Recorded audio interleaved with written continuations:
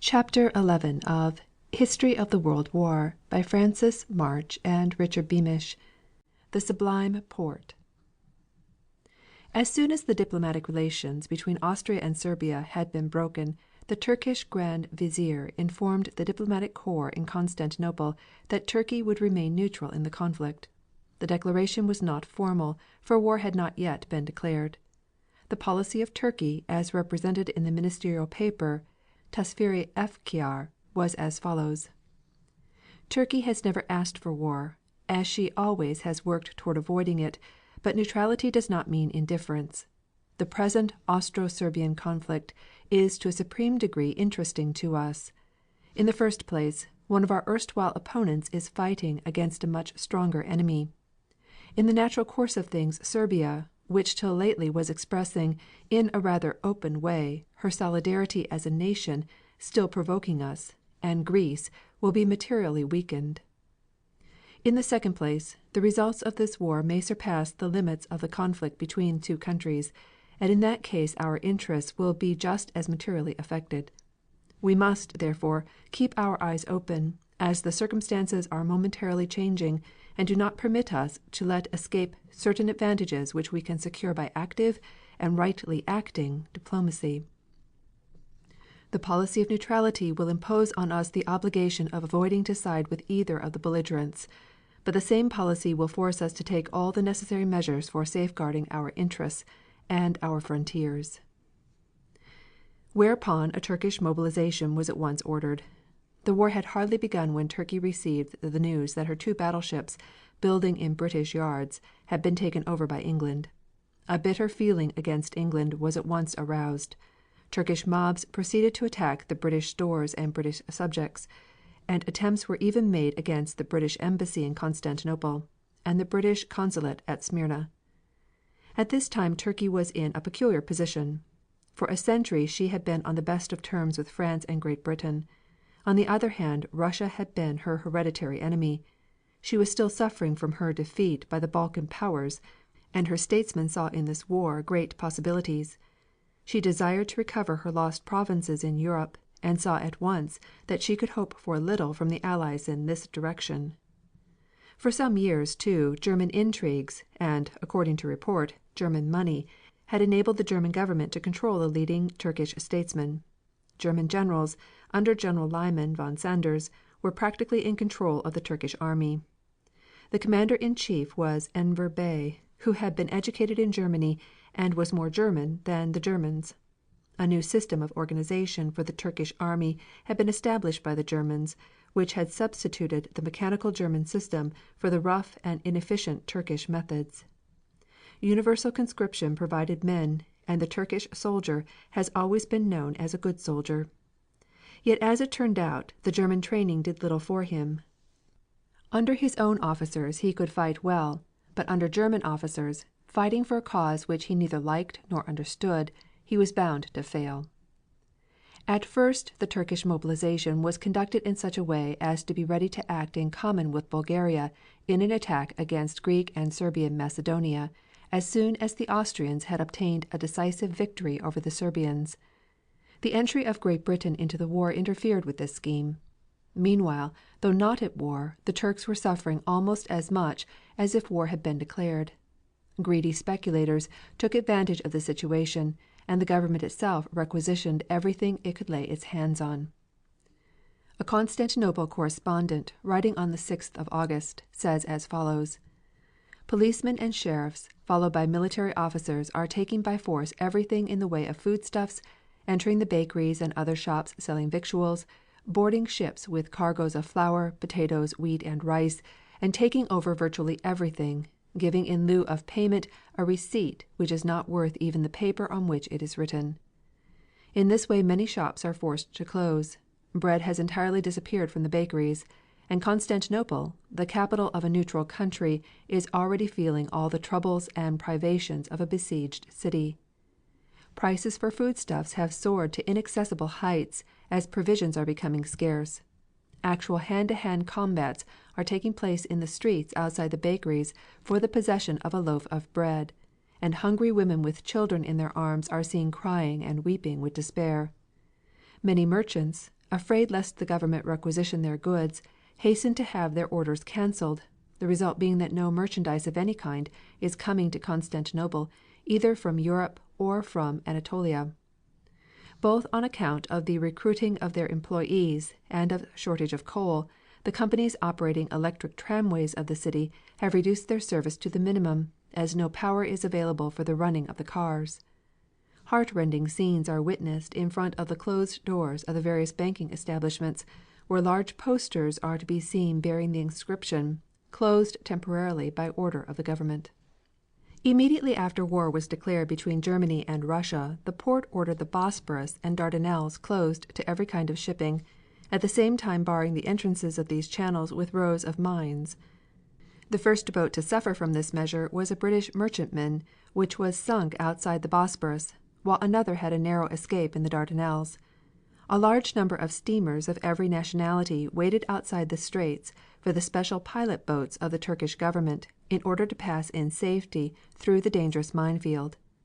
This measure of closing the straits was suggested to Turkey by Austria and Germany, and was primarily intended against Russia, as it was feared that her Black Sea fleet might force its way into the Sea of Marmora and the Aegean.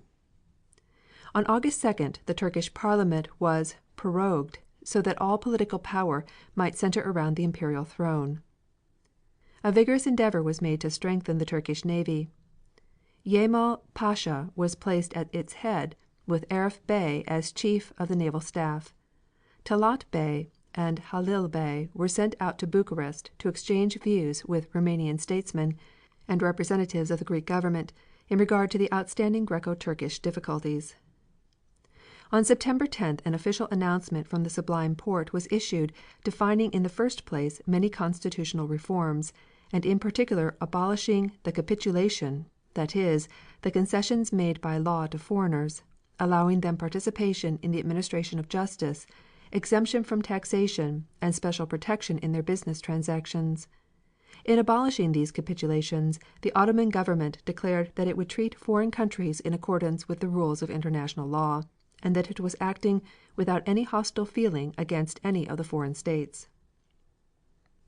The Allied governments formally protested against this action of the Turkish government. Meantime Constantinople was the center of most elaborate intrigues. The Turkish government grew more and more warlike, and began to threaten not only Greece, but Russia and the Triple Entente as well. During this period the Turkish press maintained an active campaign against England and the Allies. Every endeavor was made by the Sublime Porte to secure Romanian or Bulgarian cooperation in a military policy. The Allies, seeing the situation, made many promises to Bulgaria, Greece, and Romania. Bulgaria was offered Adrianople and Thrace. Greece was to have Smyrna, and Romania the Romanian provinces of Austria.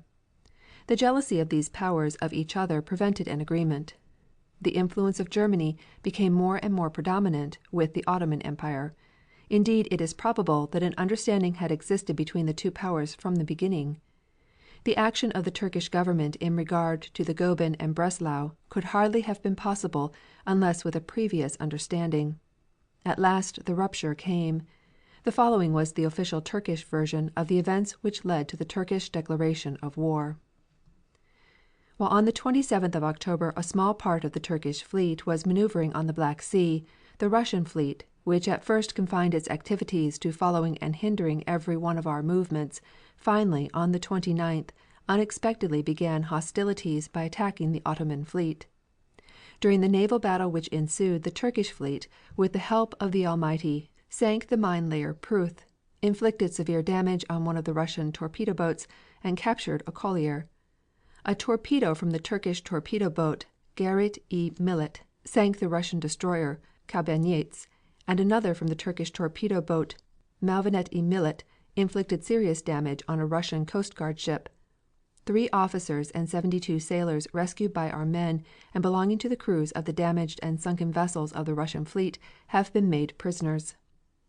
The Ottoman Imperial fleet, glory be given to the Almighty, escaped injury, and the battle is progressing favorably for us. Information received from our fleet, now in the Black Sea, is as follows. From accounts of Russian sailors taken prisoner, and from the presence of a mine layer among the Russian fleet, evidence is gathered that the Russian fleet intended to close the entrance to the Bosporus with mines, and destroying entirely the Imperial Ottoman fleet, after having split it in two. Our fleet, believing that it had to face an unexpected attack, and supposing that the Russians had begun hostilities without a formal declaration of war, pursued the scattered Russian fleet, bombarded the port of Sebastopol, destroyed in the city of Novorossiysk 50 petroleum deposits, 14 military transports, some granaries, and the wireless telegraph station. In addition to the above, our fleet has sunk in Odessa a Russian cruiser and damaged severely another. It is believed that this second boat was likewise sunk. 5 other steamers full of cargoes lying in the same port were seriously damaged. A steamship belonging to the Russian volunteer fleet was also sunk, and 5 petroleum depots were destroyed. At Odessa and Sebastopol, the Russians from the shore opened fire against our fleet. The Sultan at once declared war against Russia, England, and France, and issued a proclamation to his troops, declaring that he had called them to arms to resist aggression, and that the very existence of our empire and of 300 million Moslems, whom I have summoned by sacred fatwa to a supreme struggle, depend on your victory. Do not forget that you are brothers in arms of the strongest and bravest armies of the world, with whom we are now fighting shoulder to shoulder. The fatwa, or proclamation announcing a holy war, called upon all Mussulmans capable of carrying arms, and even upon Mussulman women to fight against the powers with whom the Sultan was at war. In this manner the holy war became a duty, not only for all Ottoman subjects, but for the 300 million Moslems of the earth. On November 5th, Great Britain declared war against Turkey, ordered the seizure in British ports of Turkish vessels, and, by an order in council, annexed the island of Cyprus. On the 17th of December, the Khedive Abbas II, having thrown in his lot with Turkey and fled to Constantinople, Egypt was formally proclaimed a British protectorate. The title of Khedive was abolished, and the throne of Egypt, with the title of Sultan, was offered to Prince Hussein Kamel Pasha, the eldest living prince of the house of Mehemet Ali, an able and enlightened man. This meant that Britain was now wholly responsible for the defense of Egypt. The new Sultan of Egypt made his state entry on December 20th into the Abdin Palace in Cairo. The progress of the new ruler was received with great enthusiasm by thousands of spectators. The King of England sent a telegram of congratulation with his promise of support. On the occasion when Your Highness enters upon your high office, I desire to convey to Your Highness the expression of my most sincere friendship and the assurance of my unfailing support in safeguarding the integrity of Egypt and in securing her future well-being and prosperity. Your Highness has been called upon to undertake the responsibilities of your high office at a grave crisis in the national life of Egypt, and I feel convinced that you will be able, with the cooperation of your ministers and the protectorate of Great Britain, successfully to overcome all the influences which are seeking to destroy the independence of Egypt and the wealth, liberty, and happiness of its people. This was Great Britain's answer to the Turkish proclamation of war. The Turks had not taken the warlike course with entire unanimity. The Sultan, the Grand Vizier, and David Bey were in favor of peace, but Enver Pasha and his colleagues overruled them. The Odessa incident was unjustified aggression, deliberately planned to provoke hostilities. The tricky and corrupt German diplomacy had won its point. It is interesting to observe that the proclamation of the Holy War, a favorite German scheme, fell flat. The Kaiser and his advisers had counted much upon this raising of the sacred flag. The Kaiser had visited Constantinople and permitted himself to be exploited as a sympathizer with Mohammedanism. Photographs of him had been taken representing him in Mohammedan garb, accompanied by Moslem priests, and a report had been deliberately circulated throughout Turkey that he had become a Moslem. The object of this camouflage was to stir up the Mohammedans in the countries controlled by England. Risings were hoped for in Egypt and India, and German spies had been distributed through those countries to encourage religious revolts. But there was almost no response. The Sultan, it is true, was the head of the Church, but who was the Sultan? The old Sultan, now dethroned and imprisoned, or this new and insignificant creature placed on the throne by the Young Turk party? The Mohammedan did not feel himself greatly moved. At the beginning of the war, Turkey found herself unable to make any move to recover her provinces in Thrace. Greece and Bulgaria were neutral and could not be attacked. Placing herself, therefore, in the hands of her German advisers, she moved her new army to those frontiers where it could meet the powers with whom she was at war. In particular, Germany and Austria desired her aid in Transcaucasia against the Russian armies. An attack upon Russia from that quarter would mean that many troops which otherwise would have been used against the Central Powers must be sent to the Caucasus. The Suez Canal, too, must be attacked. An expedition there would compel Great Britain to send out troops, and perhaps would encourage the hoped-for rebellion in Egypt, and give an opportunity for religious insurrection in India, where the Jihad was being preached, among the Mohammedan tribes in the northwest. The Dardanelles, to be sure, might be threatened, but the Germans had sent there many heavy guns, and fortifications had been built which, in expert opinion, made Constantinople safe. The Turkish offensive along her eastern frontier in Transcaucasia and in Persia was first undertaken. The Persian Gulf had long been controlled by Great Britain. Even in the days of Elizabeth, the East India Company had fought with Dutch and Portuguese rivals for control of its commerce. The English had protected Persia, suppressed piracy and slavery, and introduced sanitary measures in the marshes along the coast. They regarded a control of the Persian Gulf as necessary for the prosperity of India and the empire. The Turkish government had never had great power along the Persian Gulf. Baghdad, indeed, had been captured by Suleiman the Magnificent in the 16th century, but in eastern Arabia lived many independent Arabian chieftains who had no idea of subjecting themselves to Turkish rule. For years Germany had been looking with jealous eyes in this direction. Her elaborate intrigues with Turkey were mainly designed to open up the way to the Persian Gulf. She had planned a great railway to open up trade, and her endeavor to build the Baghdad Railway is a story in itself. Her efforts lasted for many years, but she found herself constantly blocked by the agents of Great Britain. Before the Ottoman troops were ready, the British in the Gulf had made a start. On November 7th a British force under Brigadier General Delamain bombarded the Turkish fort at Phelan, landed troops, and occupied the village. Sailing north from this point, they disembarked at Sana'a, where they entrenched themselves and waited for reinforcements. On November 13th reinforcements arrived, and on November 17th the British army advanced toward Sahain. From there they moved on to Sahil, where they encountered a Turkish force. Some lively fighting ensued, and the Turks broke and fled. Turkish casualties were about 1,500 men. The English killed numbered 38.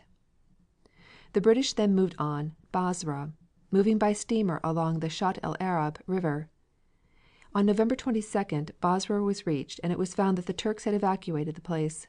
A base camp was then prepared, for it was certain that there would be further fighting. Baghdad was only about 300 miles distant, and 50 miles above Basra, at the junction of the Tigris and the Euphrates, lies the town of Kurna, where the Turks were gathering an army. On December 4th an attack was made on Kurna, but without success. The British obtained reinforcements, but on December 9th the Turkish garrison surrendered unconditionally. The British troops then entrenched themselves, having established a barricade against a hostile advance upon India.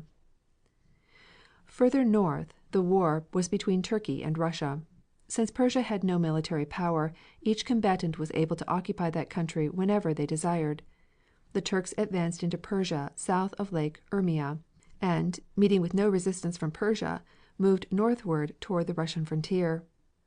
On the 30th of January 1915, Russian troops heavily defeated the invaders and followed them south as far as Tabriz, which they occupied and held.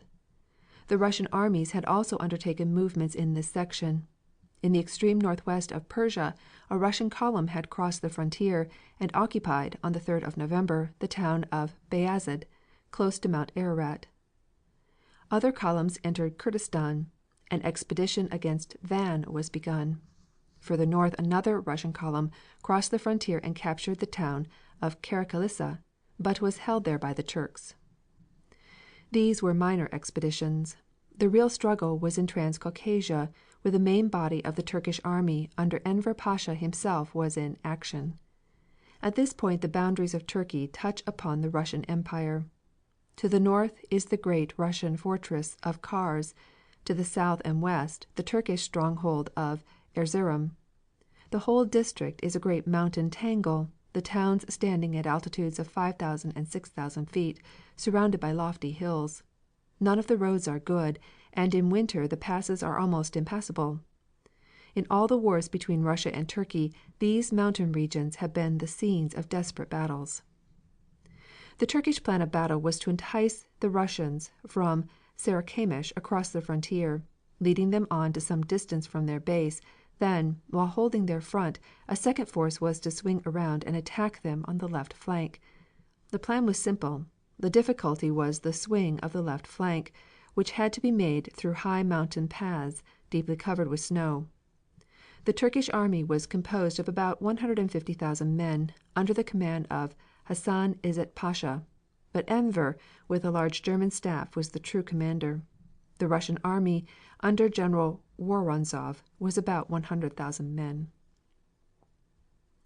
Early in November the Russians crossed the frontier and reached Korprikue, which they occupied on the 20th of November. The Turkish 11th Corps was entrusted with the duty of holding the Russian forces. The remainder of the army was to advance over the passes and take their stations behind the Russian right. On December 25th the Turkish attack began. The 11th Corps forced back the Russians from Korprikue to Khorasan, while the extreme Turkish left was endeavoring to outflank them. But the weather was desperate. A blizzard was sweeping down the steeps. The Turkish forces were indeed able to carry out the plan, for they obtained the position they desired, but by this time they were worn out and half starved, and their attack on New Year's Day resulted in their defeat and retreat. The 9th Corps was utterly wiped out, and the remainder of the Turkish forces driven off in confusion. Only the strenuous efforts of the Turkish 11th Corps prevented a debacle.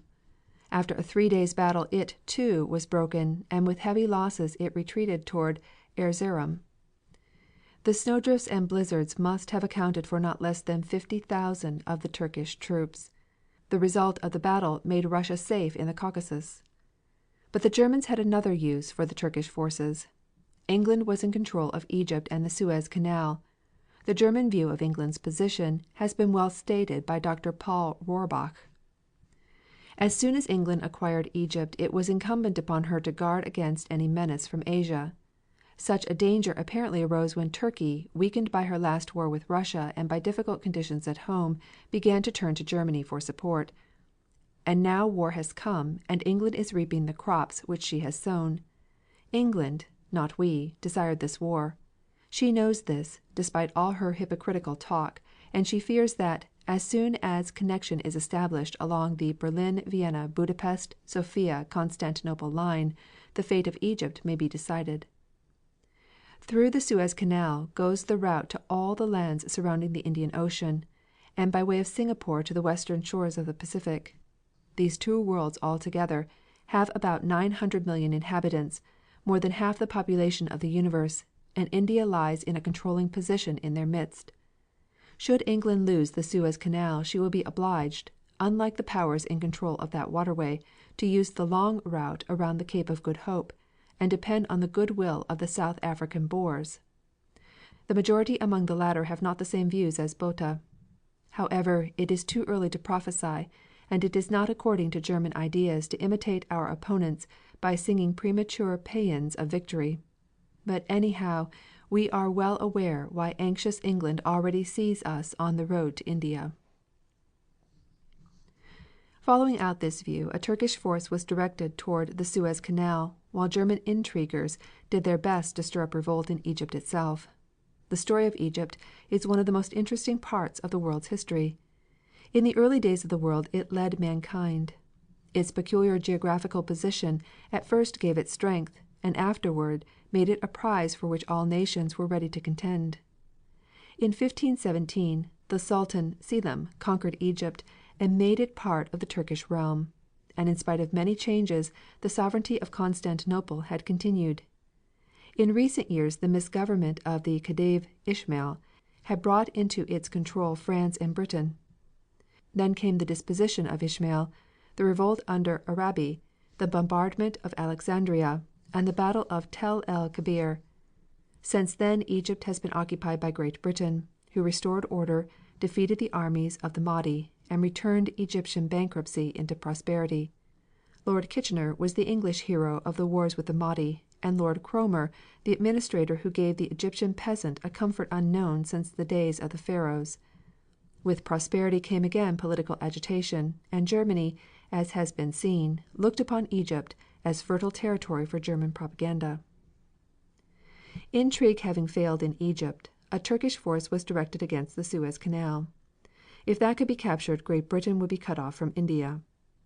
An expeditionary army of about 65,000 men was gathered under the command of Djemal Pasha, the former Turkish Minister of Marine. He had been bitterly indignant at the seizure of the two Turkish dreadnoughts building in England, and was burning for revenge. But he found great difficulties before him. To reach the canal it was necessary to cross a trackless desert, varying from 120 to 150 miles in width. Over this desert there were three routes.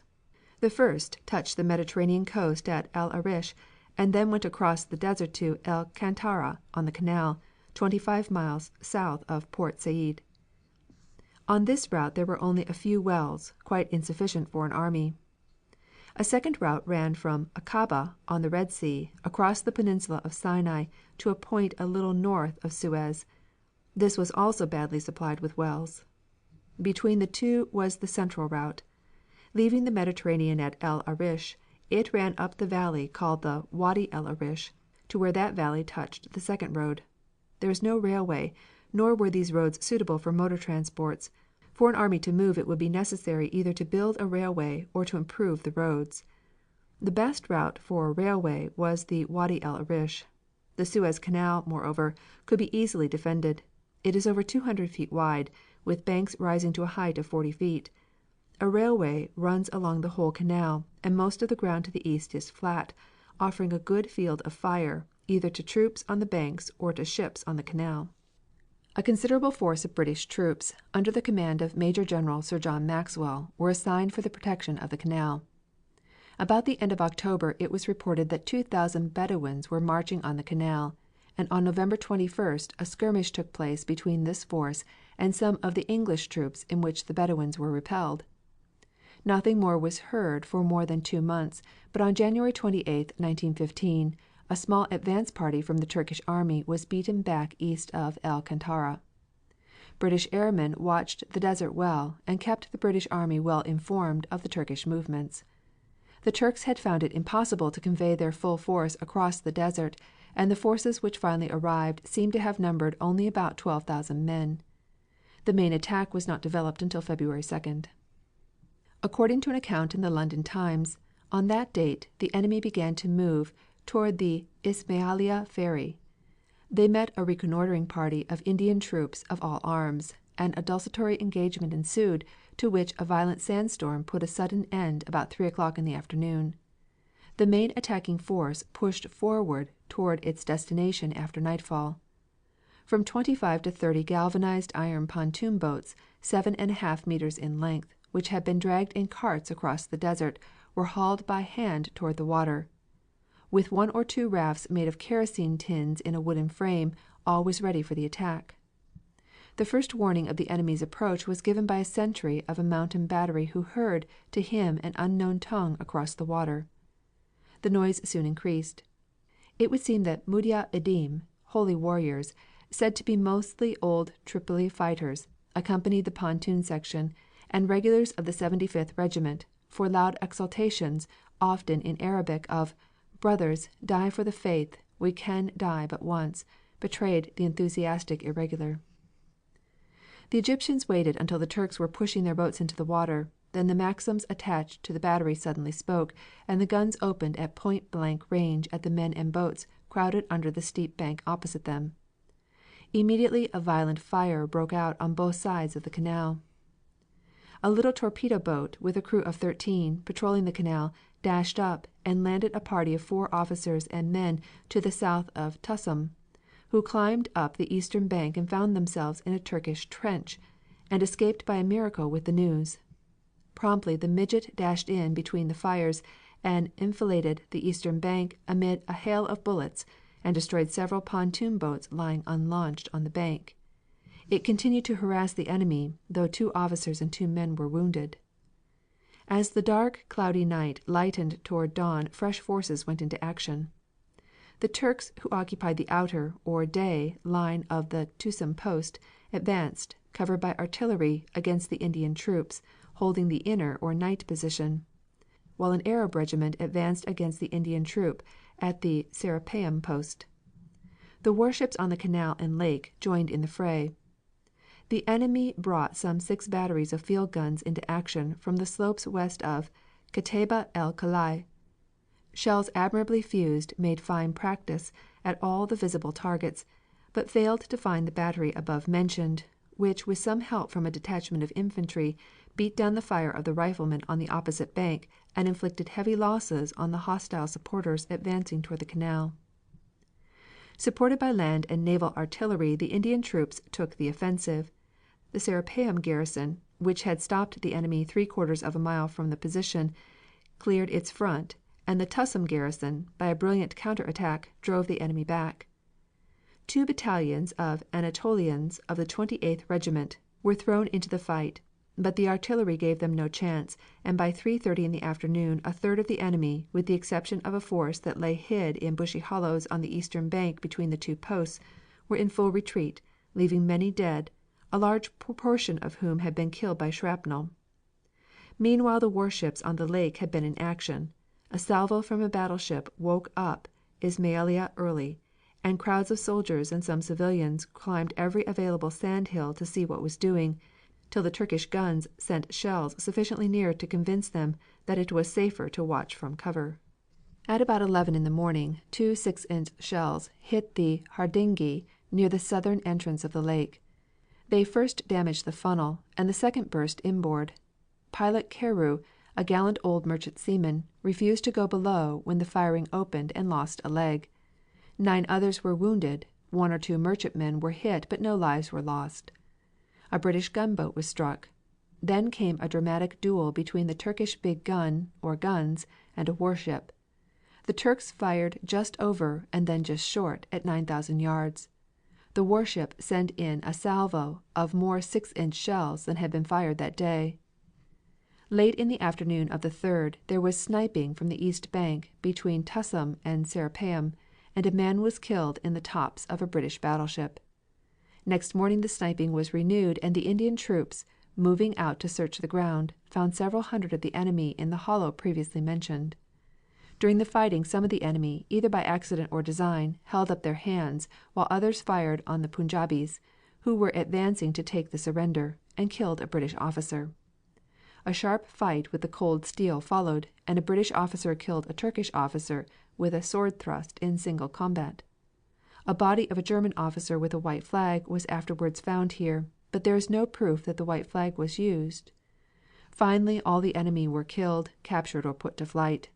With this the fighting ended, and the subsequent operations were confined to the rounding up of prisoners and the capture of a considerable amount of military material left behind. The Turks, who departed with their guns and baggage during the night of the 3rd, still seemed to be moving eastward. So ended the Battle of the Suez Canal. 2 more incidents in the Turkish campaign remain to be noticed. Report having come that the town of Akaba on the Red Sea was being used as a mine-laying station, HMS Minerva visited the place and found it occupied by soldiers under a German officer. The Minerva destroyed the fort and the barracks and the government buildings. Another British cruiser, with a detachment of Indian troops, captured the Turkish fort at Sheikh Said, at the southern end of the Red Sea. And so for the time ended all Turkish movements against Great Britain. That such movements should have been possible seems hard to believe. For a century the British had been friends and allies of the Turkish government. In the Crimean War their armies had fought side by side with the Turkish troops against Russia.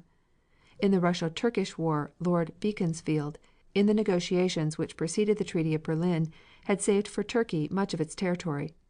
It was only the British influence and the fear of the British power which had prevented Russia from taking possession of Constantinople a half a century before.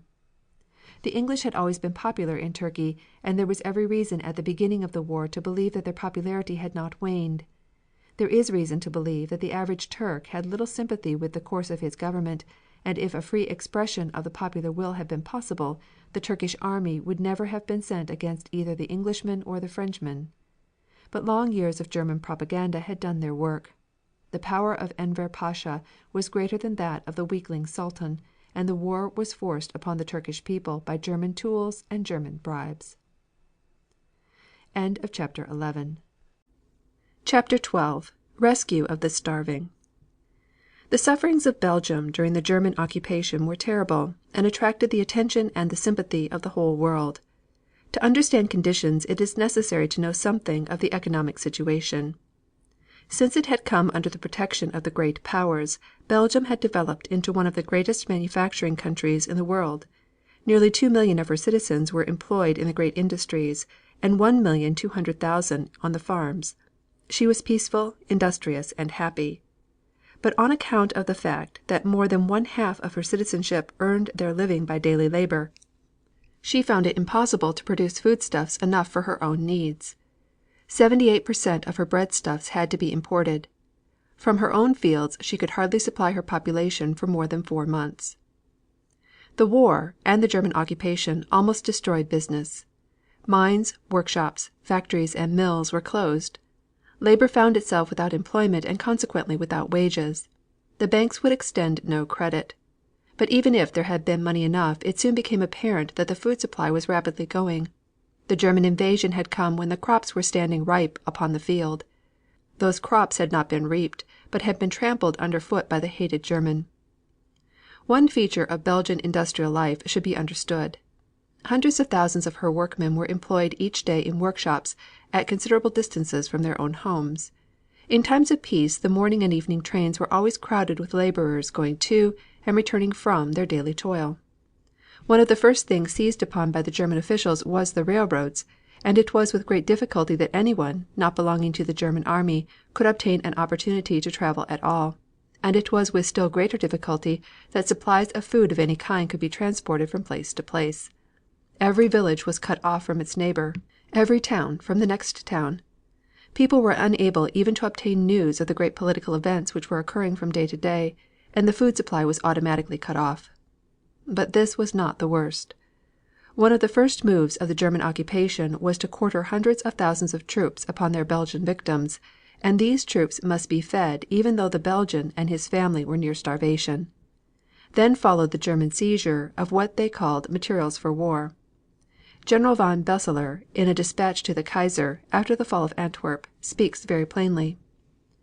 The war booty taken at Antwerp is enormous. At least 500 cannon and huge quantities of ammunition, sanitation materials, high-power motor cars, locomotives, wagons, 4,000,000 kilograms of wheat, large quantities of flour, coal, and flax wool, the value of which is estimated at 10,000,000 marks, copper, silver, one armored train, several hospital trains, and quantities of fish.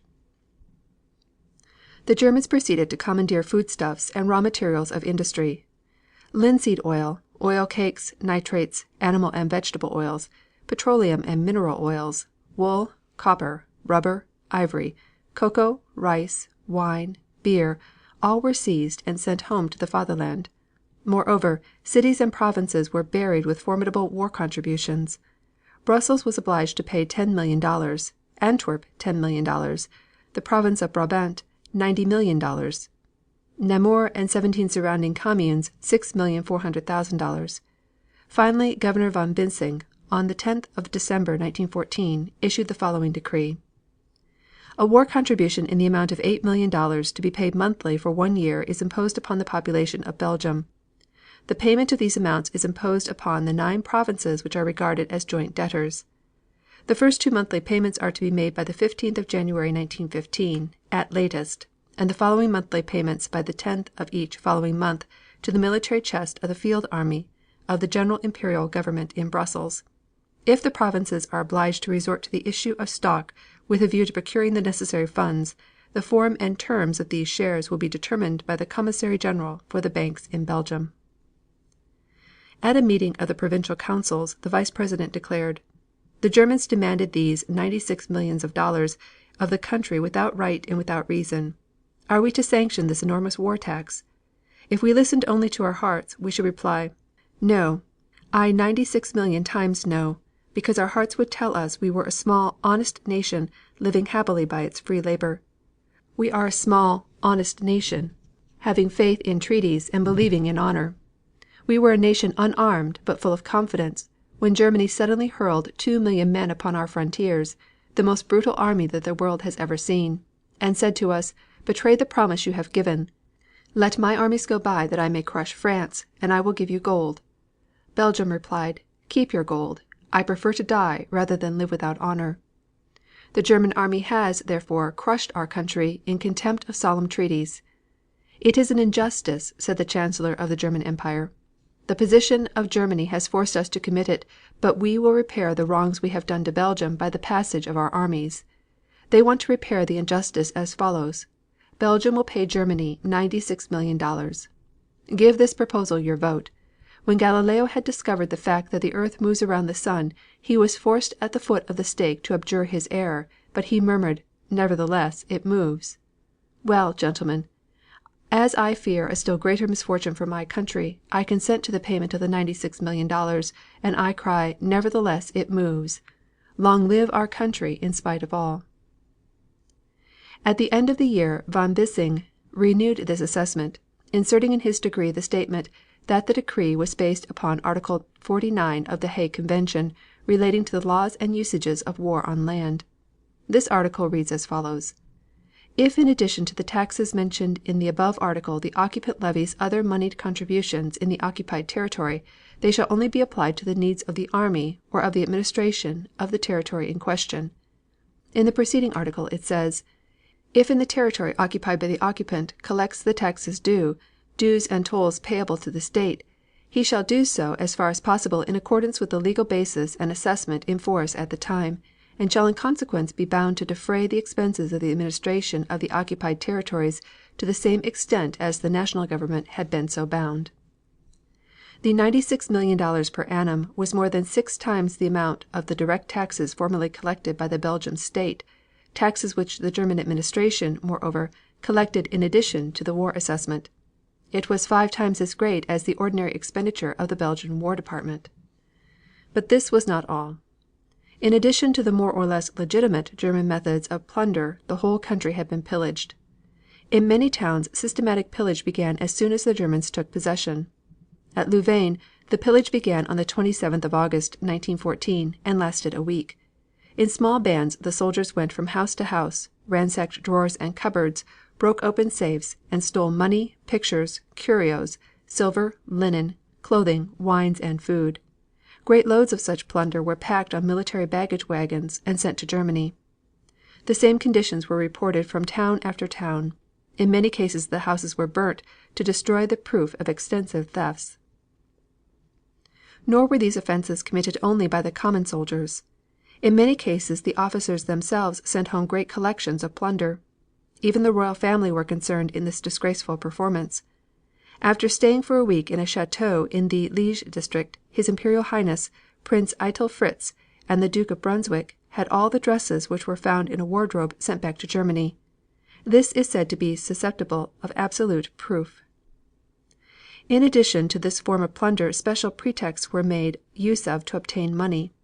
At Arlon a telephone wire was broken, whereupon the town was given 4 hours to pay a fine of $20,000 in gold, in default of which 100 houses would be sacked. When the payment was made 47 houses had already been plundered. Instance after instance could be given of similar unjustifiable and exorbitant fines. Under treatment like this Belgium was brought in a short time into immediate sight of starvation. They made frantic appeals for help. First they appealed to the Germans, but the German authorities did nothing, though in individual cases German soldiers shared their army rations with the people. Then an appeal was made to Holland, but Holland was a nation much like Belgium. It did not raise food enough for itself, and was not sure that it could import enough for its own needs. From all over Belgium appeals were sent to the various towns and villages to Brussels. But Brussels, too, was face to face with famine. To cope with famine there were many relief organizations in Belgium. Every little town had its relief committee, and in the larger cities strong branches of the Red Cross did what they could. Besides such secular organizations there were many religious organizations, generally under the direction of the Roman Catholic Church. In Brussels a strong volunteer relief organization was formed on September 5th under the patronage of the American and Spanish ministers, Mr. Brand Whitlock and the Marquis of Villalobar. This committee, known as the Central Relief Committee, or more exactly Le Comité Central de Secours et d'Alimentation pour l'Agglomération Bruxelloise, did wonderful work until the end of the war. But though there was plenty of organization, there were great difficulties ahead. In order to import food, credit had to be established abroad.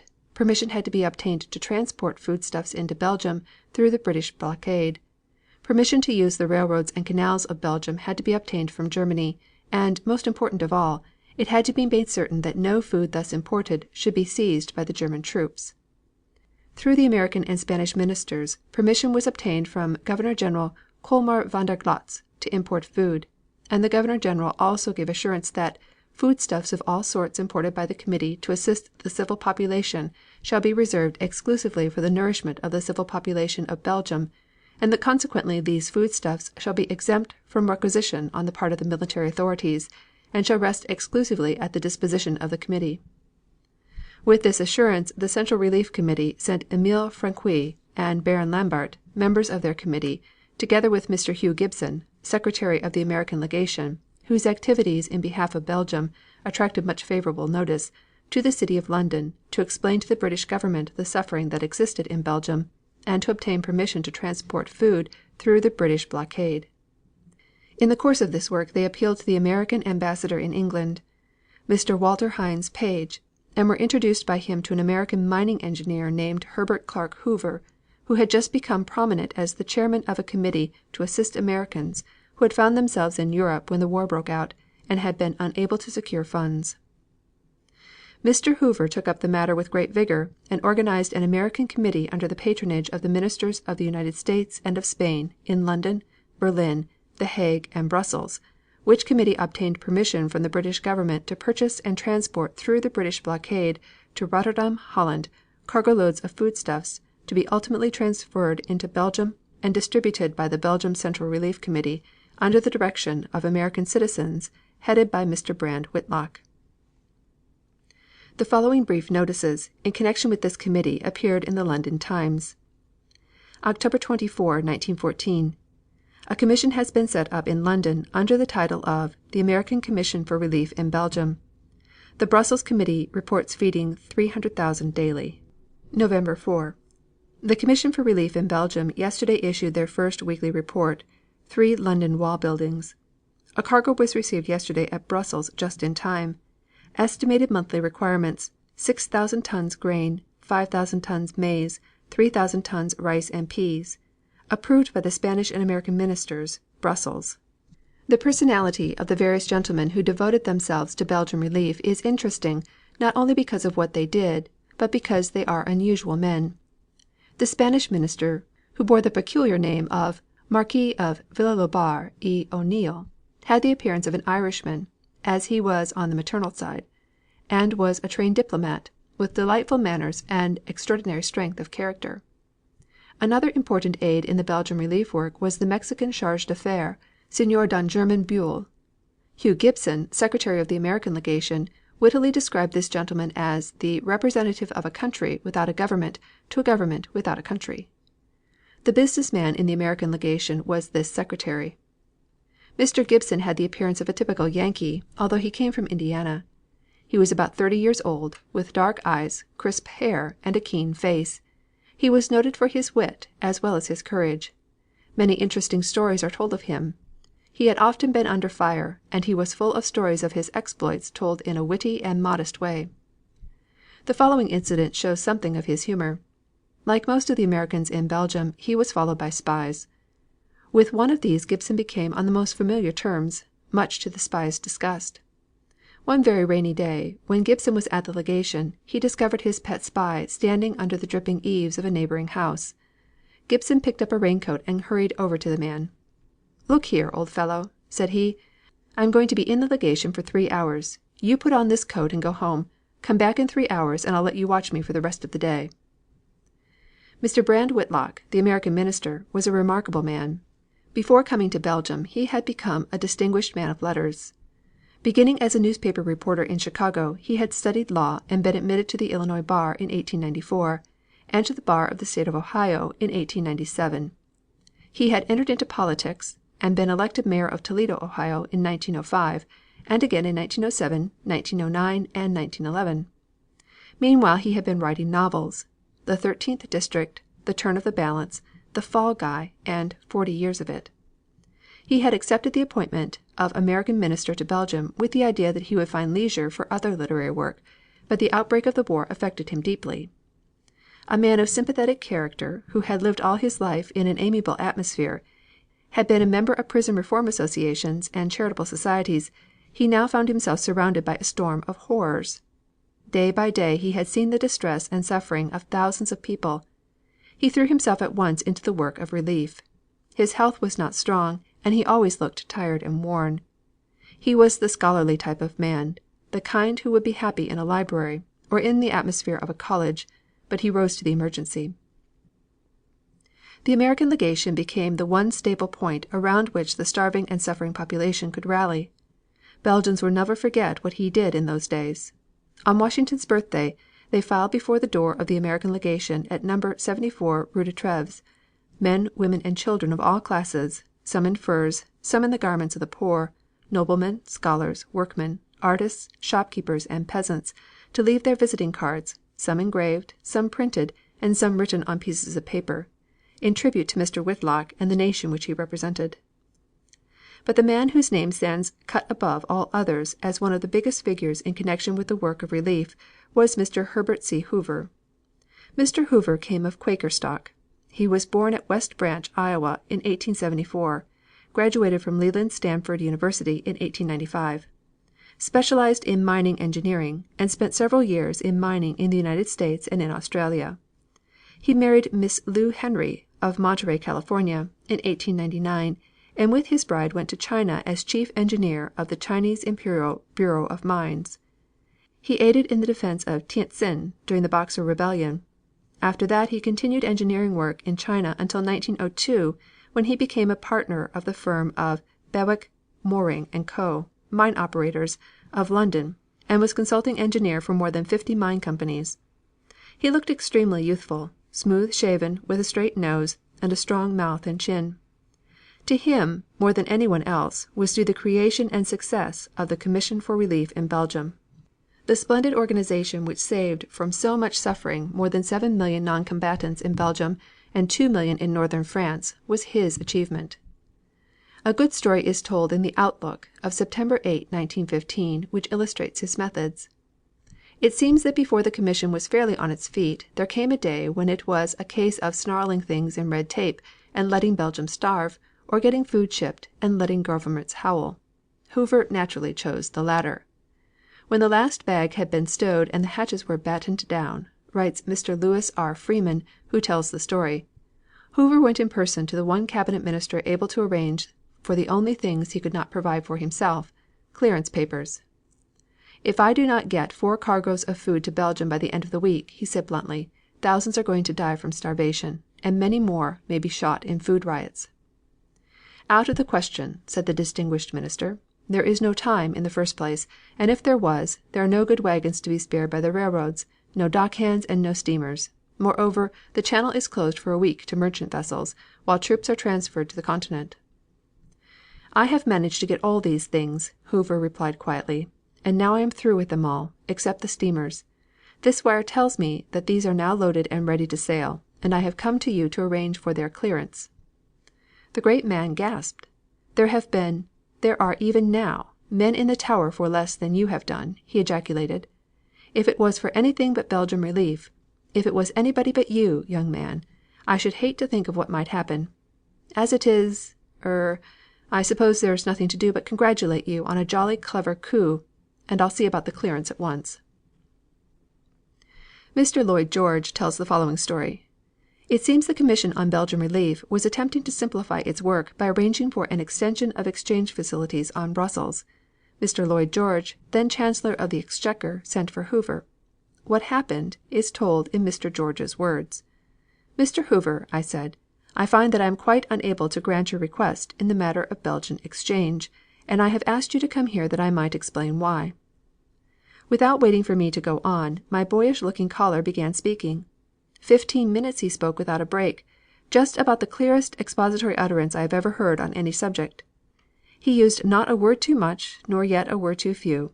By the time he had finished I had come to realize not only the importance of his contentions, but, what was more to the point, the practicability of granting his request. So I did the only thing possible under the circumstances, told him that I had never understood the question before, thanked him for helping me to understand, and saw to it that things were arranged as he wanted them. On April 10, 1915, a submarine torpedoed one of the food ships chartered by the Commission. A week later a German hydro airplane tried to drop bombs on the deck of another Commission ship. So Hoover paid a flying visit to Berlin. He was at once assured that no more incidents of the sort would occur. "Thanks," said Hoover. "Your Excellency, have you heard the story of the man who was nipped by a bad-tempered dog? He went to the owner to have the dog muzzled. 'But the dog won't bite you,' insisted the owner. 'You know he won't bite me, and I know he won't bite me,' said the injured party doubtfully. 'But the question is, does the dog know?' 'Herr Hoover,' said the high official, 'pardon me if I leave you for a moment. I am going at once to let the dog know.'" This story, which is told by Mr. Edward Eyre Hunt in his delightful book about Belgium, War Bread, may be apocryphal, but it illustrates well Hoover's habit of getting exactly what he wants.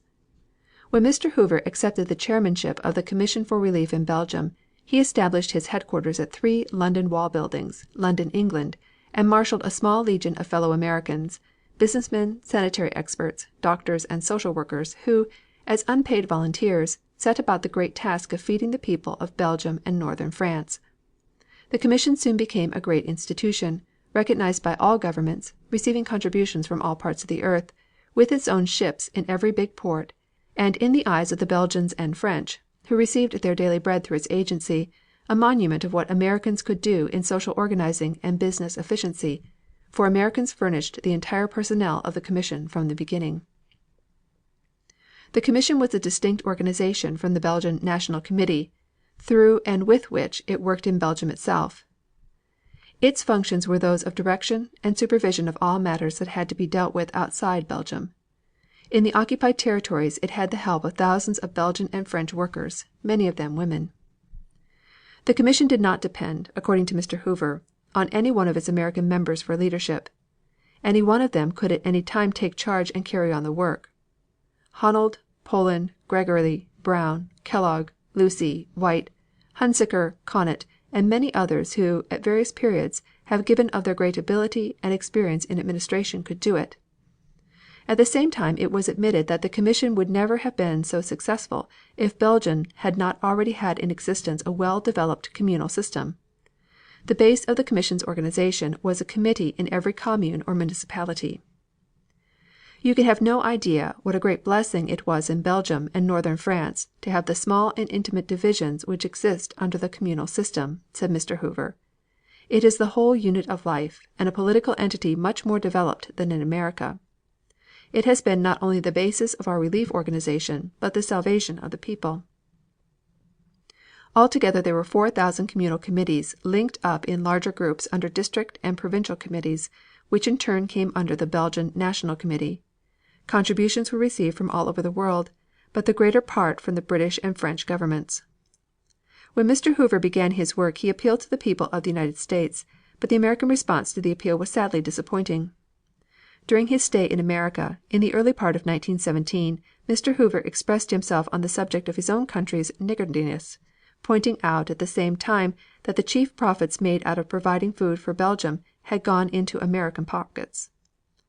Out of the $250 million spent by the Commission at that time, $150 millions had been used in the United States to purchase supplies, and on these orders America had made a war profit of at least $30 million. Yet in these 2 years the American people had contributed only $9 million. Mr. Hoover declared, "Thousands of contributions have come to us from devoted people all over the United States, but the truth is that, with the exception of a few large gifts, American contributions have been little rills of charity of the poor toward the poor. Everywhere abroad America has been getting the credit for keeping alight the lamp of humanity, but what are the facts? America's contributions have been pitifully inadequate and, do not forget it, Other peoples have begun to take stock of us. We have been getting all the credit. Have we deserved it? We lay claim to idealism, to devotion to duty and to great benevolence. But now the acid test is being applied to us. This has a wider import than mere figures. Time and time again, when the door to Belgium threatened to close, we have defended its portals by the assertion that this was an American enterprise, that the sensibilities of the American people would be wounded beyond measure, would be outraged, if this work were interfered with. Our moral strength has been based upon this assertion. I believe it is true, but it is difficult in the face of the figures to carry conviction. And in the last 6 or 8 months, time and again we have felt our influence slip from under us. The statement that the Germans had taken food intended for the Belgians was disposed of by Mr. Hoover in a speech in New York City. "We are satisfied," he said, "that the German army has never eaten 1/10 of 1% of the food provided. The Allied governments never would have supplied us with $200,000,000 if we were supplying the German army. If the German army had absorbed any considerable quantity of this food the population of Belgium would not be alive today." The plan of operation of the Belgian Commission needs some description. Besides the headquarters in London, there was an office in Brussels, and, as Rotterdam was the port of entry for all Belgian supplies, a transshipping office for commission goods was opened in that city. The office building was at 98 Haringvliet, formerly the residence of a Dutch merchant prince. Captain J. F. Lucy, the first Rotterdam director, sat in a roomy office on the second floor overlooking the Meuse. From his windows he could see the commission barges as they left for Belgium, their huge canvas flags bearing the inscription, "Belgian Relief Committee." He was a nervous, big, beardless American, a volunteer who had left his business to organize and direct a great transshipping office in an alien land for an alien people. Out of nothing he created a large staff of clerks, wrung from the Dutch government special permits, loaded the immense cargoes received from England into canal boats, obtained passports for cargoes and crews, and shipped the foodstuffs consigned personally to Mr. Brand Whitlock. Something of what was done at this point may be understood from a reference in the first annual report of the Commission, published October 31, 1915. The chartering and management of an entire fleet of vessels, together with agency control practically throughout the world, has been carried out for the Commission quite free of the usual charges by large transportation firms who offered these concessions in the cause of humanity. Banks generally have given their exchange services and have paid the full rate of interest on deposits. Insurance has been facilitated by the British Government Insurance Commissioners, and the firms who fixed the insurance have subscribed the equivalent of their fees.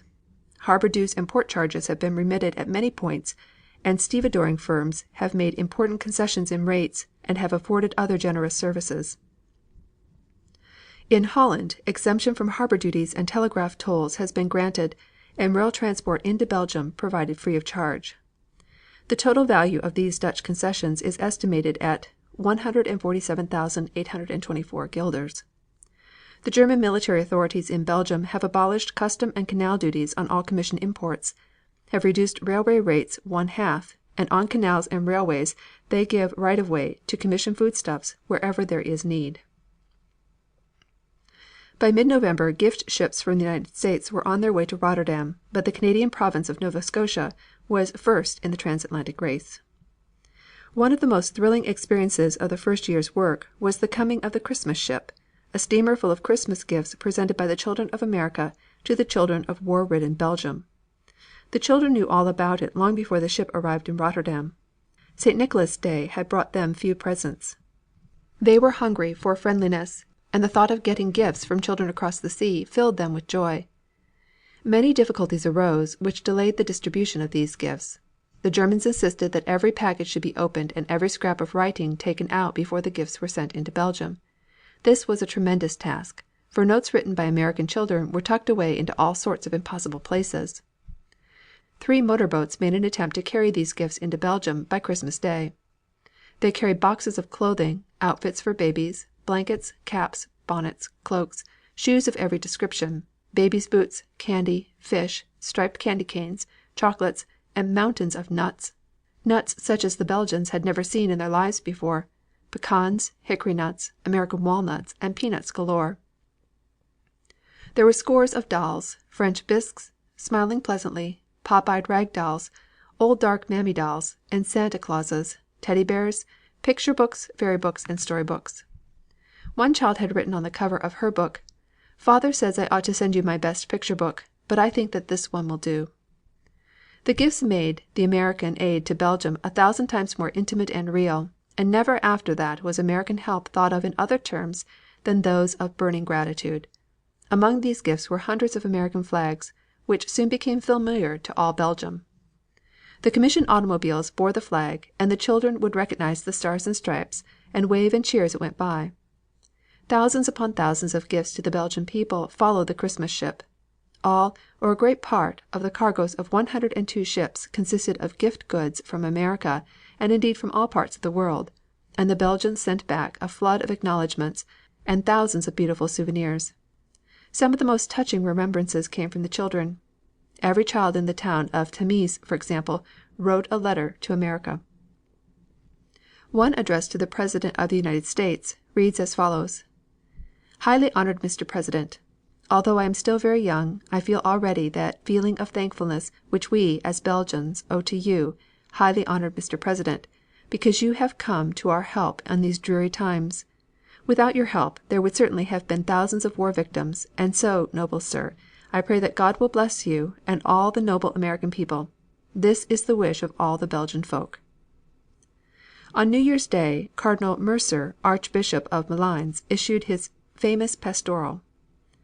Belgium gave her word of honor to defend her independence. She has kept her word. The other powers had agreed to protect and respect Belgium's neutrality. Germany has broken her word. England has been faithful to it. These are the facts. I consider it an obligation of my pastoral charge to define to you your conscientious duties toward the power which has invaded our soil, and which for the moment occupies the greater part of it. This power has no authority, and therefore in the depth of your heart you should render it neither esteem nor attachment nor respect. The only legitimate power in Belgium is that which belongs to our King, to his government, to representatives of the nation. That alone is authority for us. That alone has a right to our heart's affection and to our submission. Cardinal Mercier was called the bravest man in Belgium. 6 feet high in height, a thin, scholarly face, with grayish white hair, and a forehead so white that one feels one looks on naked bone, he presented the appearance of some medieval ascetic. But there was a humorous look about his mouth, and an expression of sympathy and comprehension which gave the effect of a keenly intelligent, as well as a gentle, leader of the nation. At the beginning of the war the Roman Catholic party was divided. Some of its leaders were opposed to resistance to the invaders. Many priests fled before the German armies. But the pastoral letter of Cardinal Mercier restored to the Church its old leadership. In him conquered Belgium had found a voice. On New Year's Sunday, 1915, every priest at the Mass read out the Cardinal's ringing challenge. There were German soldiers in the churches, but no word of the letter had been allowed to reach the ears of the authorities, and the Germans were taken completely by surprise. Immediately orders came from headquarters prohibiting further circulation of the letter, and ordering that every copy should be surrendered to the authorities. Soldiers at the bayonet's point extorted the letter from the priests, and those who had read it were put under arrest. Yet somehow copies of the letter were circulated throughout Belgium, and every Belgian took new heart. As far as the Cardinal was concerned, German action was a very delicate matter. They could not arrest and imprison so great a dignitary of the Church for fear of the effect, not only upon Catholics of the outer world, but on the Catholics in their own empire. An officer was sent to the Cardinal to demand that the letter be recalled. The Cardinal refused. He was then notified that it was desired that he remain in his palace for the present. His confinement lasted only for a day. The Americans who were in Belgium as representatives of the Relief Commission had two duties. First, to see that the Germans did not seize any of the food supplies, and second, to see that every Belgian who was in need should receive his daily bread. The ration assigned to each Belgian was 250 grams of bread per day. This seems rather small, but the figure was established by Horace Fletcher, the American food expert, who was one of the members of the commission. Mr. Fletcher also prepared a pamphlet on food values, which gave recipes for American dishes which were up to that time unknown to the Belgians. He soon got not only the American but the Belgian committeemen talking of calories with great familiarity. Some of the foods sent from America were at first almost useless to the Belgians. They did not know how to cook cornmeal and oatmeal, and some of the famished peasants used them as feed for chickens. Teachers had to be sent throughout the villages to give instructions. A great deal of difficulty developed in connection with the bread. The supply of white flour was limited. Wheat had to be imported and milled in Belgium. It was milled so as to contain all the bran except 10%, but in some places 10 or 15% of cornmeal was added to the flour, not only to enable the Commission to provide the necessary ration, but also to keep down the price. As a result the price of bread was always lower in Belgium than in London, Paris or New York. Much less trouble occurred in connection with the distribution of bread and soup from the soup kitchens. In Antwerp 35,000 men were fed daily at these places. At first it often occurred that soup could be had, but no bread. The ration of soup and bread given in the kitchens cost about 10 cents a day. There were 4 varieties of soup: pea, bean, vegetable and bouillon, and it was of excellent quality. Every person carried a card with blank spaces for the date of the deliveries of soup. There were several milk kitchens maintained for the children, and several restaurants where persons with money might obtain their food. It was necessary not only to fight starvation in Belgium, but also disease. There were epidemics of typhoid and black measles. The Rockefeller Foundation established a station in Rotterdam, called the Rockefeller Foundation War Relief Commission, and some of the women among its workers acted as volunteer health officers. People were inoculated against typhoid, and the sources of infection traced and destroyed. Another form of relief work was providing labor for the unemployed. A plan of relief was drawn up, and it was arranged that a large portion of them should be employed by the communal organizations in public works, such as draining, ditching, constructing embankments, and building sewers. The National Committee paid 9/10 of the wages, the Commune paying the other tenth. The first enrollment of unemployed amounted to more than 760,000 names, and nearly as many persons were dependent upon these workers. Providing employment for these led to certain complications. The Germans had been able up to this time to secure a certain amount of labor from the Belgians. Now the Belgian could refuse to work for the German, and a great deal of tact was necessary to prevent trouble. As time went on the relief work of the Commission was extended into the north of France, where a population of more than 2,000,000 was within the German zone. The work was handled in the same way, with the same guarantees from Germany. In conclusion, a word may be said of the effect of all the suffering upon the Belgian people, and let a Belgian speak, who knew his country well and had traveled it over, going on foot, as he says, or by tram, from town to town, from village to village. I have seen and spoken with hundreds of men of all classes and all parts of the country, and all these people, taken singly or united in groups, display a very definite frame of mind. To describe this new psychology, we must record the incontestably closer union which has been formed between the political sections of the country. There are no longer any political parties. There are Belgians in Belgium. And that is all. Belgians better acquainted with their country, feeling for it an impulse of passionate tenderness, such as a child might feel who saw his mother suffering for the first time, and on his account. Walloons and Flemings, Catholics and Liberals or Socialists, all are more and more frankly united in all that concerns the national life and decisions for the future. By uniting the whole nation and its army, by shedding the blood of all our Belgians in every corner of the country, by forcing all hearts, all families, to follow with anguish the movement of those soldiers who fought from Liege to Namur, from Wavre to Antwerp or the Oise, the war has suddenly imposed wider horizons upon all, has inspired all minds with noble and ardent passions, has compelled the good will of all to combine and act in concert in order to defend the common interests. Of these profoundly tried minds, of these wonderful energies now employed for the first time, of these atrocious sufferings which have brought all hearts into closer contact, a new Belgium is born, a greater, more generous, more ideal Belgium.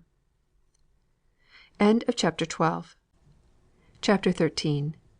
Britannia rules the waves. The month of October, 1914, contained no important naval contests. On the 15th the old British cruiser Hawke was torpedoed in the North Sea, and nearly 500 men were lost. On the other hand, on the 17th of October the light cruiser Undaunted, accompanied by the destroyers Lance, Legion, and Loyal, sank 4 German destroyers off the Dutch coast. But the opening of November turned the interest of the Navy to the Southern Pacific. When the war began, Admiral von Spee, with the German Pacific Squadron, was at Kiao Chau, in command of 7 vessels. Among these was the Emden, whose adventurous career has already been described. Another, the Karlsruhe, became a privateer in the South Atlantic. Early in August von Spee set sail from Kiao Chau with two armored cruisers, the Gneisenau and the Scharnhorst, and three light cruisers, the Dresden, Leipzig, and Nuremberg. These ships were comparatively new, well armed, and of considerable speed. They set off for the great trade highways to destroy, as far as possible, British commerce. Their route led them to the western coast of South America, and arrangements were made so that they were coaled and provisioned from bases in some of the South American states which permitted a slack observance of the laws respecting the duties of neutrals. A small British squadron had been detailed to protect British commerce in this part of the world. It was commanded by Rear Admiral Sir Christopher Cradock, a distinguished and popular sailor, who had under his command one 12-year-old battleship, the Canopus, two armored cruisers, the Good Hope and the Monmouth, the light cruiser Glasgow, and an armed liner, the Otranto. None of these vessels had either great speed or heavy armament. The equipment of the Canopus, indeed, was obsolete. Admiral Cradock's squadron arrived at Halifax on August 14th, thence sailed to Bermuda, then on past Venezuela and Brazil around the Horn. It visited the Falkland Islands, and by the third week of October was off the coast of Chile. The Canopus had dropped behind for repairs, and though reinforcements were expected, they had not yet arrived. One officer wrote, on the 12th of October, "From now to the end of the month is the critical time, as it will decide whether we shall have to fight a superior German force from the Pacific before we can get reinforcements from home or the Mediterranean. We feel that the Admiralty ought to have a better force here, but we shall fight cheerfully whatever odds we have to face." Admiral Cradock knew well that his enemy was superior in force. From Coronel, where he sent off some cables, he went north on the 1st of November, and about 4 o'clock in the afternoon the Glasgow sighted the enemy. The two big German armored cruisers were leading the way, and two light cruisers were following close. The German cruiser Leipzig did not seem to have been in company. The British squadron was led by the Good Hope, with the Monmouth, Glasgow, and Otranto following in order. It was a beautiful spectacle. The sun was setting in the wonderful glory which one sees in the Pacific, and the British ships, west of the German, must have appeared to them in brilliant colors. On the east were the snowy peaks of the Andes. Half a gale was blowing, and the two squadrons moved south at great speed. About 7 o'clock they were about 7 miles apart, and the Scharnhorst, which was leading the German fleet, opened fire. At this time the Germans were shaded by the inshore twilight, but the British ships must have showed up plainly in the afterglow. The enemy fired with great accuracy. Shell after shell hit the Good Hope and the Monmouth, but the bad light and inferior guns saved the German ships from much damage. The Good Hope was set on fire and at 7:50 exploded and sank. The Monmouth was also on fire and turned away to the Western Sea. The Glasgow had escaped so far, but the whole German squadron bore down upon her. She turned and fled, and by 9 o'clock was out of sight of the enemy. The Otranto, only an armored liner, had disappeared early in the fight. On the following day the Glasgow worked around to the south and joined the Canopus, and the two proceeded to the Straits of the Magellan. The account of this battle by the German Admiral von Spee is of especial interest. Wind and swell were head on, and the vessels had heavy going, especially the small cruisers on both sides. Observation and distance estimation were under a severe handicap because of the seas which washed over the bridges. The swell was so great that it obscured the aim of the gunners at the 6-inch guns on the middle deck, who could not see the sterns of the enemy's ships at all, and the bows but seldom. At 6:20 P.M., at a distance of 13,400 yards, I turned one point toward the enemy, and at 6:34 opened fire at a distance of 11,260 yards. The guns of both our armored cruisers were effective, and at 6:39 already we could note the first hit on the Good Hope. I at once resumed a parallel course, instead of bearing slightly toward the enemy.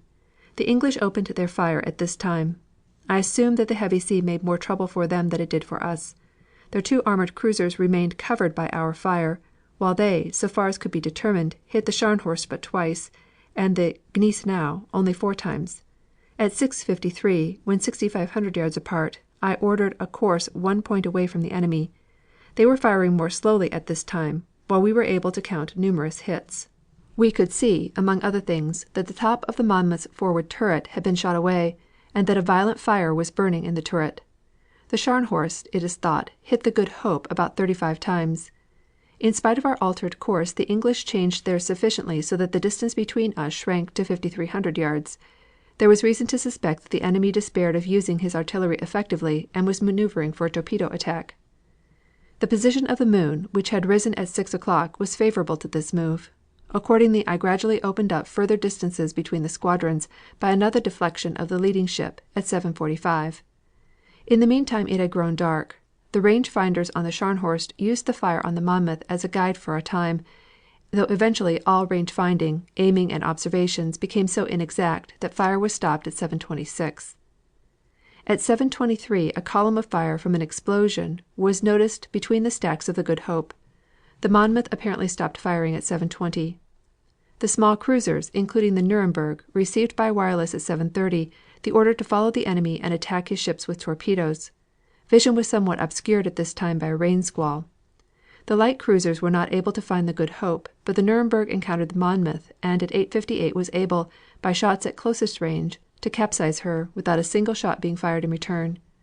Rescue work in the heavy sea was not to be thought of, especially as the Nuremberg immediately afterward believed she had sighted the smoke of another ship and had to prepare for another attack. The small cruisers had neither losses nor damage in the battle. On the Gneisenau there were only 2 men slightly wounded. The crews of the ships went into the fight with enthusiasm. Everyone did his duty and played his part in the victory. Little criticism can be made of the tactics used by Vice Admiral Spee. He appears to have maneuvered so as to secure the advantage of light, wind and sea. He seems to have suited himself as regards the range. Admiral Cradock was much criticized for joining battle with his little fleet against such odds, but he followed the glorious traditions of the English navy. He and 1,650 officers and men were lost, and the news was hailed as a great German victory. But the British Admiralty were thoroughly roused. Rear Admiral Sir Frederick Doveton Sturdee, Chief of the War Staff, proceeded at once with a squadron to the South Atlantic. With him were 2 battle cruisers, the Invincible and the Inflexible, 3 armored cruisers, the Carnovan, the Kent, and the Cornwall. His fleet was joined by the lighter cruiser Bristol and the armed liner Macedonia. The Glasgow, fresh from her rough experience, was found in the South Atlantic. Admiral Sturdee then laid his plans to come in touch with the victorious German squadron. A wireless message was sent to the Canopus, bidding her proceed to Port Stanley in the Falkland Islands. The message was intercepted by the Germans, as was intended. Admiral von Spee, fearing the Japanese fleet, was already headed for Cape Horn. He thought that the Canopus could be easily captured at Port Stanley, and he started at once to that port. Admiral Sturdee's expedition had been kept profoundly secret. On December 7th the British squadron arrived at Port Stanley and spent the day coaling. The Canopus, the Glasgow and the Bristol were in the inner harbor, while the remaining vessels lay outside. On December 8th Admiral von Spee arrived from the direction of Cape Horn. The battle that followed is thoroughly described in the report of Vice Admiral Sturdee, from which the following extracts have been made. At 8 a.m. Tuesday, December 8th, a signal was received from the signal station on shore. A 4-funnel and 2-funnel man of war in sight from Sapper Hill steering north. The Kent was at once ordered to weigh anchor, and a general signal was made to raise steam for full speed. At 8:20 the Signal Service Station reported another column of smoke in sight, and at 8:47 the Canopus reported that the first 2 ships were 8 miles off, and that the smoke reported at 8:20 appeared to be the smoke of 2 ships about 20 miles off. At 9:20 a.m. the 2 leading ships of the enemy, the Gneisenau and Nuremberg, with guns trained on the wireless station, came within range of the Canopus, which opened fire at them across the lowland at a range of 11,000 yards. The enemy at once hoisted their colors and turned away. A few minutes later the 2 cruisers altered course to port, as though to close the Kent at the entrance of the harbor. But at about this time it seems that the Invincible and Inflexible were seen over the land, and the enemy at once altered course and increased speed to join their consorts. At 9:45 a.m. the squadron weighed anchor and proceeded out of the harbor, the Carnovan leading. On passing Cape Pembroke Light, the 5 ships of the enemy appeared clearly in sight to the southeast, hull down. The visibility was at its maximum, the sea was calm, with a bright sun, a clear sky, and a light breeze from the northwest. At 10:20 the signal for a general chase was made. At this time the enemy's funnels and bridges showed just above the horizon. Information was received from the Bristol at 11:27 that 3 enemy ships had appeared off Port Pleasant, probably colliers or transports. The Bristol was therefore directed to take the Macedonia under orders and destroy transports. The enemy were still maintaining their distance, and I decided at 12:20 P.M. to attack, with the 2 battle cruisers and the Glasgow. At 12:47 P.M. the signal to "Open fire and engage the enemy" was made. The Inflexible opened fire at 12:55 P.M. at the right-hand ship of the enemy, and a few minutes later the Invincible opened fire at the same ship. The deliberate fire became too threatening, and when a shell fell close alongside her at 1:20 P.M., she, the Leipzig, turned away, with the Nuremberg and Dresden to the southwest. These light cruisers were at once followed by the Kent, Glasgow, and Cornwall. The action finally developed into 3 separate encounters. First, the action with the armored cruisers. The fire of the battle cruisers was directed on the Scharnhorst and Gneisenau. The effect of this was quickly seen when, with the Scharnhorst leading, they turned about 7 points to port and opened fire. Shortly afterwards the battle cruisers were ordered to turn together with the Invincible leading. The enemy then turned about 10 points to starboard, and a second chase ensued, until at 2:45 the battle cruisers again opened fire. This caused the enemy to turn into line ahead to port and open fire. The Scharnhorst caught fire forward, but not seriously, and her fire slackened perceptibly. The Gneisenau was badly hit by the Inflexible. At 3:30 P.M. the Scharnhorst turned about 2 points to starboard. Her fire had slackened perceptibly, and 1 shell had shot away her third funnel. Some guns were not firing, and it would appear that the turn was dictated by a desire to bring her starboard guns into action. The effect of the fire on the Scharnhorst became more and more apparent in consequence of smoke from fires and also escaping steam. At times a shell would cause a large hole to appear in her side, through which could be seen a dull, red glow of flame. At 4:04 P.M. the Scharnhorst, whose flag remained flying to the last, suddenly listed heavily to port, and within a minute it became clear that she was a doomed ship, for the list increased very rapidly until she lay on her beam ends. At 7:17 P.M. she disappeared. The Gneisenau passed on the far side of her late flagship, and continued a determined but ineffectual effort to fight the 2 battle cruisers. At 5:08 P.M. the forward funnel was knocked over, and remained resting against the second funnel. She was evidently in serious straits, and her fire slackened very much. At 5:15 P.M. one of the Gneisenau's shells struck the Invincible. This was her last effective effort. At 5:30 P.M. she turned toward the flagship with a heavy list to starboard, and appeared to stop, the steam pouring from her escape pipes, and smoke from shell and fires rising everywhere. About this time I ordered the signal, "Cease fire," but before it was hoisted the Gneisenau opened fire again, and continued to fire from time to time with a single gun. At 5:40 P.M. the 3 ships closed in on the Gneisenau, and at this time the flag flying at her fore truck was apparently hauled down, but the flag at the peak continued flying. At 5:50 cease fire was made. At 6 P.M. the Gneisenau keeled over very suddenly, showing the men gathered on her decks, and then walking on her side as she lay for a minute on her beam ends before sinking. The prisoners of war from the Gneisenau reported that by the time the ammunition was expended some 600 men had been killed and wounded. When the ship capsized and sank there were probably some 200 unwounded soldiers in the water, but, owing to the shock of the cold water, many were drowned within sight of the boats and ships. Every effort was made to save life as quickly as possible, both by boats and from the ships. Life buoys were thrown and ropes lowered, but only a portion could be rescued.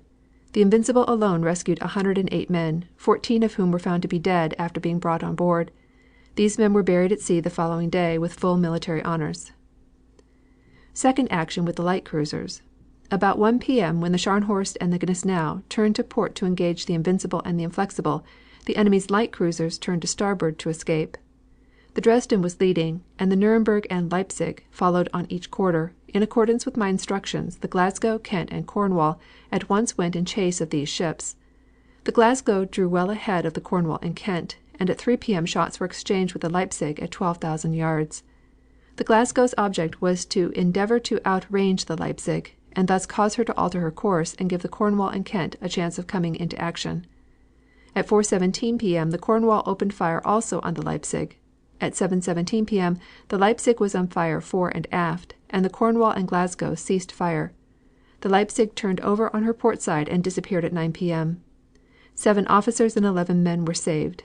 At 3:36 P.m. the Cornwall ordered the Kent to engage the Nuremberg, the nearest cruiser to her. At 6:35 P.m. the Nuremberg was on fire forward and ceased firing. The Kent also ceased firing, then, as the colors were still observed to be flying on the Nuremberg, the Kent opened fire again. Fire was finally stopped 5 minutes later, on the colors being hauled down, and every preparation was made to save life. The Nuremberg sank at 7:27, and as she sank a group of men were waving the German ensign attached to a staff. 12 men were rescued, but only 7 survived. The Kent had 4 killed and 12 wounded, mostly caused by one shell. During the time the 3 cruisers were engaged with the Nuremberg and Leipzig, the Dresden, which was beyond her consorts, effected her escape, owing to her superior speed. The Glasgow was the only cruiser with sufficient speed to have had any chance of success.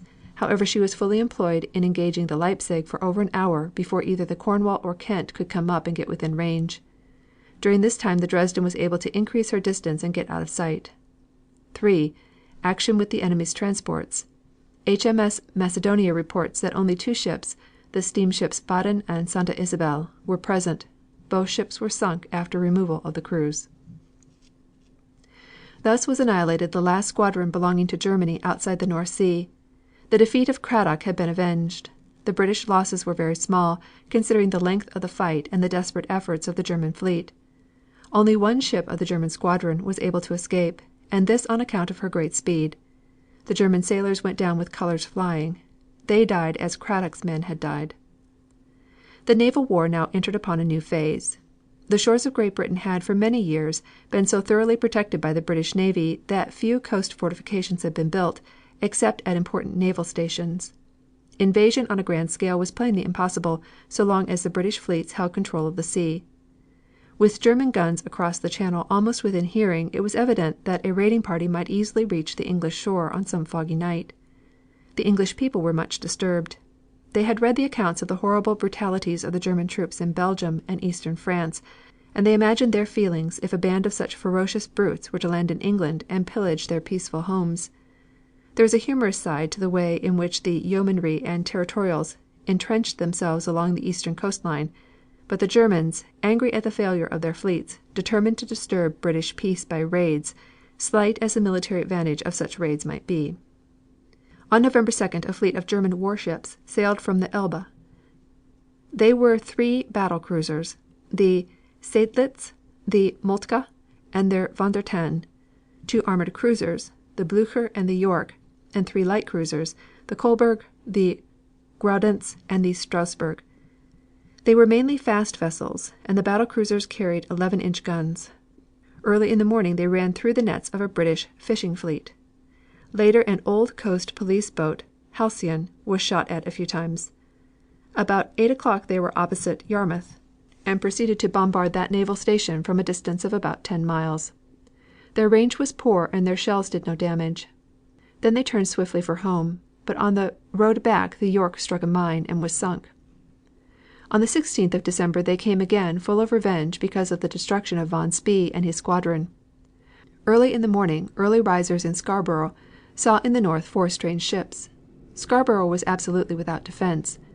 It had once been an artillery depot, but in recent years had been made a cavalry station, and some few troops of this service were quartered there. Otherwise it was an open seaside resort. The German ships poured shells into the defenseless town, aiming at every large object they could see: the Grand Hotel, the gasworks, the waterworks, and the wireless station. Churches, public buildings, and hospitals were hit, as well as private houses. Over 500 shells were fired. Then the ships turned around and moved away. The streets were crowded with puzzled and scared inhabitants, many of whom, as is customary in watering places, were women, children, and invalids. At 9 o'clock Whitby, a coast town near Scarborough, saw 2 great ships steaming up from the south. 10 minutes later the ships were firing. The old abbey of Hilda and Sedman was struck, but on the whole little damage was done. Another division of the invaders visited the Hartlepool. There was a small fort, with a battery of old-fashioned guns, and off the shore was a small British flotilla, a gunboat and 2 destroyers. The 3 battle cruisers among the German raiders opened fire. The little British fleet did what they could, but were quickly driven off.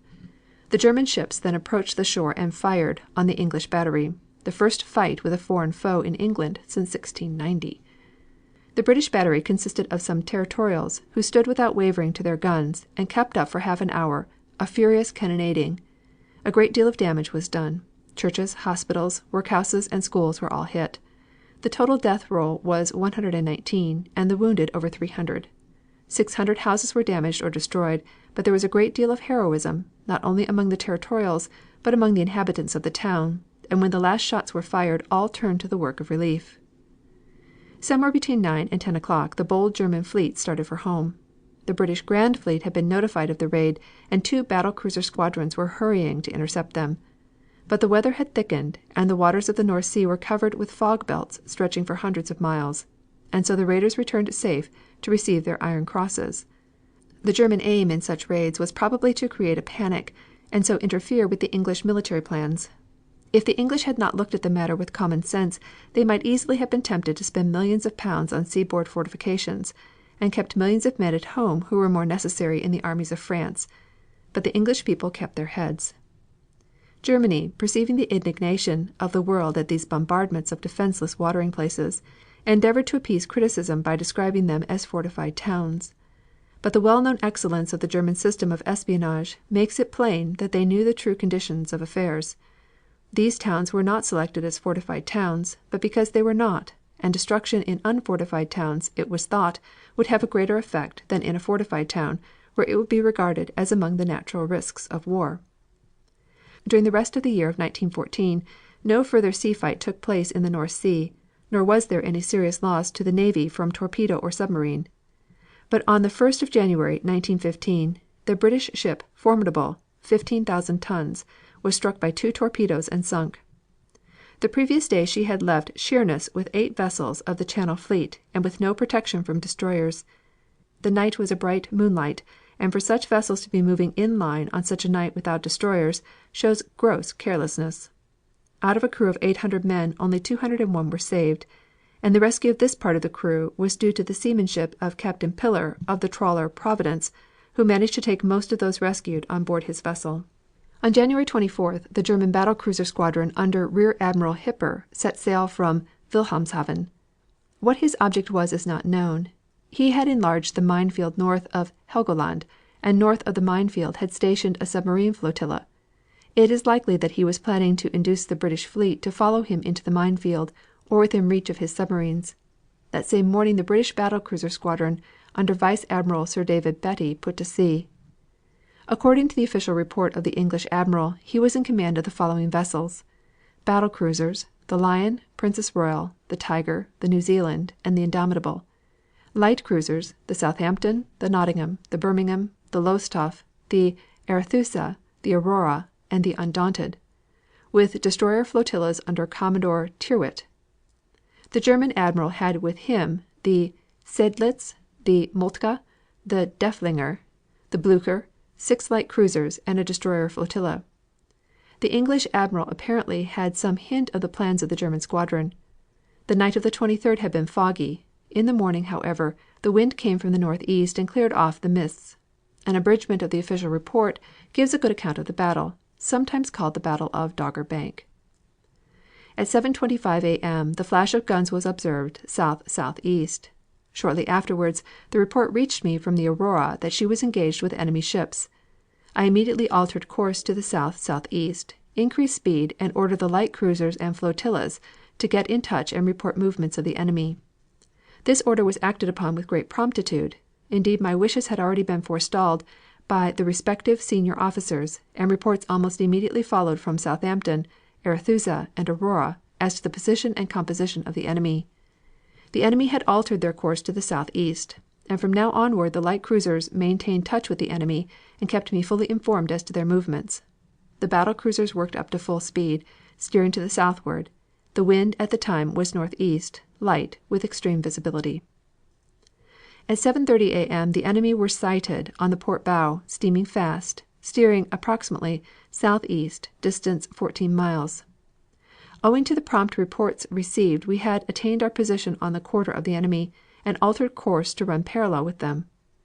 We then settled down to a long stern chase, gradually increasing our speed until we reached 28.5 knots. Great credit is due to the engineer staffs of the New Zealand and Indomitable. These ships greatly exceeded their speed. At 8:52 A.M., as we closed within 20,000 yards of the rear ship, the battle cruisers maneuvered so that the guns would bear, and the Lion fired a single shot, which fell short. The enemy at this time were in single line ahead, with light cruisers ahead and a large number of destroyers on their starboard beam. Single shots were fired at intervals to test the range, and at 9:09 the Lion made her first hit on the Blucher, the rear ship of the German line. At 9:20 the Tiger opened fire on the Blucher, and the Lion shifted to the third in the line, this ship being hit by several salvos. The enemy returned our fire at 9:14 A.M. The Princess Royal, on coming into range, opened fire on the Blucher. The New Zealand was also within range of the Blucher, which had dropped somewhat astern, and opened fire on her. The Princess Royal then shifted to the third ship in the line, Derfflinger, and inflicted considerable damage on her. Our flotilla cruisers and destroyers had gradually dropped from a position broad on our beam to our port quarter so as not to foul our range with their smoke, but the enemy's destroyers threatening attack, the Meteor and M division passed ahead of us. About 9:45 the situation was about as follows. The Blucher, the fourth in their line, showed signs of having suffered severely from gunfire. Their leading ship and number 3 were also on fire. The enemy's destroyers emitted vast columns of smoke to screen their battle cruisers, and under cover of this the latter now appeared to have altered course to the northward to increase their distance. The battle cruisers therefore were ordered to form a line bearing north-northwest, and proceeded at the utmost speed. Their destroyers then showed evident signs of attempt to attack. The Lion and the Tiger opened fire upon them and caused them to retire and resume their original course. At 8:45 A.M. the Blucher, which had dropped considerably astern of the enemy's line, hauled out to port, steering north with a heavy list, on fire, and apparently in a defeated condition. I consequently ordered the Indomitable to attack the enemy breaking northward. At 10:54 submarines were reported on the starboard bow, and I personally observed the wash of a periscope. I immediately turned to port. At 10:03 an injury to the Lion being reported as being incapable of immediate repair, I directed the Lion to shape course northwest. At 11:20 I called the attack alongside, shifting my flag to her, and proceeded at utmost speed to rejoin the squadron. I met them at noon, retiring north-northwest.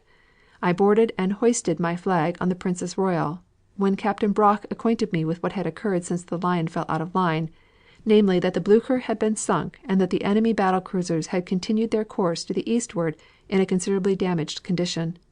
He also informed me that a Zeppelin and a seaplane had endeavored to drop bombs on the vessels, which went to the rescue of the survivors of the Blucher.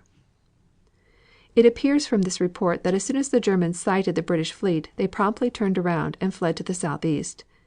This flight, before they could have known the full British strength, suggests that the German admiral was hoping to lure the British vessels into the Helgoland trap. The British gunnery was remarkably good, shot after shot taking effect at a distance of 10 miles, and that too when moving at over 30 miles an hour. Over 120 crew of the Blucher were rescued, and more would have been rescued if it had not been for the attack upon the rescue parties by the German aircraft. The injury to the Lion was very unfortunate. Admiral Beatty handed over charge of the battle cruisers to Rear Admiral Moore, and when he was able to overtake the squadron, he found that under Admiral Moore's orders the British fleet were retiring. The British squadron at the moment of turning was 70 miles from Helgoland and in no danger from its mine fields. What might have been a crushing victory became therefore only a partial one. The Germans lost the Blucher, the Derfflinger, and the Seydlitz were badly injured, but it seemed that with a little more persistence the whole German squadron might have been destroyed. The result was a serious blow to Germany. This engagement was the first between modern big gunships. Particular interest is also attached to it because each squadron was accompanied by scouting and screening light cruisers and destroyers. It was fear of submarines and mines, moreover, that influenced the British to break off the engagement. A Zeppelin airship and a seaplane also took part and perhaps assisted in the fire control of the Germans.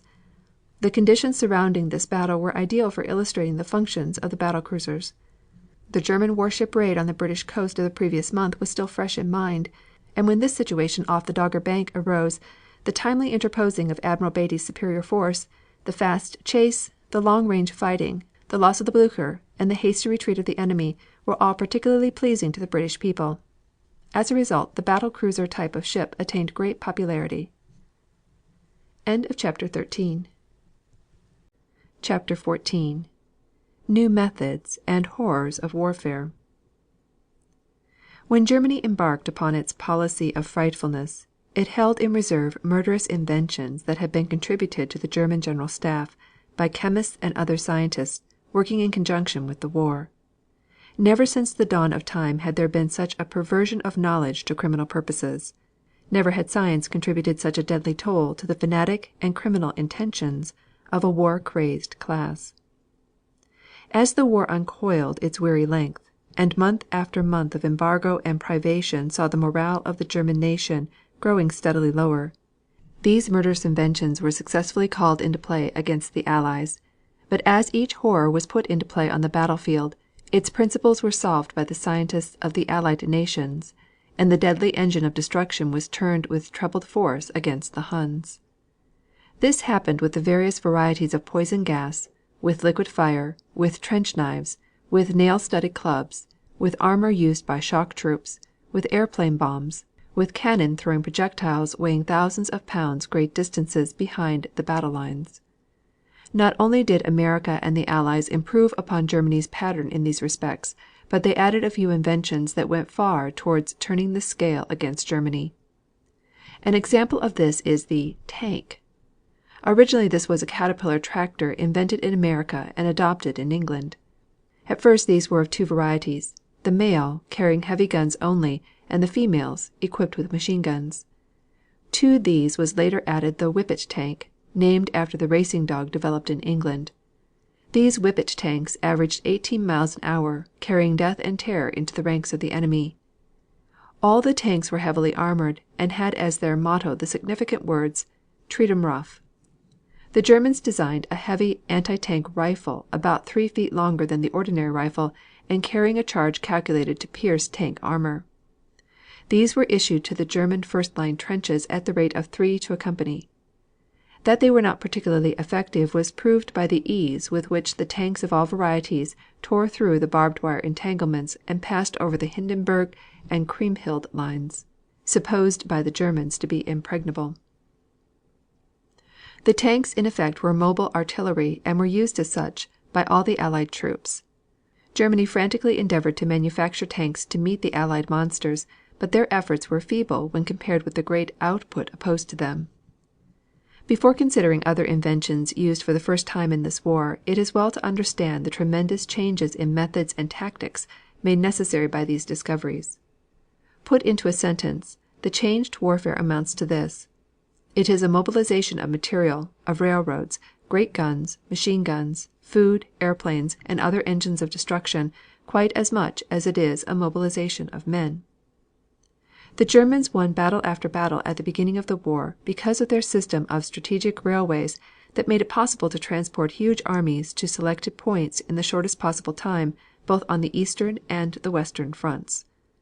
Lacking a system of transportation to match this, Russia lost the great battles that decided her fate. Belgium was overrun, and France, once the border was passed, became a battlefield upon which the Germans might extend their trench system over the face of the land. Lacking strategic railways to match those of Germany, France evolved an effective substitute in the modern system of automobile transportation. When von Kluck swung aside from Paris in his first great rush, Gallieni sent out from Paris an army in taxicabs that struck the exposed flank and went far toward winning the first battle of the Marne. It was the truck transportation system of the French along the famous Sacred Road, back of the battle line at Verdun, that kept inviolate the motto of the heroic town, "They shall not pass." Motor trucks that brought American reserves in a khaki flood won the second battle of the Marne. It was automobile transportation that enabled Haig to send the British Canadians and Australians in full cry after the retreating Germans when the backbone of the German resistance was broken before Lens, Cambrai, and Ostend. America's railway transportation system in France was one of the marvels of the war.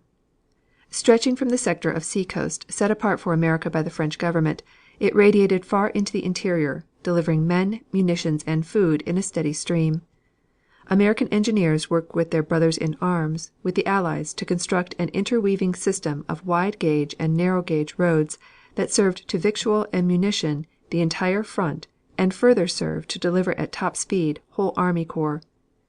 It was this network of strategic railways that enabled France to send an avalanche clad in horizon blue to the relief of Amiens when Hindenburg made his final tremendous effort of 1918.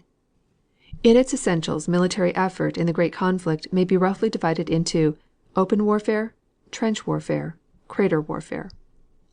The first battle of the Marne was almost wholly open warfare. So also were the battles of the Masurian Lakes, Allenstein, and Dunajec in the eastern theater of the war, and most of the warfare on the Italian front between the Piave River and Gorizia. In this variety of battle, airplanes and observation balloons play a prominent part. Once the enemy is driven out of its trenches, the message is flashed by wireless to the artillery and slaughter at long range begins.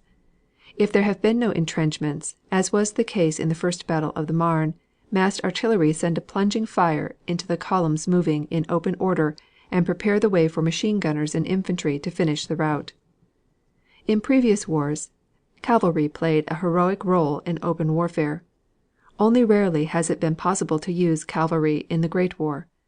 The Germans sent a screen of Uhlans before its advancing hordes into Belgium and northern France in 1914.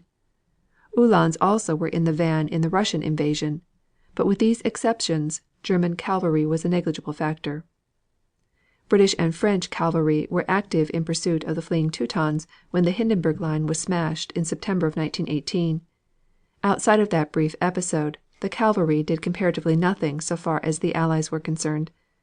It was the practice on both sides to dismount cavalry and convert it into some form of trench service. Trench mortar companies, bombing squads, and other specialty groups were organized from among the cavalrymen. Of course, the fighting in the open trenches of Mesopotamia, South Africa, and Russia involved the use of great bodies of cavalry. The trend of modern warfare, however, is to equip the cavalryman with grenades and bayonets, in addition to his ordinary gear, and to make of him practically a mounted infantryman. Trench warfare occupied most of the time and made 9/10 of the discomforts of the soldiers of both armies. If proof of the adaptive capability of the human animal were needed, it is afforded by the manner in which the men burrowed in vermin-infested earth and lived there under conditions of Arctic cold, frequently enduring long deprivations of food, fuel, and suitable clothing. During the early stages of the war, before men had become accustomed to the rigors of the trenches, many thousands died as a direct result of the exposure. Many thousands of others were incapacitated for life by trench feet, a group of maladies covering the consequences of exposure to cold and water, which in the early days flowed in rivulets through most of the trenches. The trenches at Gallipoli had their own special brand of maladies. Heat stroke and a malarial infection were among these disabling agencies. Trench fever, a malady beginning with a headache and sometimes ending in partial paralysis and death, was another common factor in the mortality records. But in spite of all these and other discomforts, in spite of the disgusting vermin that crawled upon the men both in winter and in summer, both sides mastered the trenches and in the end learned to live in them with some degree of comfort. At first the trenches were comparatively straight, shallow affairs. Then as the artillery searched them out, as the machine gunners learned the art of looping their fire so that the bullets would drop into the hiding places of the enemy, the trench system gradually became more scientifically involved. After the Germans had been beaten at the Marne and had retired to their prepared positions along the Aisne, there commenced a series of flanking attempts by one side and the other which speedily resolved itself into the famous "race to the sea." This was a competition between the opposing armies in rapid trench digging. The effort was made on either side to prevent the enemy from executing a flank movement. In an amazingly short time the opposing trenches extended from the Belgian coast to the Swiss border, making further outflanking attempts impossible of achievement. This was not the first time in history that entrenched armies opposed each other. The Civil War in this country set the fashion in that respect. The contending sides in the Great War, however, improved vastly upon the American example. Communicating trenches were constructed, leading back to the company kitchens, and finally to the open road leading back to the rest billets of the armies. When night raiding commenced, it was speedily seen that straight trenches exposed whole companies of men to enfilading fire. Thereupon bastions were made and new defenses presented by zigzagging the front line trenches and the communicating ditches as well. To the formidable obstacles presented by the trenches, equipped as they were with sandbag parapets and firing steps, were added barbed wire entanglements and pitfalls of various sorts. The greatest improvement was made by the Germans, and they added "pill boxes." These were really miniature fortresses of concrete and armor plate, with a dome shaped roof and loopholes for machine gunners. Only a direct hit by a projectile from a big gun served to demolish a pill box. The Allies learned after many costly experiments that the best method to overcome these obstacles was to pass over and beyond them, leaving them isolated in Allied territory, where they were captured at the leisure of the attackers. Trench warfare brings with it new instruments. There are flame projectors, which throw fire to a distance of approximately 100 feet. The Germans were the first to use these, but they were excelled in this respect by the inventive genius of the nations opposing them. The use of poison gas, the word being used in a broad sense, is now general. It was first used by the Germans, but as in the case of flame throwers, the Allies soon gained the ascendancy. The first use of asphyxiating gas was by the Germans during the first battle of Ypres. There the deadly compound was mixed in huge reservoirs back of the German lines. From these extended a system of pipes with vents pointed toward the British and Canadian lines. Waiting until air currents were moving swiftly westward, the Germans opened the stop cocks shortly after midnight, and the poisonous fumes swept slowly, relentlessly forward in a greenish cloud that moved close to the earth. The result of that fiendish and cowardly act was that thousands of men died in horrible agony without a chance for their lives. Besides that first asphyxiating gas, there soon developed others even more deadly. The base of most of these was chlorine. Then came the lachrymatory or tear-compelling gases, calculated to produce temporary or permanent blindness. Another German triumph was mustard gas. This was spread in gas shells, as are all the modern gases. The Germans abandoned the cumbersome gas distribution system after the invention of the gas shell. These make a peculiar gobbling sound as they rush overhead.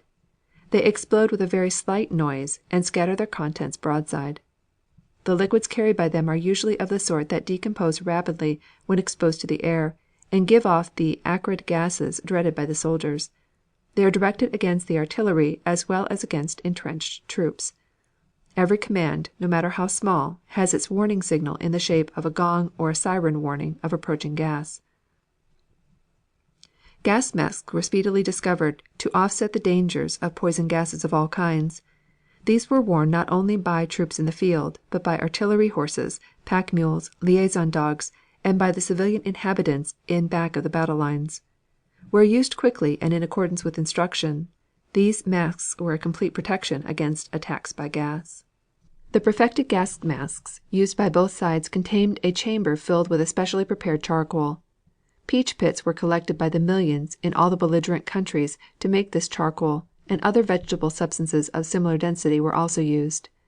Anti-gas chemicals were mixed with the charcoal. The wearer of the mask breathed entirely through the mouth, gripping a rubber mouthpiece while his nose was pinched shut by a clamp attached to the mask. In training, soldiers were required to hold their breath for 6 seconds while the mask was being adjusted. It was explained to them that 4 breaths of the deadly chlorine gas was sufficient to kill. The first breath produced a spasm of the glottis, the second brought mental confusion and delirium, the third produced unconsciousness, and the fourth death. The bag containing the gas mask and respirator was carried always by the soldier.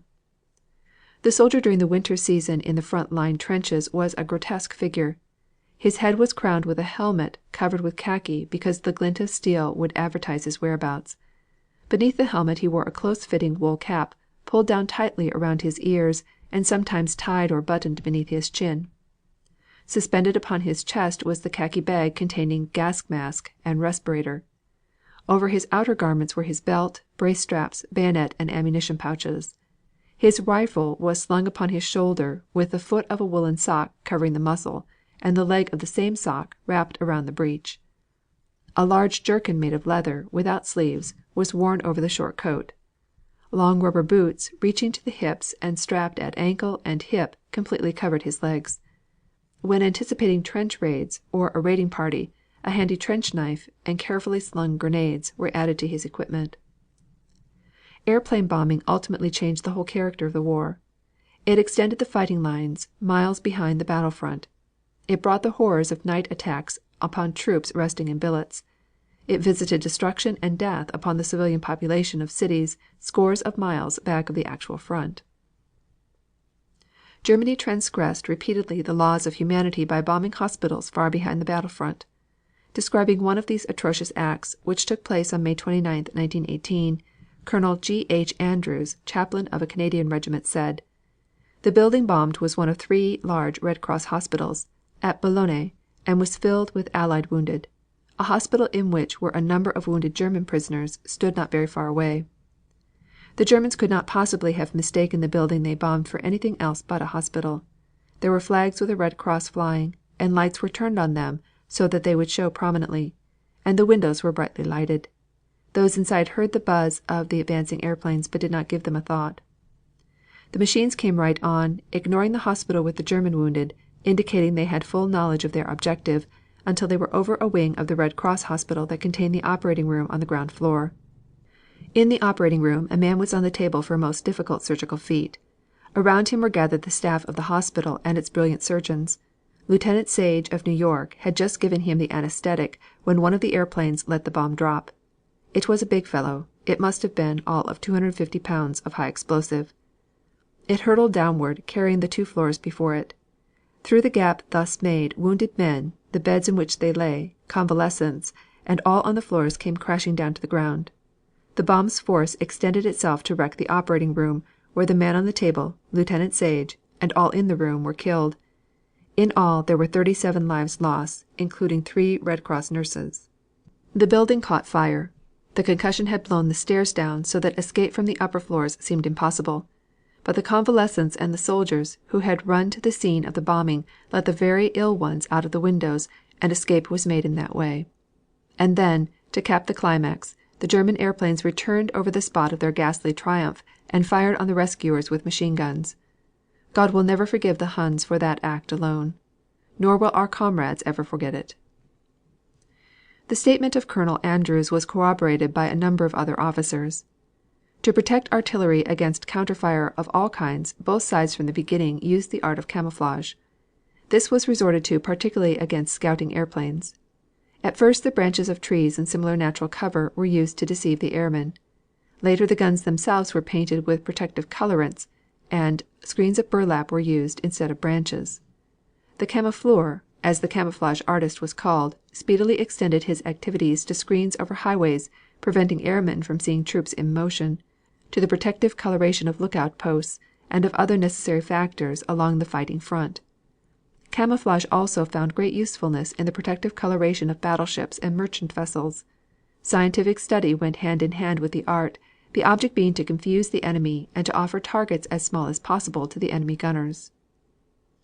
Crater warfare came as a development of intensified artillery attacks upon trench systems.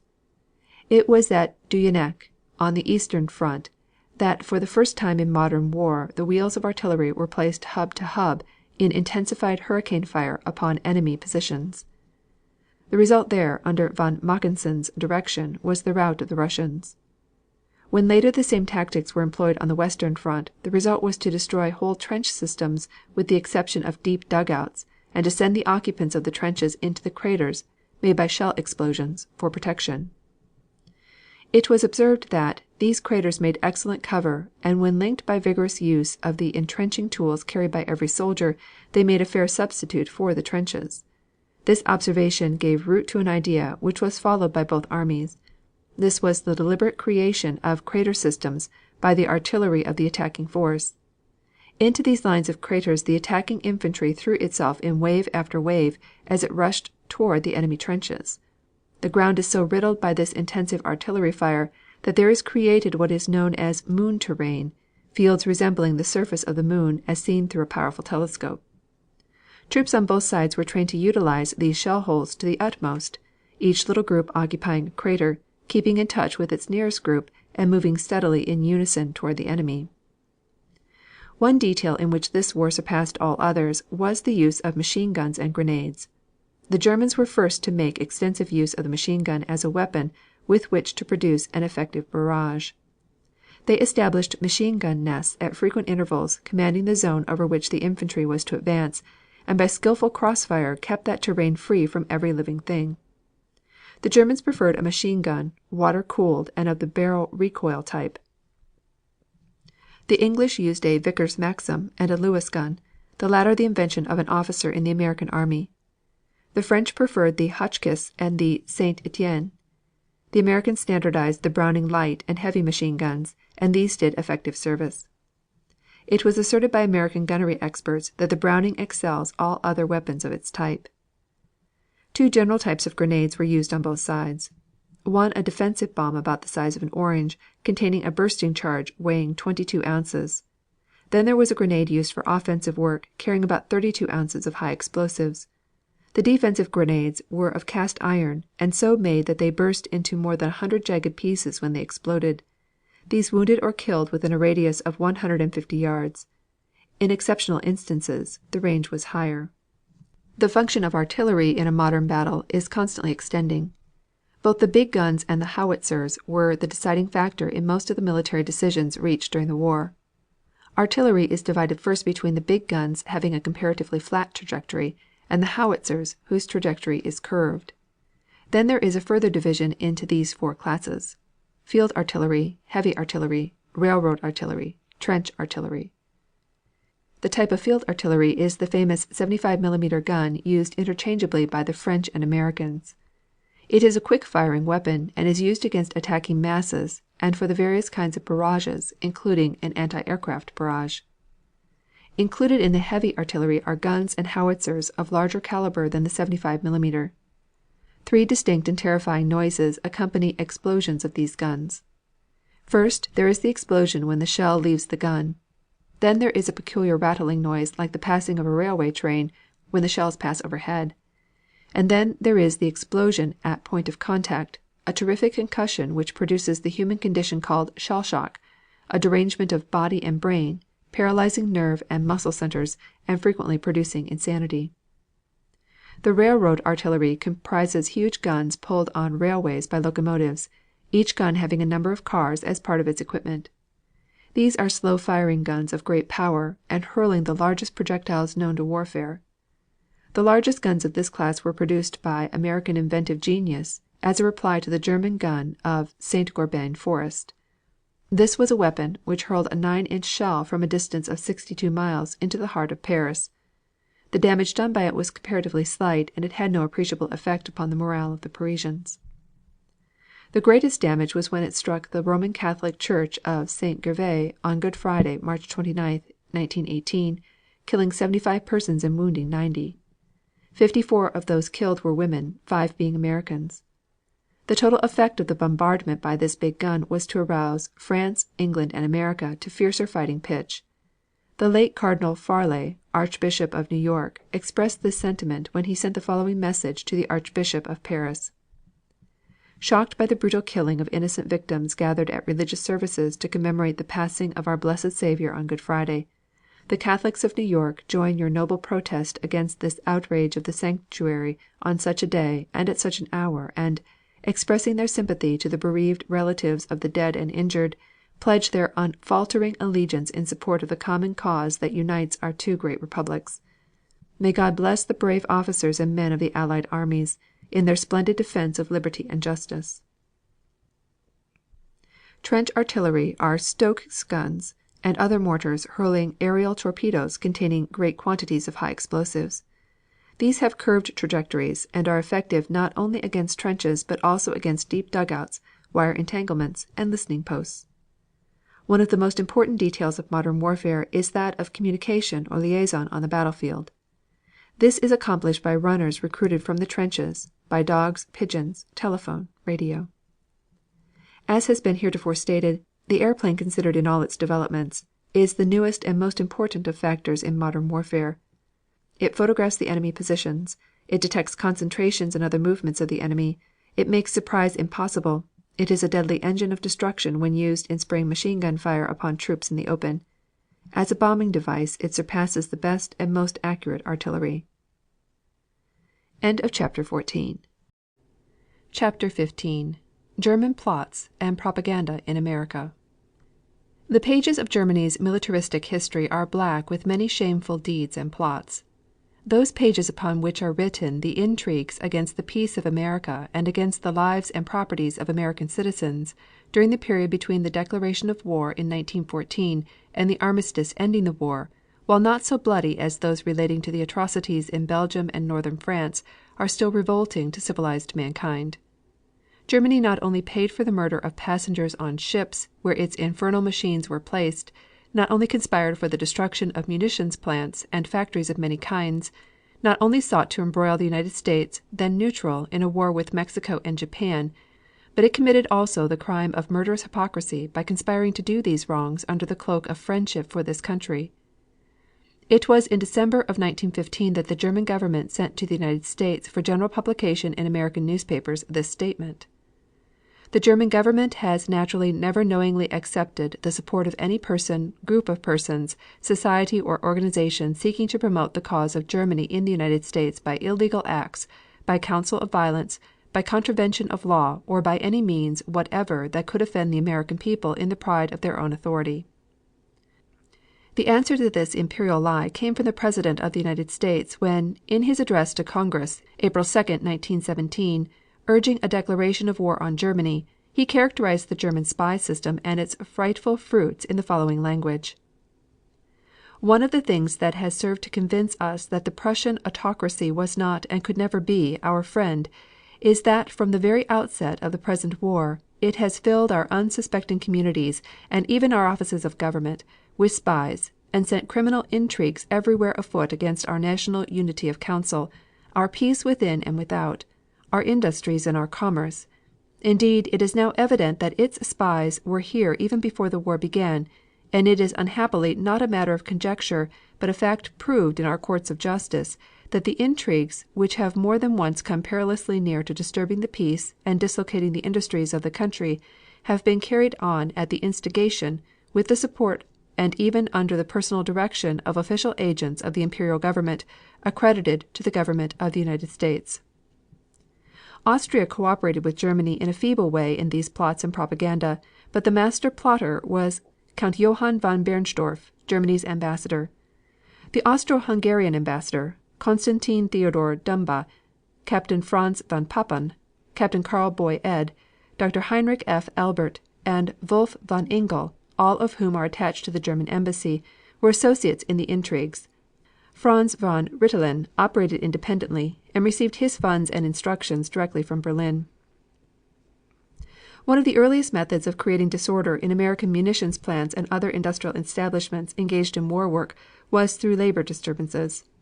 With that end in view, a general German employment bureau was established in August 1915 in New York City. It had branches in Philadelphia, Bridgeport, Pittsburgh, Cleveland, Chicago, and Cincinnati. These cities at that time were the centers of industries engaged in furnishing munitions and war supplies to the Entente Allies. Concerning this enterprise, Ambassador Dumba, writing to Baron Bruggen, Foreign Minister of Austria-Hungary, said: A private German employment office has been established which provides employment for persons who have voluntarily given up their places, and it is already working well. We shall also join in, and the widest support is assured us. The duties of men sent from the German employment offices into munition plants may be gathered from the following frank circular issued on November 2, 1914, by the German General Headquarters and reprinted in the Freie Zeitung of Bern. General Headquarters to the military representative on the Russian and French fronts, as well as in Italy and Norway. In all branch establishments of German banking houses in Sweden, Norway, Switzerland, China, and the United States, special military accounts have been opened for special war necessities. Main headquarters authorizes you to use these credits to an unlimited extent for the purpose of destroying factories, workshops, camps, and the most important centers of military and civil supply belonging to the enemy. In addition to the incitement of labor troubles, measures must be taken for the damaging of engines and machinery plants, the destruction of vessels carrying war material to enemy countries, the burning of stocks of raw materials and finished goods, and the depriving of large industrial centers of electric power, fuel, and food. Special agents, who will be placed at your disposal, will supply you with the necessary means for effecting explosions and fires, as well as with a list of people in the country under your supervision who are willing to undertake the tasks of destruction. Signed, Dr. E. Fisher. Shortly after the establishment of the German Employment Bureau, Ambassador Dumba sent the following communication to the Austrian Foreign Office: It is my impression that we can disorganize and hold up for months, if not entirely prevent, the manufacture of munitions in Bethlehem and the Middle West, which, in the opinion of the German military attaché, is of importance and amply outweighs the comparatively small expenditure of money involved. Concerning the operations of the arson and murder squad organized by von Bernstorff, Dumba and their associates, it is only necessary to turn to the records of the criminal courts of the United States and Canada. Take for example the case against Albert Kaltschmidt, living in Detroit, Michigan. The United States grand jury sitting in Detroit indicted Kaltschmidt and his fellow conspirators upon the following counts: to blow up the factory of the Peabody Company, Limited, at Walkerville, Ontario, engaged in manufacturing uniforms, clothing and military supplies; to blow up the building known as Windsor Armories of the city of Windsor; to blow up and destroy other plants and buildings in said Dominion of Canada which were used for the manufacture of munitions of war, clothing and uniforms; to blow up and destroy the great railroad bridges of the Canadian Pacific Railroad at Nipigon; to deploy and send into said Dominion of Canada spies to obtain military information. Besides the acts enumerated in the indictment, it was proved upon trial that Kaltschmidt and his gang planned to blow up the Detroit Screw Works, where shrapnel was being manufactured, and to destroy the St. Clair Tunnel connecting Canada with the United States. Both of these plans failed. Associated with Kaltschmidt in these plots were Captain von Papen, Baron Kurt von Reiswitz, German Consul General in Chicago; Charles F. Respa, Richard Herman, and William M. Jarasch, the latter two German reservists. Testifying in the case of Jarasch, a bartender said: "Jacobsen, an aide, told me that munitions factories in Canada were to be blown up. Before I left for Detroit, Jacobsen and I went to the consulate. We saw the consul, and he shook hands with me and wished me success." Charles F. Respa, in his testimony, made the following revelations, in response to questions by the government's representatives: Question: How long had you been employed before he, Kaltschmidt, told you that he wanted you to blow up some of these factories? Answer: About 3 weeks.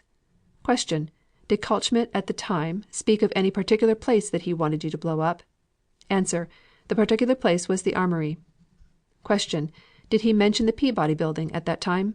Answer: Not particularly. He was more after the bridges and the armories and wanted those places blown up that made ammunition and military clothing. Question: The explosion at the armories was to be timed so that it would occur when the soldiers were asleep there? Answer: Yes.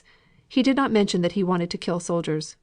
Question: Did he say that if the dynamite in the suitcase exploded it would kill soldiers? Answer: I do not remember that he said so, but he must have known it. Question: Did you both take grips? Answer: Yes. Question: Where did you set the first grip? Answer: By the Peabody plant, blown up on June 20th, 1915. Question: Where did you place the other suitcase? Answer: Then I walked down the Walkerville Road to the Armories at Windsor and carried the suitcase. Question: When you got to the Armories, did you know where to place it? Answer: I had my instructions. Question: From Kaltschmidt? Answer: Yes. Question: Did you place this suitcase containing the dynamite bomb at the Armory in a proper place to explode and do any damage? Answer: Yes. Question: Was it properly connected so that the cap would explode and strike the dynamite? Answer: I fixed it so that it would not. Question: Did you deliberately fix this bomb that you took to the Armories so that it would not explode? Answer: Yes. Question: Why did you do that?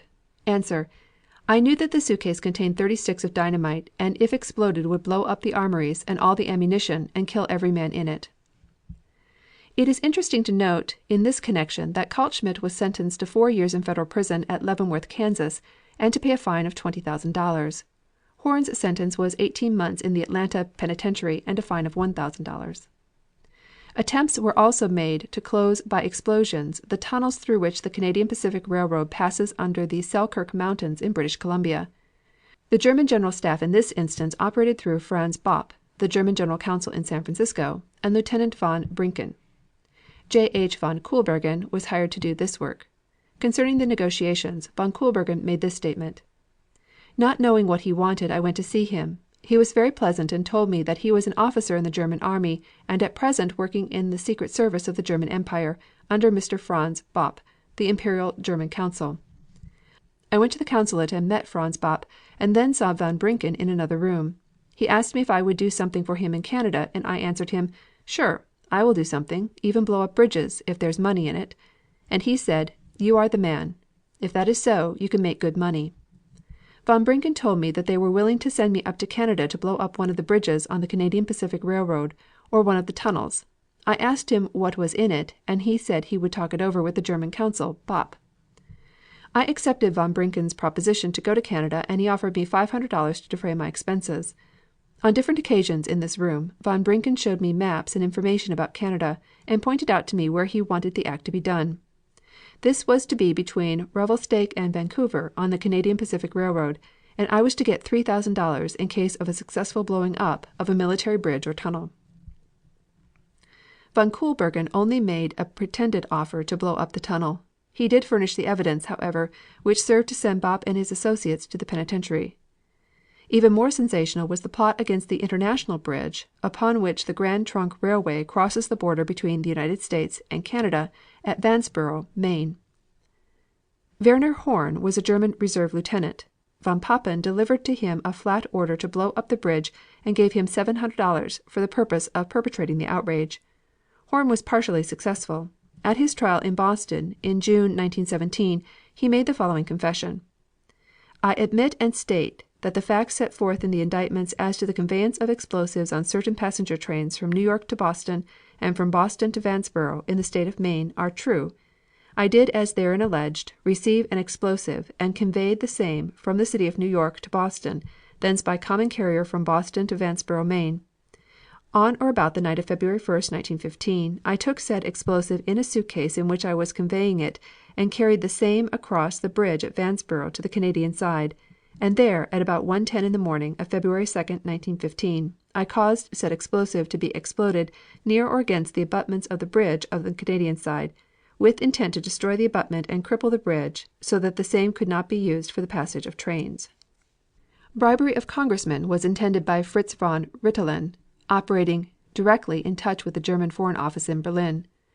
Count von Bernstorff sent the following telegram to Berlin in connection with his plan: "I request authority to pay out up to $50,000 in order, as on former occasions, to influence Congress through the organization you know of, which can perhaps prevent war. I am beginning in the meantime to act accordingly.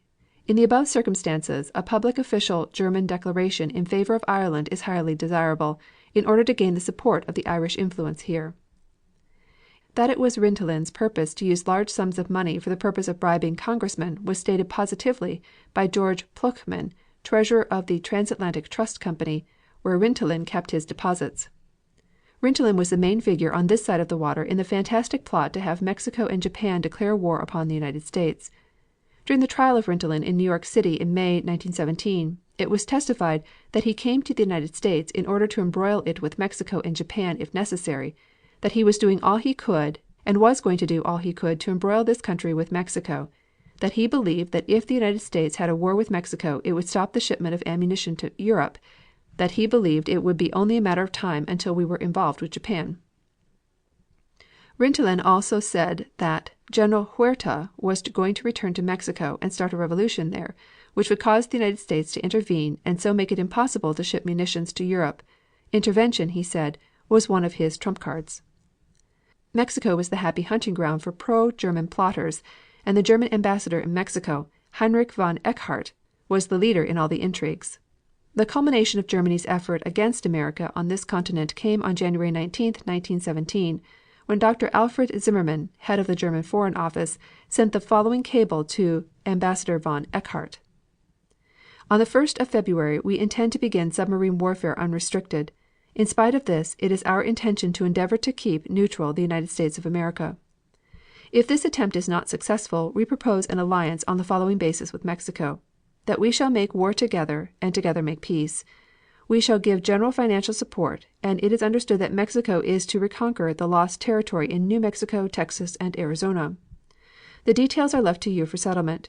You are instructed to inform the President of Mexico of the above in the greatest confidence as soon as it is certain that there will be an outbreak of war with the United States, and suggest that the President of Mexico, on his own initiative, should communicate with Japan suggesting adherence at once to this plan. At the same time, offer to mediate between Germany and Japan. Please call to the attention of the President of Mexico that the employment of ruthless submarine warfare now promises to compel England to make peace in a few months. Zimmermann. This was almost 3 months before the United States entered the war.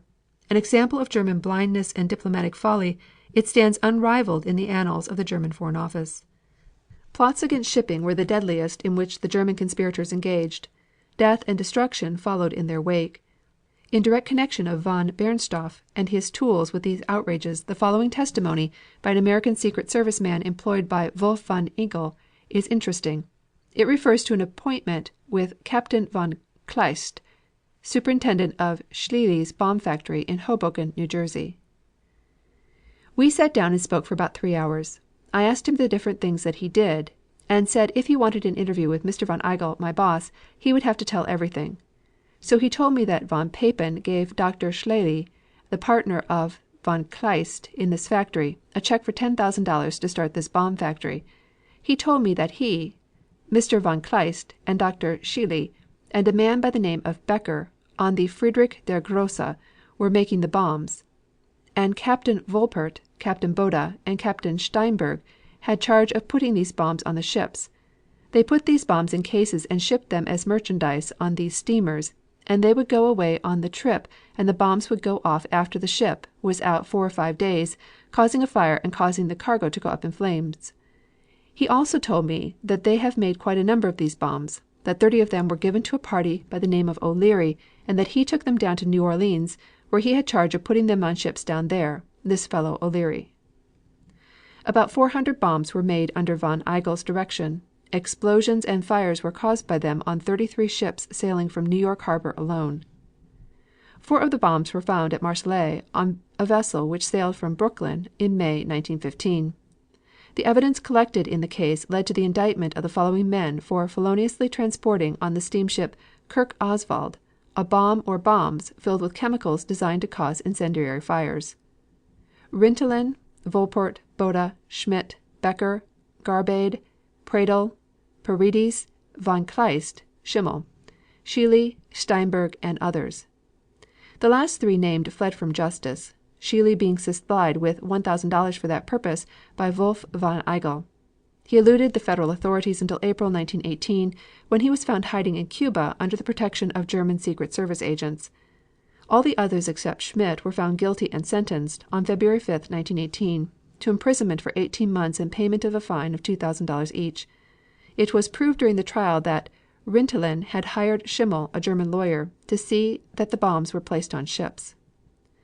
Schmidt, von Kleist, Becker, Garbada, Pradel, and Paredes had already been tried for conspiracy to make bombs for concealment on ocean-going vessels, with the purpose of setting the same on fire.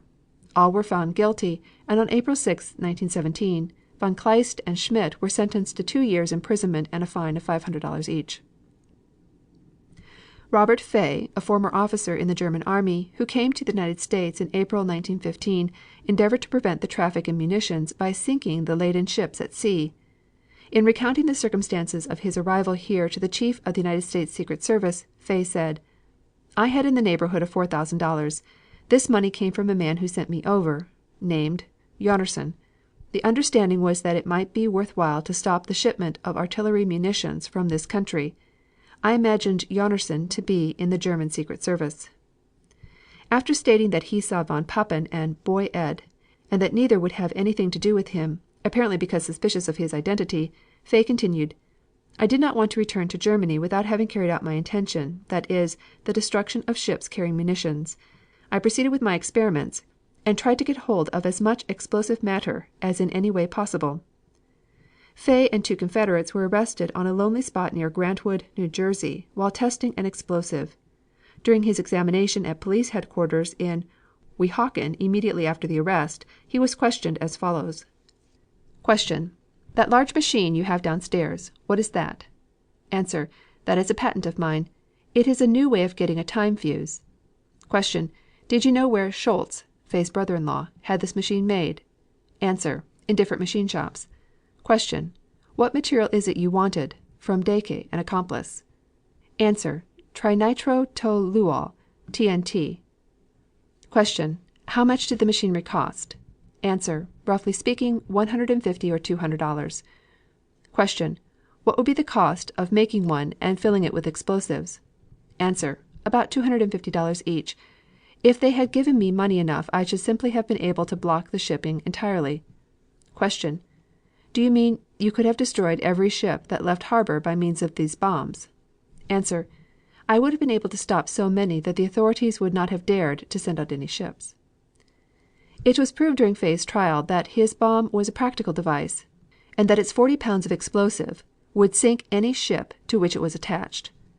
Fay and his accomplices, Schultz and Deke, were convicted of conspiracy to attach explosive bombs to the rudders of vessels, with the intention of wrecking the same when at sea, and were sentenced on May 9, 1916, to terms of 8, 4, and 2 years respectively, in the Federal Penitentiary at Atlanta. Dr. Herbert Kienzl and Max Breitung, who assisted Fay in procuring explosives, were indicted on the same charge. Both were interned. Another plan for disabling ships was suggested by a man who remained for some time unknown. He called one day at the German Military Information Bureau, maintained at 60 Wall Street by Captain von Papen of the German Embassy, and there gave the following outline of his plan. I intend to cause serious damage to vessels of the Allies leaving ports of the United States by placing bombs, which I am making myself, on board. These bombs resemble ordinary lumps of coal, and I am planning to have them concealed in the coal to be laden on the steamers of the Allies. I have already discussed this plan with and he thinks favorably of my idea. I have been engaged on similar work after the outbreak of the war, together with Mr. von. The German Secret Service report from which the above excerpt is taken states that the maker of the bomb was paid by check number 146 for $150 drawn on the Riggs National Bank of Washington. A photographic copy of this check shows that it was payable to Paul Koenig of the Hamburg American Line and was signed by Captain von Papen. On the counterfoil is written this memorandum: For F. J. Bussy. Bussy confessed later that he had discussed with Captain von Papen at the German Club in New York City the plan of damaging the boilers of munition ships with bombs which resembled lumps of coal. Free access to Allied ships laden with supplies for Vladivostok would have been invaluable to the conspirators, and in order to obtain it, Charles C. Crawley, a detective employed by Consul General Bopp, resorted to the extraordinary scheme revealed in the following letter to Madame Bakhmetov, wife of the Russian ambassador to the United States. Madame J. Bakhmetov, Care Imperial Russian Embassy, Newport, Rhode Island. Dear Madam, by direction of the Imperial Russian Consul General of San Francisco, I beg to submit the following on behalf of several fruit growers of the State of California. As it is the wish of certain growers to contribute several tons of dried fruit to the Russian Red Cross, they desire to have arrangements made to facilitate the transportation of this fruit from Tacoma, Washington, to Vladivostok, as we are advised that steamships are regularly plying between Tacoma and Vladivostok, upon which government supplies are shipped. We would like to have arrangements made that these fruits as they might arrive would be regularly consigned to these steamers and forwarded. It would be necessary, therefore, that an understanding be had with the agents of these steamship lines at Tacoma that immediate shipments be made via whatever steamers might be sailing. It is the desire of the donors that there be no delay in the shipments, as delays would lessen the benefits intended to those for whom the fruit was provided. Respectfully yours, C. C. Crawley. The statements of Louis J. Smith and von Kohlbergen, combined with a mass of other evidence consisting in part of letters and telegrams, caused the grand jury to indict Consul General Bopp, his staff, and his hired agents for conspiracy to undertake a military enterprise against Canada.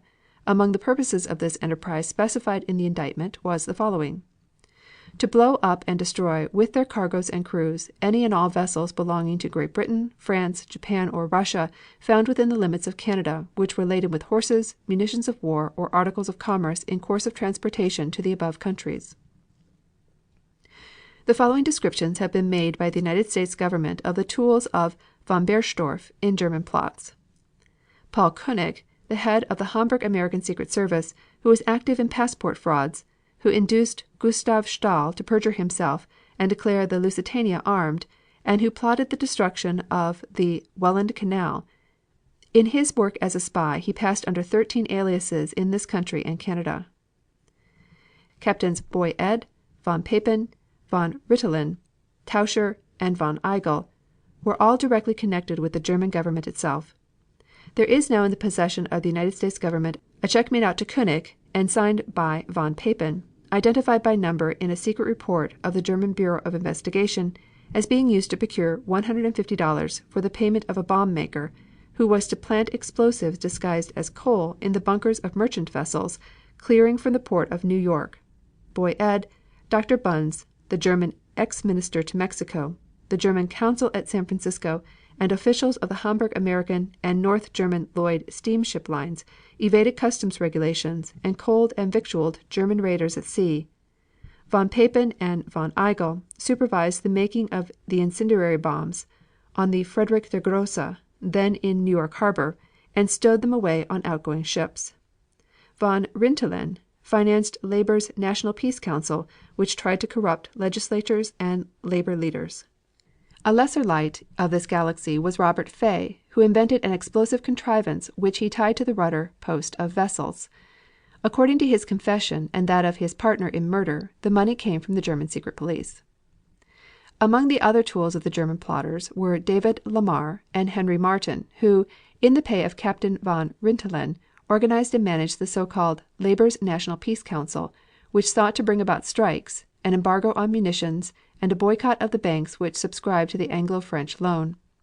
A check for $5,000 to J.F.J. Archibald for propaganda work, and a receipt from Edward Emerson, the war correspondent, for $1,000 traveling expenses were among the documents found in Wolf von Igel's possession. Others who bore English names were persuaded to take leading places in similar organizations which concealed their origin and real purpose. The American Embargo Conference arose out of the ashes of Labor's Peace Council, and its president was American, though the funds were not. Others tampered with were journalists who lent themselves to the German propaganda and who went so far as to serve as couriers between the Teutonic embassies in Washington and the governments in Berlin and Vienna. A check of $5,000 was discovered which Count von Bernstorff had sent to Marcus Braun, editor of Fair Play. And a letter was discovered which George Sylvester Viereck, editor of The Fatherland, sent to Privy Councillor Albert, the German agent, arranging for a monthly subsidy of $1,750 to be delivered to him through the hands of intermediaries, women whose names he abbreviates to prevent any possible inquiry. There is a record of $3,000 paid through the German embassy to finance the lecture tour of Miss Ray Beveridge, an American artist, who was further to be supplied with German war pictures. The German propagandists also directed their efforts to poisoning the minds of the people through the circulation of lies concerning affairs in France and at home. Here are some of the rumors circulated throughout the country that were nailed as falsehoods. It was said that the national registration of women by the Food Administration was to find out how much money each had in the bank, how much of this was owed, and everything about each registrant's personal affairs. That the millions collected from the public for the Red Cross went into the pockets of thieves, and that the soldiers and sailors got none of it, nor any of its benefits.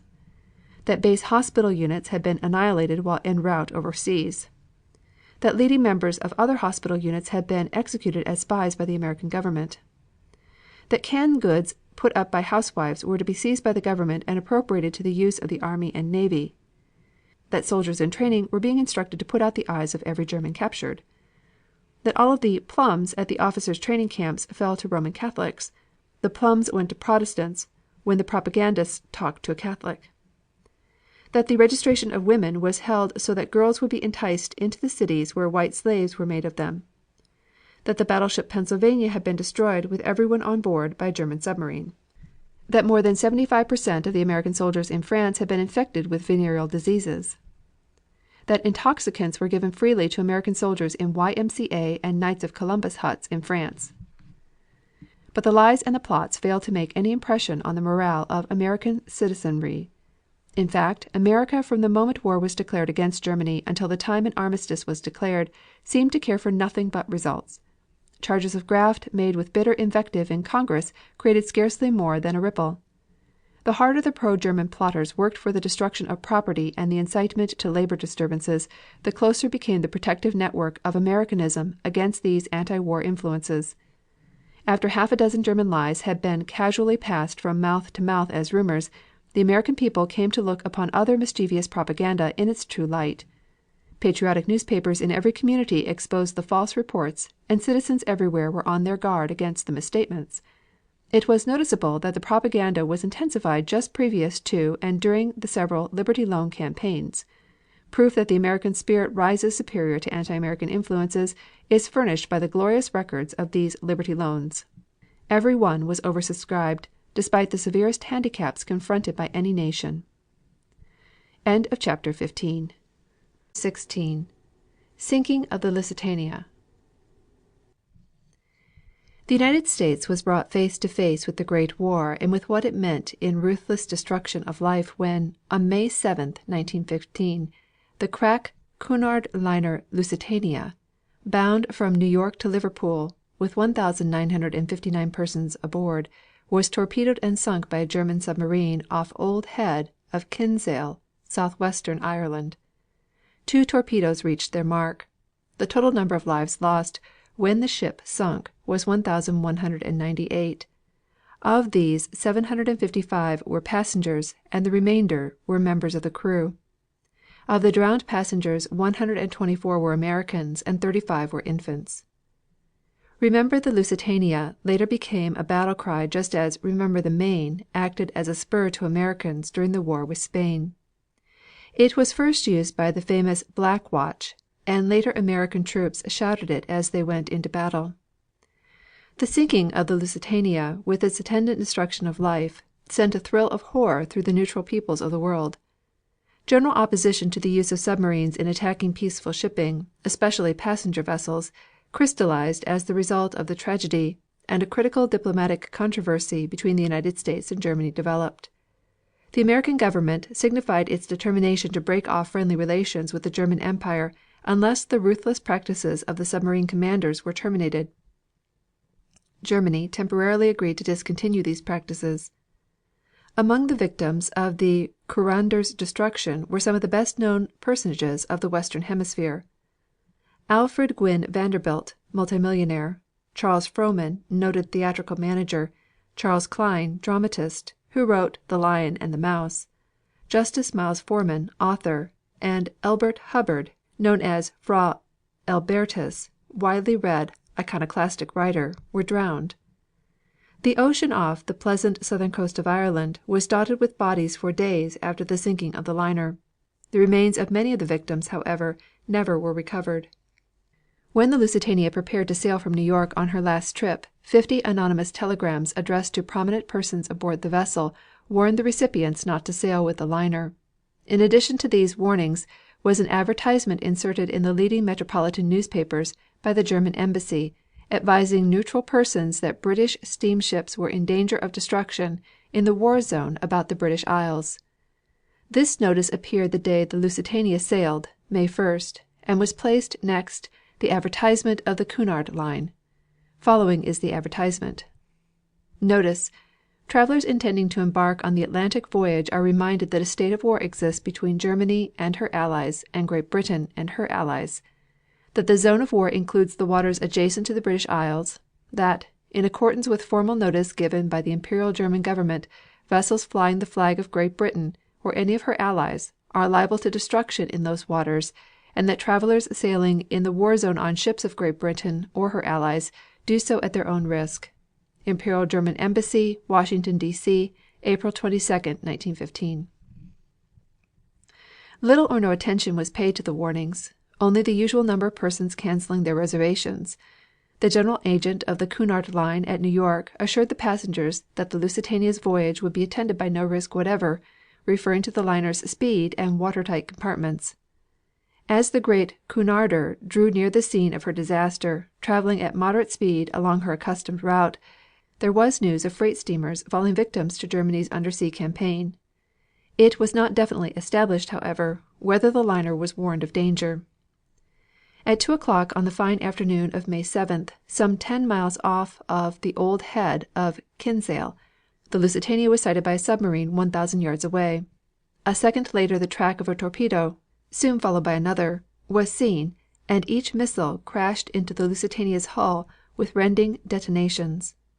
Many were killed or injured immediately by the explosions. Before the liner's headway was lost, some boats were lowered and capsized as a result. The immediate listing of the steamship added to the difficulties of rescue and increased the tragic toll of death. Much heroism and calmness were displayed by many in the few minutes the liner remained afloat. The bearing of Frohman, Vanderbilt, Hubbard, and other Americans was declared to have been particularly inspiring. Rescue ships and naval vessels rushed to the aid of the survivors from all nearby ports of Ireland. It has been said that the sinking of the Lusitania was carefully planned by the chiefs of the German admiralty. They expected, it was believed, to demoralize British shipping and strike terror into the minds of the British people by showing that the largest and swiftest of liners could easily be destroyed by submarines. According to the Paris paper, La Guerre Sociale, published by Gustave Herve, the submarine responsible was the U-21, commanded by Lieutenant Hersing. Hersing was said to have been decorated for his deed. The U-21 afterwards was destroyed, and the story of its participation in the sinking of the great Cunarder never was confirmed.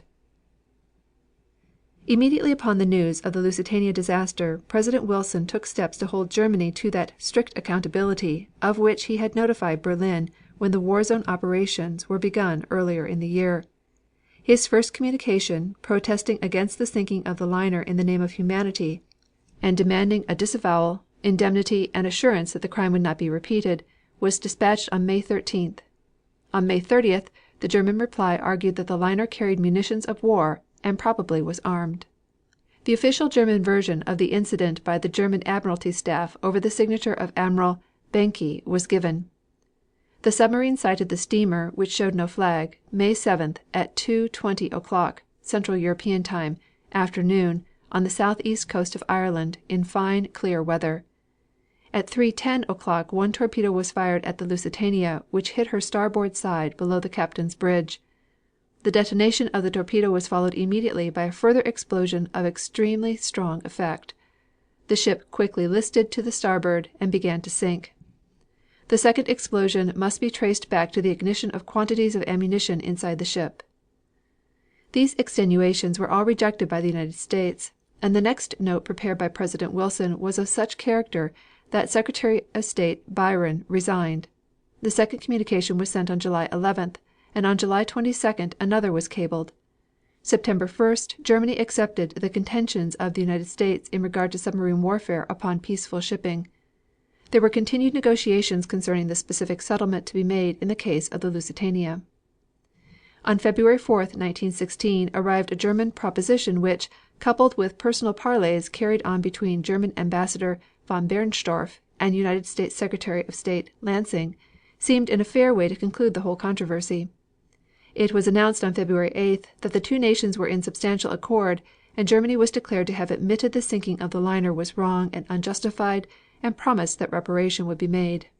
However, a week later, when Germany took advantage of tentative American proposals concerning the disarming of merchant ships by announcing that all armed hostile merchantmen would be treated as warships and attacked without warning, the almost completed agreement was overthrown.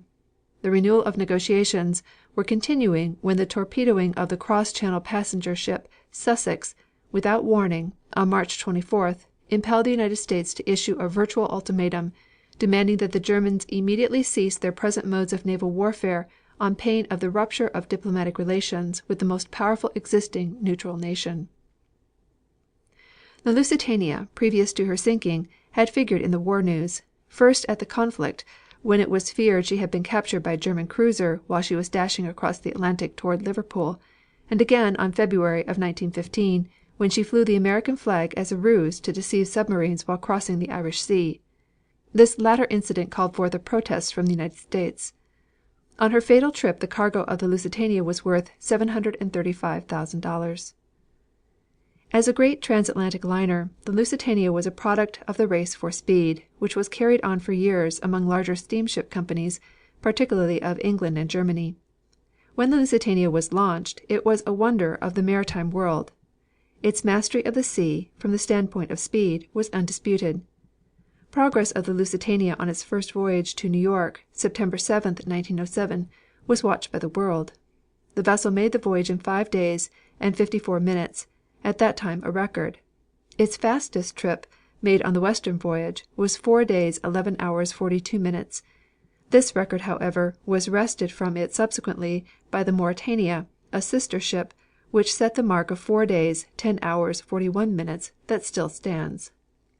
Although the Lusitania was surpassed in size by several other liners built subsequently, it never lost the reputation acquired at the outset of its career. Its speed and luxurious accommodations made it a favorite, and its passenger lists bore the names of many of the most prominent Atlantic wayfarers. The vessel was pronounced by its builders to be as nearly unsinkable as any ship could be. Everything about the Lusitania was of colossal dimensions. Her rudder weighed 65 tons. She carried 3 anchors of 10 tons each. The main frames and beams, placed end to end, would extend 30 miles. The Lusitania was 785 feet long, 88 feet beam, and 60 feet deep. Her gross tonnage was 32,500, and her net tonnage 9,145. Charges were made that one or more Guardian submarines deliberately drove off ships near by which might have saved hundreds of lives lost when the Lusitania went down. Captain W.F. Wood, of the Leyland Line steamer Etonian, said his ship was prevented from going to the rescue of the passengers of the sinking Lusitania by a warning that an attack might be made upon his own vessel. The Etonian left Liverpool May 6th. When Captain Wood was 42 miles from Kinsale he received a wireless call from the Lusitania for immediate assistance. The call was also picked up by the steamers of City of Exeter and Narragansett. The Narragansett, Captain Wood said, was made a target for submarine attack, a torpedo missing her by a few feet, and her commander then warned Captain Wood not to attempt to reach the Lusitania. It was 2 o'clock in the afternoon, May 7th, that we received the wireless SOS, said Captain Wood. I was then 42 miles distant from the position he gave me. The Narragansett and the City of Exeter were nearer the Lusitania, and she answered the SOS.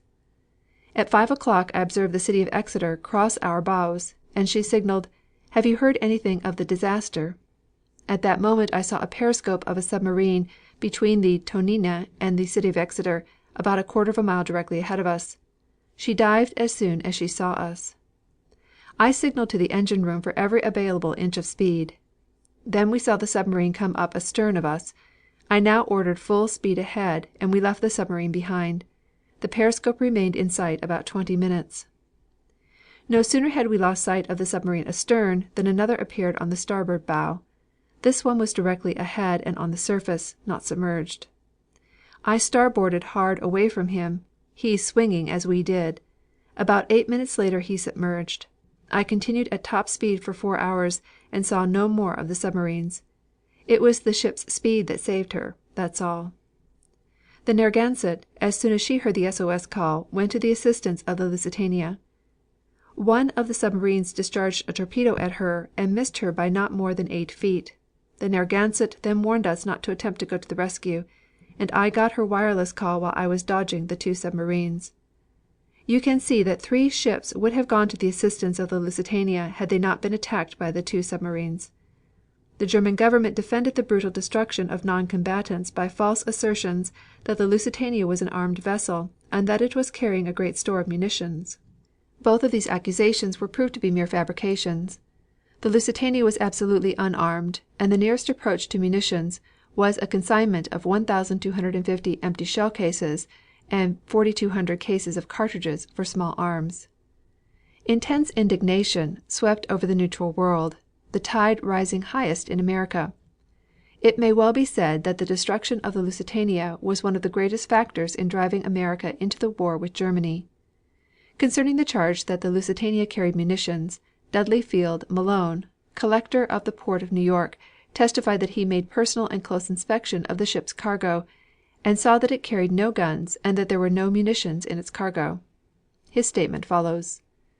This report is not correct. The Lusitania was inspected before sailing, as is customary. No guns were found, mounted or unmounted, and the vessel sailed without any armament. No merchant ship would be allowed to arm in this port and leave the harbor.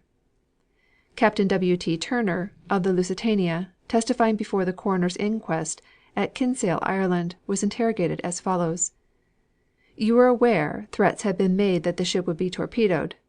"We were," the captain replied. "Was she armed?" "No, sir." "What precautions did you take?"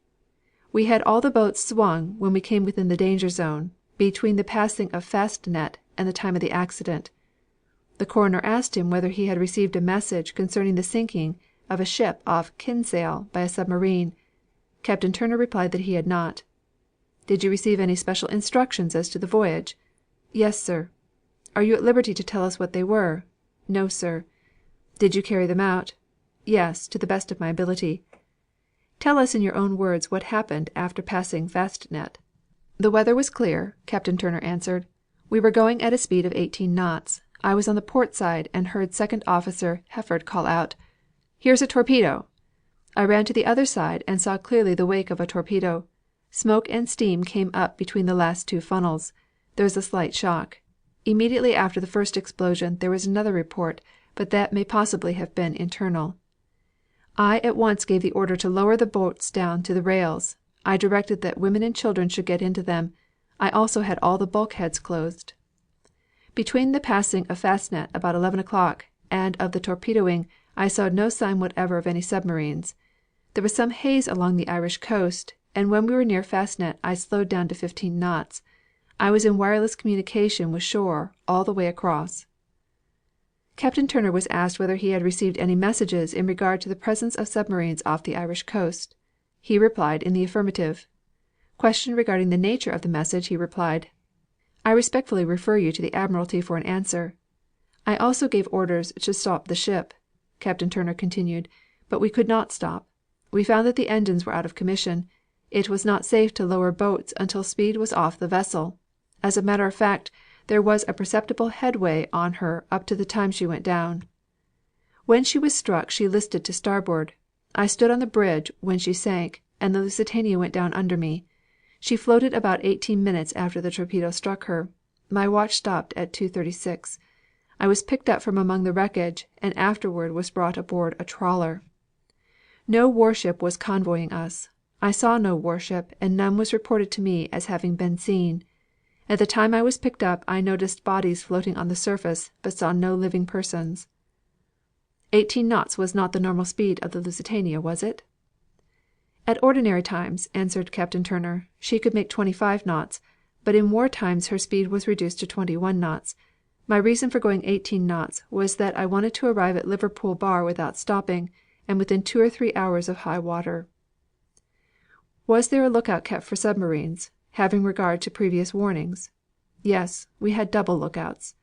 "Were you going a zigzag course at the moment the torpedoing took place?" "No, it was bright weather and land was clearly visible." "Was it possible for a submarine to approach without being seen?" "Oh yes, quite possible." "Something has been said regarding the impossibility of launching the boats on the port side?" "Yes," said Captain Turner, "owing to the listing of the ship." "How many boats were launched safely?" "I cannot say." "Were any launched safely?" "Yes, and 1 or 2 on the port side." "Were your orders promptly carried out?" "Yes." "Was there any panic on board?" "No, there was no panic at all. It was almost calm." "How many persons were on board?" "There were 1,500 passengers and about 600 crew." By the foreman of the jury: "In the face of the warnings at New York that the Lusitania would be torpedoed, did you make any application to the Admiralty for an escort?" "No, I left that to them. It's their business, not mine. I simply had to carry out my orders and go, and I would do it again." Captain Turner uttered the last words of this reply with great emphasis. By the coroner: "I am glad to hear you say so, Captain." By the juryman: "Did you get a wireless to steer your vessel in a northern direction?" "No," replied Captain Turner. "Was the course of the vessel altered after the torpedoes struck her?" "I headed straight for land, but it was useless. Previous to this the watertight bulkheads were closed. I suppose the explosion forced them open. I don't know the exact extent to which the Lusitania was damaged." "There must have been serious damage done to the watertight bulkheads?" "There certainly was, without doubt." "Were the passengers supplied with life belts?" "Yes." Were any special orders given that morning that life belts be put on? No. Was any warning given before you were torpedoed? None whatever. It was suddenly done and finished. If there had been a patrol boat about, might it have been of assistance? It might, but it is one of those things one never knows. With regard to the threats against his ship, Captain Turner said he saw nothing except what appeared in the New York papers the day before the Lusitania sailed. He had never heard the passengers talking about the threats, he said. Was a warning given to the lower decks after the ship had been struck? Captain Turner was asked. All the passengers must have heard the explosion, Captain Turner replied. Captain Turner, in answer to another question, said he received no report from the Outlook before the torpedo struck the Lusitania. Ship's Bulgar, Livermore, testified that the watertight compartments were closed, but that the explosion and the force of the water must have burst them open. He said that all the officers were at their posts and that earlier arrivals of the rescue craft would not have saved the situation. After physicians had testified that the victims had met death through prolonged immersion and exhaustion, the coroner summed up the case. He said that the first torpedo fired by the German submarine did serious damage to the Lusitania, but that, not satisfied with this, the Germans had discharged another torpedo. The second torpedo, he said, must have been more deadly because it went right through the ship, hastening the work of destruction. The characteristic courage of the Irish and British people was manifested at the time of this terrible disaster, the coroner continued, and there was no panic. He charged that the responsibility lay on the German government and the whole people of Germany, who collaborated in the terrible crime.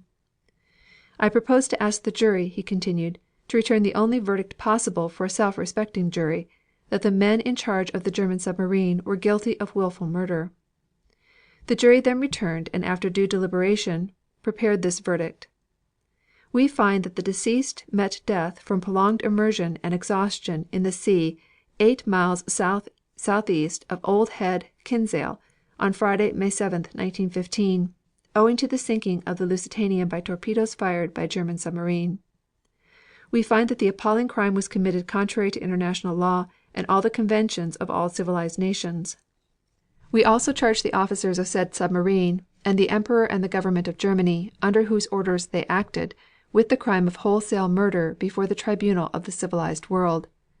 We desire to express sincere condolences and sympathy with the relatives of the deceased, the Cunard Company, and the United States, many of whose citizens perished in this murderous attack on an unarmed liner. President Wilson's note to Germany, written consequent on the torpedoing of the Lusitania, was dated 6 days later, showing that time for careful deliberation was duly taken. The President's secretary, Joseph P. Tumblety, on May 8th, the day following the tragedy, made this statement: Of course the President feels the distress and the gravity of the situation to the utmost, and is considering very earnestly but very calmly the right course of action to pursue. He knows that the people of the country wish and expect him to act with deliberation as well as with firmness. Although signed by Mr. Byron as Secretary of State, the note was written by the President in shorthand, a favorite method of Mr. Wilson in making memoranda, and transcribed by him on his own typewriter. The document was presented to the members of the President's cabinet, a draft of it was sent to Councillor Lansing of the State Department, and after a few minor changes it was transmitted by cable to Ambassador Gerard in Berlin. Department of State, Washington, May 13, 1915. The Secretary of State to the American Ambassador at Berlin: Please call on the Minister of Foreign Affairs and after reading to him this communication leave with him a copy. In view of recent acts of the German authorities in violation of American rights on the high seas, which culminated in the torpedoing and sinking of the British steamship Lusitania on May 7, 1915, by which over 100 American citizens lost their lives, it is clearly wise and desirable that the government of the United States and the Imperial German government should come to a clear and full understanding as to the grave situation which has resulted. The sinking of the British passenger steamer Falaba by a German submarine on May 28th, through which Leon C. Thrasher, an American citizen, was drowned. The attack on April 28th on the American vessel Cushing by a German aeroplane. The torpedoing on May 1st of the American vessel Gulflight by a German submarine, as a result of which 2 or more American citizens met their death.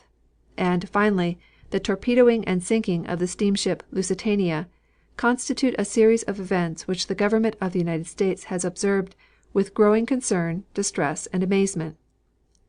Recalling the humane and enlightened attitude hitherto assumed by the Imperial German government in matters of international right and particularly with regard to the freedom of the seas, having learned to recognize the German views and the German influence in the field of international obligation as always engaged upon the side of justice and humanity, and having understood the instructions of the Imperial German government to its naval commanders to be upon the same plane of humane action prescribed by the naval codes of the other nations, the government of the United States was loath to believe, it cannot now bring itself to believe, that these acts, so absolutely contrary to the rules, the practices, and the spirit of modern warfare, could have the countenance or sanction of that great government. It feels it to be its duty, therefore, to address the Imperial German government concerning them with the utmost frankness and in the earnest hope that it is not mistaken in expecting action on the part of the Imperial German government which will correct the unfortunate impressions which have been created and vindicate once more the position of that government with regard to the sacred freedom of the seas. The government of the United States has been apprised that the Imperial German government considered themselves to be obliged by the extraordinary circumstances of the present war and the measure adopted by their adversaries in seeking to cut Germany off from all commerce, to adopt methods of retaliation which go much beyond the ordinary methods of warfare at sea, in the proclamation of a war zone from which they have warned neutral ships to keep away. This government has already taken occasion to inform the Imperial German government that it cannot admit the adoption of such measures, or such a warning of danger, to operate as in any degree an abbreviation of the rights of American shipmasters or of American citizens bound on lawful errands as passengers on merchant ships of belligerent nationality, and that it must hold the Imperial German government to a strict accountability for any infringement of those rights, intentional or incidental. It does not understand the Imperial German government to question these rights.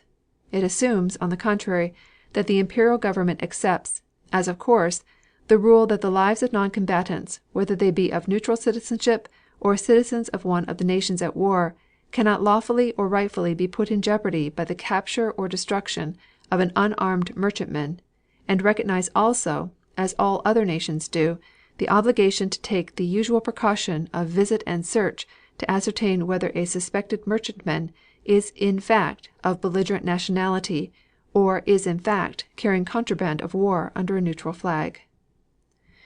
The government of the United States, therefore, desires to call the attention of the Imperial German government with the utmost earnestness to the fact that the objection to their present method of attack against the trade of their enemies lies in the practical impossibility of employing submarines in the destruction of commerce without disregarding those rules of fairness, reason, justice, and humanity which all modern opinion regards as imperative. It is practically impossible for the officers of a submarine to visit a merchantman at sea and examine her papers and cargo. It is practically impossible for them to make a prize of her, and, if they cannot put a prize crew on board of her, they cannot sink her without leaving her crew and all on board of her to the mercy of the sea in her small boats. These facts, it is understood, the Imperial German government frankly admit. We are informed that in the instances of which we have spoken, time enough for even that poor measure of safety was not given, and in at least 2 of the cases cited not so much as a warning was received. Manifestly, submarines cannot be used against merchantmen, as the last few weeks have shown, without an inevitable violation of many sacred principles of justice and humanity. American citizens act within their indisputable rights in taking their ships and in traveling wherever their legitimate business calls them upon the high seas, and exercise those rights in what should be the well justified confidence that their lives will not be endangered by acts done in clear violation of universally acknowledged international obligations, and certainly in the confidence that their own government will sustain them in the exercise of their rights. There was recently published in the newspapers of the United States, I regret to inform the Imperial German government, a formal warning, purporting to come from the Imperial German embassy at Washington, addressed to the people of the United States, and stating, in effect, that any citizen of the United States who exercised his right of free travel upon the seas would do so at his peril if his journey should take him within the zone of waters within which the Imperial German Navy was using submarines against the commerce of Great Britain and France, notwithstanding the respectful but very earnest protest of the government of the United States. I do not refer to this for the purpose of calling the attention of the Imperial German government at this time to the surprising irregularity of a communication from the Imperial German Embassy at Washington addressed to the people of the United States through the newspapers, but only for the purpose of pointing out that no warning that an unlawful and inhumane act will be committed can possibly be accepted as an excuse or palliation for the act or as an abatement of the responsibility for its commission. Long acquainted as this government has been with the character of the Imperial government and with the high principles of equity by which they have in the past been actuated and guided, the government of the United States cannot believe that the commanders of the vessels which committed these acts of lawlessness did so except under a misapprehension of the orders issued by the Imperial German naval authorities. It takes for granted that, at least within the practical possibilities of every such case, the commanders even of submarines were expected to do nothing that would involve the lives of non-combatants or the safety of neutral ships, even at the cost of failing of their object of capture or destruction. It confidently expects, therefore, that the Imperial German government will disavow the acts of which the government of the United States complains, that they will make reparation so far as reparation is possible for injuries which are without measure, and that they will take immediate steps to prevent the recurrence of anything so obviously subversive as the principles of warfare for which the Imperial German government have in the past so wisely and firmly contended. The government and people of the United States look to the Imperial German government for just, prompt, and enlightened action in this vital matter, with the greater confidence, because the United States and Germany are bound together not only by ties of friendship but also by the explicit stipulations of the Treaty of 1828 between the United States and the Kingdom of Prussia. Expressions of regret and offers of reparation in case of the destruction of neutral ships sunk by mistake, while they may satisfy international obligations if no loss of life results, cannot justify or excuse a practice the natural and necessary effect of which is to subject neutral nations and neutral persons to new and immeasurable risks. The Imperial German government will not expect the government of the United States to omit any word or any act necessary to the performance of its sacred duty of maintaining the rights of the United States and its citizens and of safeguarding their free exercise and enjoyment. Bryan. Ex-President Roosevelt, after learning details of the sinking of the Lusitania, made these statements: "This represents not merely piracy, but piracy on a vaster scale of murder than old-time pirate ever practiced.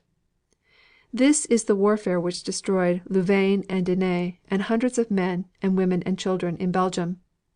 It is a warfare against innocent men, women, and children traveling on the ocean, and our own fellow countrymen and countrywomen who were among the sufferers. It seems inconceivable that we can refrain from taking action in this matter, for we owe it not only to humanity but to our own national self-respect." Former President Taft made this statement: "I do not wish to embarrass the President of the Administration by a discussion of the subject at this stage of the information, except to express confidence that the President will follow a wise and patriotic course.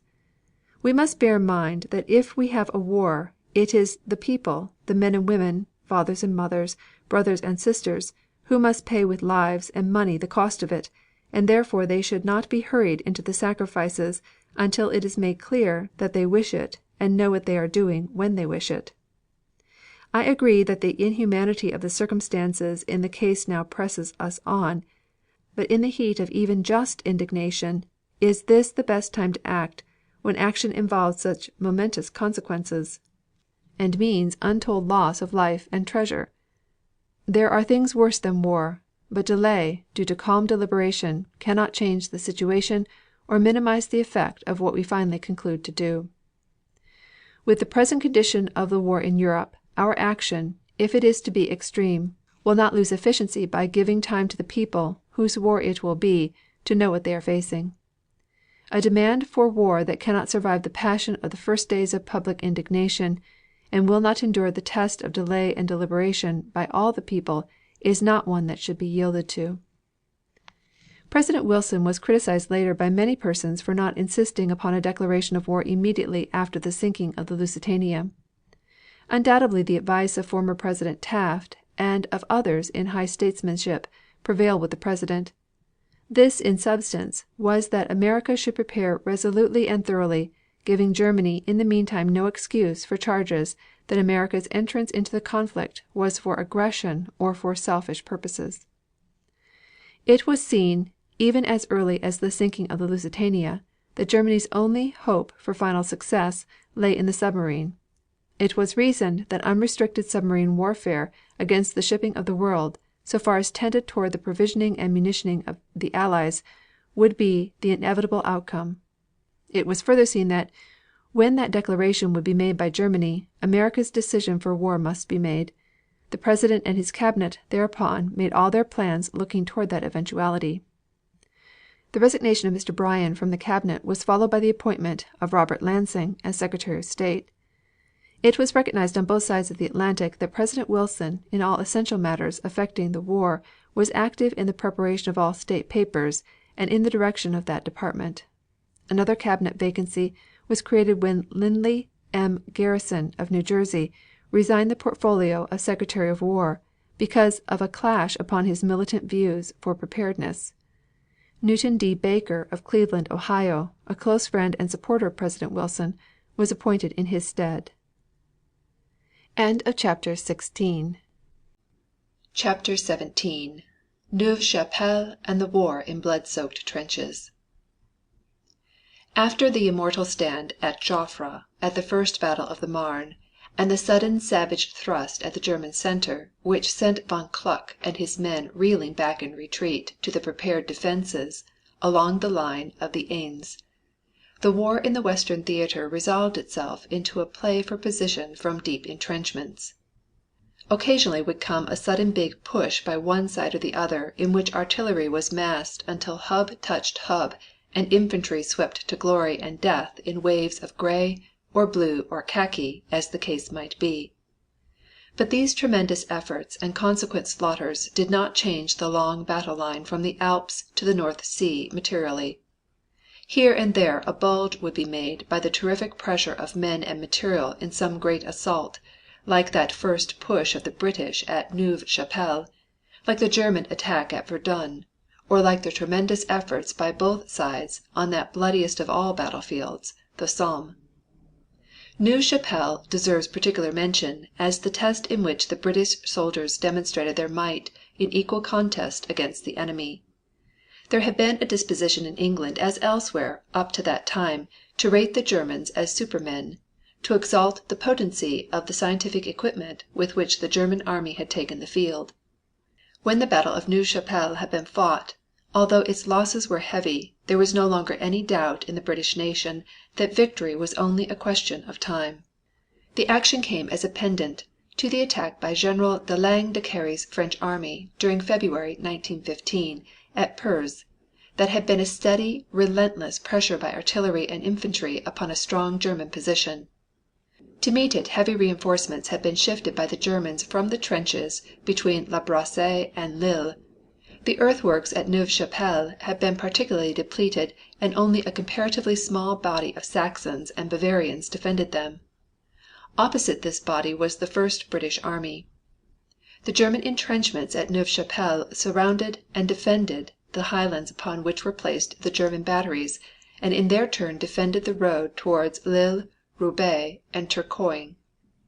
The task assigned to Sir John French was to make an assault with only 48,000 men on a comparatively narrow front. There was only one practicable method for effective preparation, and this was chosen by the British general.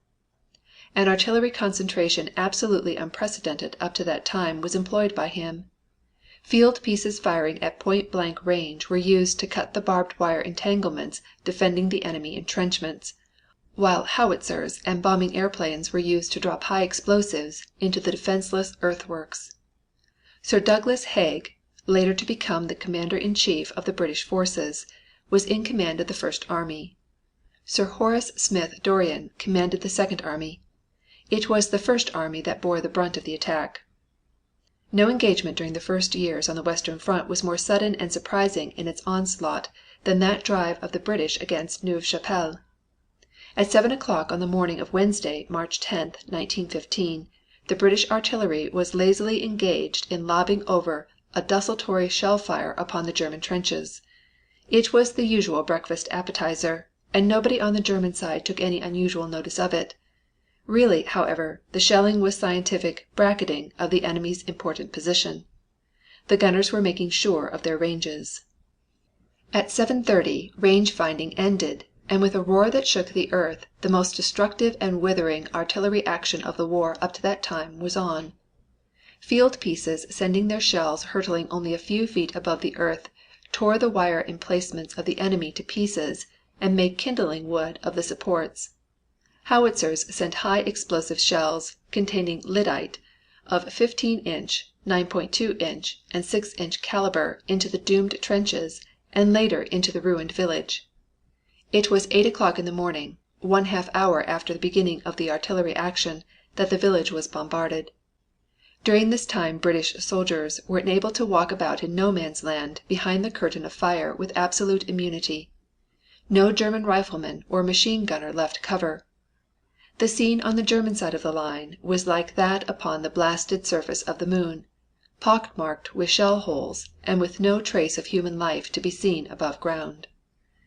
An eyewitness describing the scene said, "The dawn, which broke reluctantly through a veil of clouds on the morning of Wednesday, March 10, 1915, seemed as any other to the Germans behind the white and blue sandbags in their long line of trenches curving in a semicircle around the battered village of Neuve Chapelle.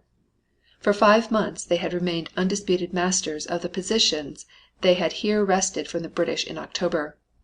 Ensconced in their comfortably arranged trenches, with but a thin outpost in their fire trenches, they had watched day succeed day, and night succeed night, without the least variation from the monotony of trench warfare. The intermittent bark of the machine guns, rat-tat-tat-tat, and the perpetual rattle of rifle fire, with here and there a bomb, and now and then an exploded mine. For weeks past the German airmen had grown strangely shy. On this Wednesday morning none were aloft to spy out the strange doings which, as dawn broke, might have been descried on the desolate roads behind the British lines. From 10 o'clock of the preceding evening endless files of men marched silently down the roads leading towards the German positions, through Laventie and Richebourg-Saint-Vaast, poor sheltered villages of the dead where months of incessant bombardment had driven away the last inhabitants and left roofless houses and rent roadways. 2 days before, a quiet room, where Nelson's prayer stands on the mantel-shelf, saw the rippling of the plans that sent these sturdy sons of Britain's 4 kingdoms marching all through the night. Sir John French met the Army Corps commanders and unfolded to them his plans for the offensive of the British Army against the German line at Neuve Chapelle. The onslaught was to be a surprise. That was its essence. The Germans were to be battered with artillery, then rushed before they recovered their wits. We had 36 clear hours before us. Thus long, it was reckoned, with complete accuracy as afterwards appeared, must elapse before the Germans, whose line before us had been weakened, could rush up reinforcements. To ensure the enemy's being pinned down right and left of the great push, an attack was to be delivered north and south of the main thrust, simultaneously with the assault on Neuve Chapelle. After describing the impatience of the British soldiers as they awaited the signal to open the attack, the actual beginning of the engagement, the narrator continues. Then hell broke loose. With a mighty, hideous, screeching burst of noise, hundreds of guns spoke. The men in the front trenches were deafened by the sharp reports of the field guns splitting out their shells at close range to cut through the Germans' barbed wire entanglements. In some cases the trajectory of these vicious missiles was so flat that they passed only a few feet above the British trenches. The din was continuous. An officer who had the curious idea of putting his ear to the ground said it was as though the earth were being smitten great blows with a Titan's hammer. After the first few shells had plunged screaming amid clouds of earth and dust into the German trenches, a dense pall of smoke hung over the German lines. The sickening fumes of lyddite blew back into the British trenches. In some places the troops were smothered in earth and dust, or even splattered with blood from the hideous fragments of human bodies that went hurtling through the air. At one point the upper half of a German officer, his cap crammed on his head, was blown into one of our trenches. Words will never convey any adequate idea of the horror of those 35 minutes. When the hands of officers' watches pointed to 5 minutes past 8, whistles resounded along the British lines. At the same moment the shells began to burst farther ahead, for, by previous arrangement, the gunners, lengthening their fuses, were lifting on the village of Neuve Chapelle so as to leave the ground open for our infantry to rush in and finish what guns had begun.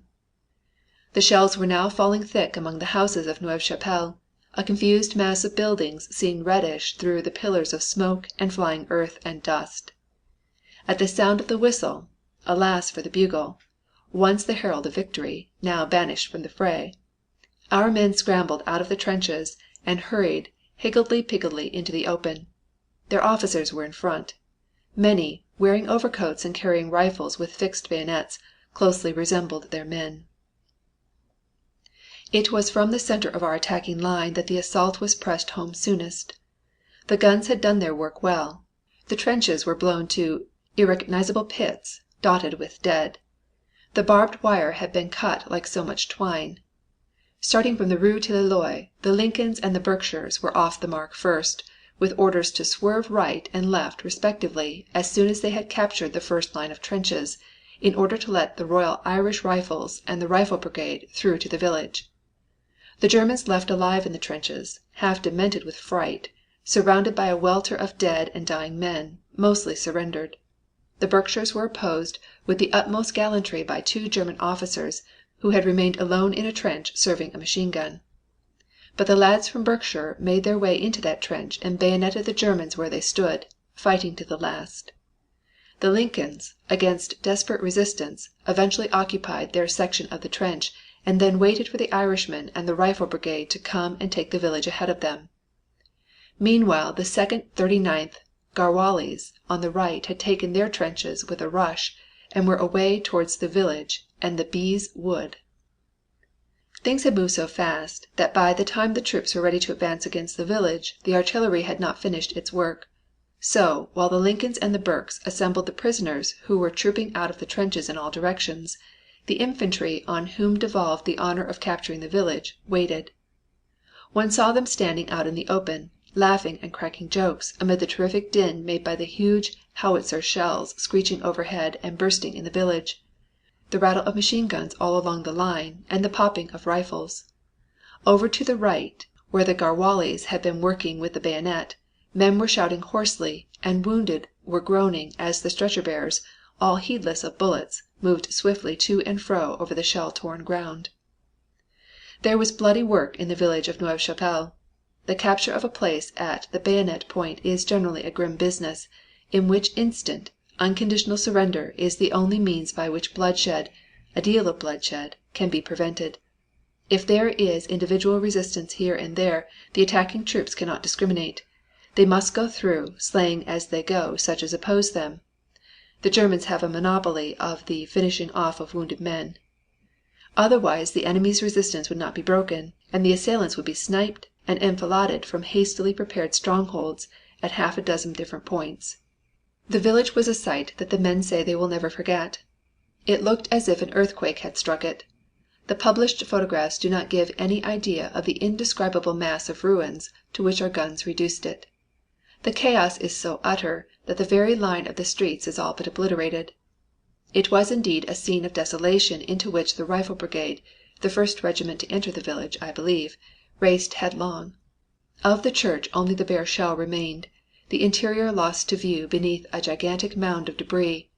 The little churchyard was devastated, the very dead plucked from their graves, broken coffins and ancient bones scattered about amid the fresher dead, the slain of that morning, gray-green forms asprawl athwart the tombs.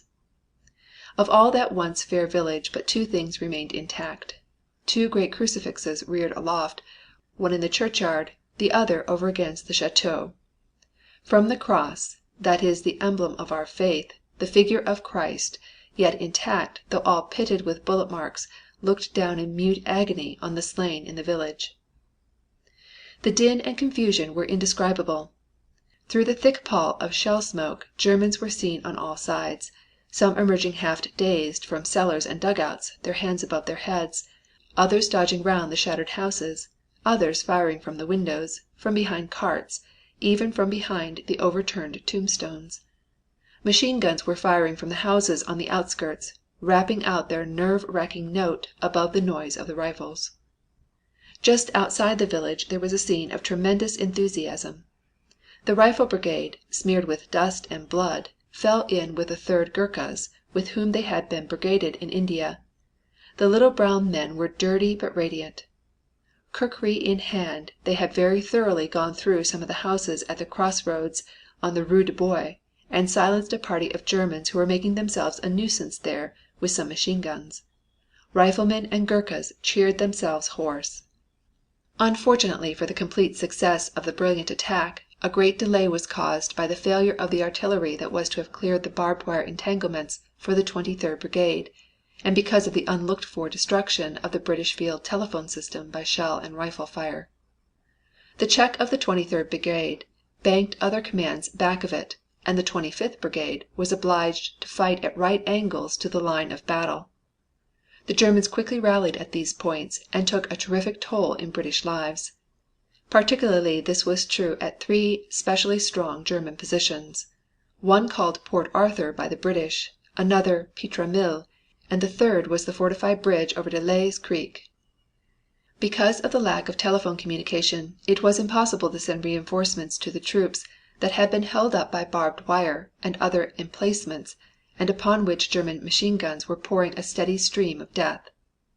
As the 23rd Brigade had been held up by unbroken barbed wire northwest of Neuve Chapelle, so the 7th Division of the 4th Corps was also checked in its action against the ridge of Aubers on the left of Neuve Chapelle. Under the plan of Sir Douglas Haig, the 7th Division was to have waited until the 8th Division had reached Neuve Chapelle, and then it was to charge through Aubers. With the tragic mistake that cost the 23rd Brigade so dearly, the plan affecting the 7th Division went awry. The German artillery, observing the concentration of the 7th Division opposite Aubers, opened a vigorous fire upon that front. During the afternoon General Haig ordered a charge upon the German positions. The advance was made in short rushes in the face of a fire that seemed to blaze from an inferno. Inch by inch the ground was drenched with British blood. At 5:30 in the afternoon the men dug themselves in under the relentless German fire. Further advance became impossible. The night was one of horror.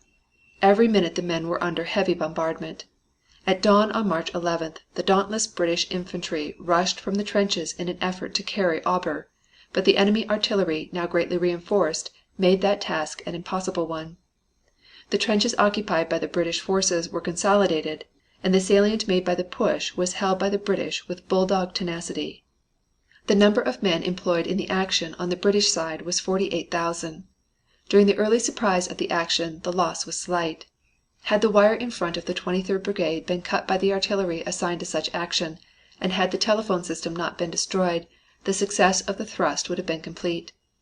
The delay of 4½ hours between the first and second phases of the attack caused virtually all the losses sustained by the attacking force. The total casualties were 12,811 men of the British forces. Of these 1,751 officers and privates were taken prisoners, and 10,000 officers and men were killed and wounded. The action continued throughout Thursday, March 11th, with little change in the general situation. The British still held Neuve Chapelle, and their entrenchments threatened Aubers. On Friday morning, March 12th, the Crown Prince of Bavaria made a desperate attempt, under cover of heavy fog, to recapture the village. The effort was made in characteristic German dense formations. The Westphalian and Bavarian troops came out of Bees Wood in waves of gray-green, only to be blown to pieces by British guns already loaded and laid on the mark. Elsewhere British waited until the Germans were scarcely more than 50 paces away when they opened with deadly rapid fire before which the German waves melted like snow before steam. It was such slaughter as the British had experienced when held up before Aubers, slaughter that staggered Germany. So ended Neuve Chapelle, a battle in which the decision rested with the British, a victory for which a fearful price had been paid, but out of which came a confidence that was to hearten the British nation and to put sinews of steel into the British army for the dread days to come. The story of Neuve Chapelle was repeated in large and in miniature many times during the deadlock of trench warfare on the Western Front, until victory finally came to the Allies. During those years the Western battle front lay like a wounded snake across France and Belgium. It writhed and twisted, now this way, now that, as one side or the other gambled with men and shells and aeroplanes for some brief advantage. It bent back in a great bulge when von Hindenburg made his famous retreat in the winter of 1916, after the Allies had pressed heavily against the Teutonic front upon the ghastly field of the Somme. The record is one of great value to military strategists. To the layman it is only a succession of artillery barrages, of gas attacks, of aerial reconnaissances and combats. One day grew to be very much like another in that deadlock of pythons. A play for position here was met by a counter-thrust in another place. German inventions were outmatched and outnumbered by those coming from the Allied side. Trench warfare became the daily life of the men. They learned to fight and live in the open. The power of human adaptation to abnormal conditions was never better exemplified than in those weary, dreary years on the Western Front. The fighting lines consisted generally of 1, 2, or 3 lines of shelter trenches lying parallel, measuring 20 or 25 inches in width, and varying in length according to the number they hold. The trenches were joined together by zigzag approaches and by a line of reinforced trenches, armed with machine guns, which were almost completely proof against rifle, machine gun, or gun fire. The ordinary German trenches were almost invisible from 350 yards away, a distance which permitted a very deadly fire. It is easy to realize that if the enemy occupied 3 successive lines and a line of reinforced entrenchments, the attacking line was likely, at the lowest estimate, to be decimated during the advance of 350 yards, by rifle fire at a range of 350 yards distance, and by the extremely quick fire of the machine guns, each of which delivered from 300 to 600 bullets a minute with absolute precision. In the field trench a soldier enjoyed far greater security than he would if merely prone behind his knapsack in an excavation barely 15 inches deep. He had merely to stoop down a little to disappear before the level of the ground and be immune from infantry fire. Moreover, his machine guns fired without endangering him. In addition, this stooping position brought the man's knapsack on a level with his helmet, thus forming some protection against shrapnel and shell splinters. At the back of the German trenches shelters were dug for non-commissioned officers and for the commander of the unit. Ever since the outbreak of the war, the French troops in Lorraine, after several experiences, realized rapidly the advantages of the German trenches and began to study those they had taken gloriously. Officers, non-commissioned officers, and men of the engineers were straightway detached in every unit to teach the infantry how to construct similar shelters. The education was quick, and very soon they had completed the work necessary for the protection of all.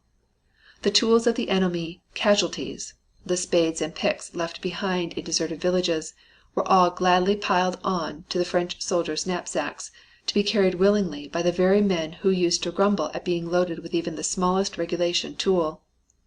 As soon as night had set in on the occasion of a lull in the fighting, the digging of the trenches was begun. Sometimes, in the darkness, men of each fighting nation, less than 500 yards away from their enemy, would hear the noise of the workers of the foe, the sounds of picks and axes, the officers' words of encouragement, and tacitly they would agree to an armistice during which to dig shelters from which in the morning they would dash out to fight once more. Commodious indeed were some of the trench barracks. One French soldier wrote, "In really up-to-date entrenchments you may find kitchens, dining rooms, bedrooms, and even stables. One regiment has first-class cowsheds." One day a whimsical poipois, finding a cow wandering about in the danger zone, had the bright idea of finding a shelter for it in the trenches. The example was quickly followed, and at this moment the th Infantry possesses an underground farm in which fat kine, well cared for, give such quantities of milk that regular distributions of butter are being made, and very good butter too. But this is not all. An officer writes home a tale of yet another one of the comforts of home added to the equipment of the trenches. We are clean people here. Thanks to the ingenuity of , we are able to take a warm bath every day from 10 to 12. We call this teasing the Boches, for this bathing establishment of the latest type is fitted up, would you believe it, in the trenches. Chapter 18. Steadfast in South Africa. When Germany struck at the heart of France through Belgium, simultaneous action was undertaken by the German command in Southwest Africa through propaganda and mobilization of the available German troops. Insidiously and by the use of money systematic propaganda was instituted to corrupt the Boers against their allegiance to the Union of South Africa. One great character stood like a rock against all their efforts. It was the character of General Louis Botha, formerly arrayed in battle against the British during the Boer uprising. With characteristic determination he formulated plans for the invasion of German Southwest Africa, without asking permission of the citizens of the South African Union or of the British Foreign Office. His vision comprehended an invasion that would have as its culmination a British Boer colony where the German colony had been, and that from Cable Bay to the source of the Nile there would be one mighty union, with a great trunk railway feeding Egypt, the Sudan, Rhodesia, Uganda, and the Union of South Africa. An able lieutenant of Botha was General Smuts. He cooperated with his chief in a campaign of education. They pointed out the absolute necessity for deafness to the German tempters, and succeeded in obtaining full cooperation for the Botha plan of invasion from the British Imperial Government and the South African Union. Concerning this agreement General Botha said, "To forget their loyalty to the Empire in this hour of trial would be scandalous and shameful, and would blacken South Africa in the eyes of the whole world. Of this South Africans were incapable. They had endured some of the greatest sacrifices that could be demanded of a people, but they had always kept before them ideals, founded on Christianity, and never in their darkest days had they sought to gain their ends by treasonable means. The path of treason was an unknown path to Dutch and English alike. Their duty and their conscience alike bade them to be faithful and true to the Imperial Government in all respects in this hour of darkness and trouble. That was the attitude of the Union Government. That was the attitude of the people of South Africa. The Government had cabled the Imperial Government at the outbreak of war, offering to undertake the defense of South Africa, thereby releasing the Imperial troops for service elsewhere. This was accepted, and the Union Defense Force was mobilized. Preliminary to the invasion of German Southwest Africa, General Botha proclaimed martial law throughout the Union. The first act in consequence of this proclamation was the arrest of a number of conspirators who were planning sedition throughout the Union. The head of this conspiracy was Lieutenant Colonel S.G. Maritz. General Byers and General De Wet, both Boer officers of high standing, cooperated with Maritz in an abortive rebellion. The situation was most trying for the native Boers, and, to their credit be it recorded, the great majority of them stood out strongly against the Germans. Vigorous action by Botha and Smuts smashed the rebellion in the fall of 1914. A force acting under General Botha in person attacked the troops under General Byers at Rustenburg on October 27th, and on the next day General Byers sought relief in flight. A smaller force acting under General Kemp was also routed on November 5th. General De Wet opened his campaign of rebellion on November 7th in an action at Wimberg, where he defeated a smaller force of loyalists under General Krona. The decisive battle at Marquard occurred on November 12th, Botha commanding the loyalist forces in person and De Wet the rebels. The victory of Botha in this fierce engagement was complete. De Wet was routed and captured on December 1st with a rear guard of 52 men. General Byers was drowned on December 9th while attempting to escape from the Vaal into the Transvaal. This eventually ended all opposition to General Botha. The invasion of German Southwest Africa began on January 5, 1915, and was one uninterrupted chapter of successes. Through jungle and swamp, swept by torrential rains, and encountering obstacles that would have disheartened any but the stoutest heart, the little force of invasion swept forward. Most of the engagements by the enemy were in the nature of guerrilla and rearguard actions. The backbone of the German command was broken and the remaining forces capitulated in July 1915. With the capitulation came the story of the German mismanagement in Southwest Africa, and particularly their horrible treatment of the Hereros and Hottentots in the country misgoverned by them. An official report fully authenticated was made and none of its essentials were refuted. The report told the story of how the German authorities examined the native Hereros. When Germany annexed the country in 1890, they were believed to possess well over 150,000 head of cattle.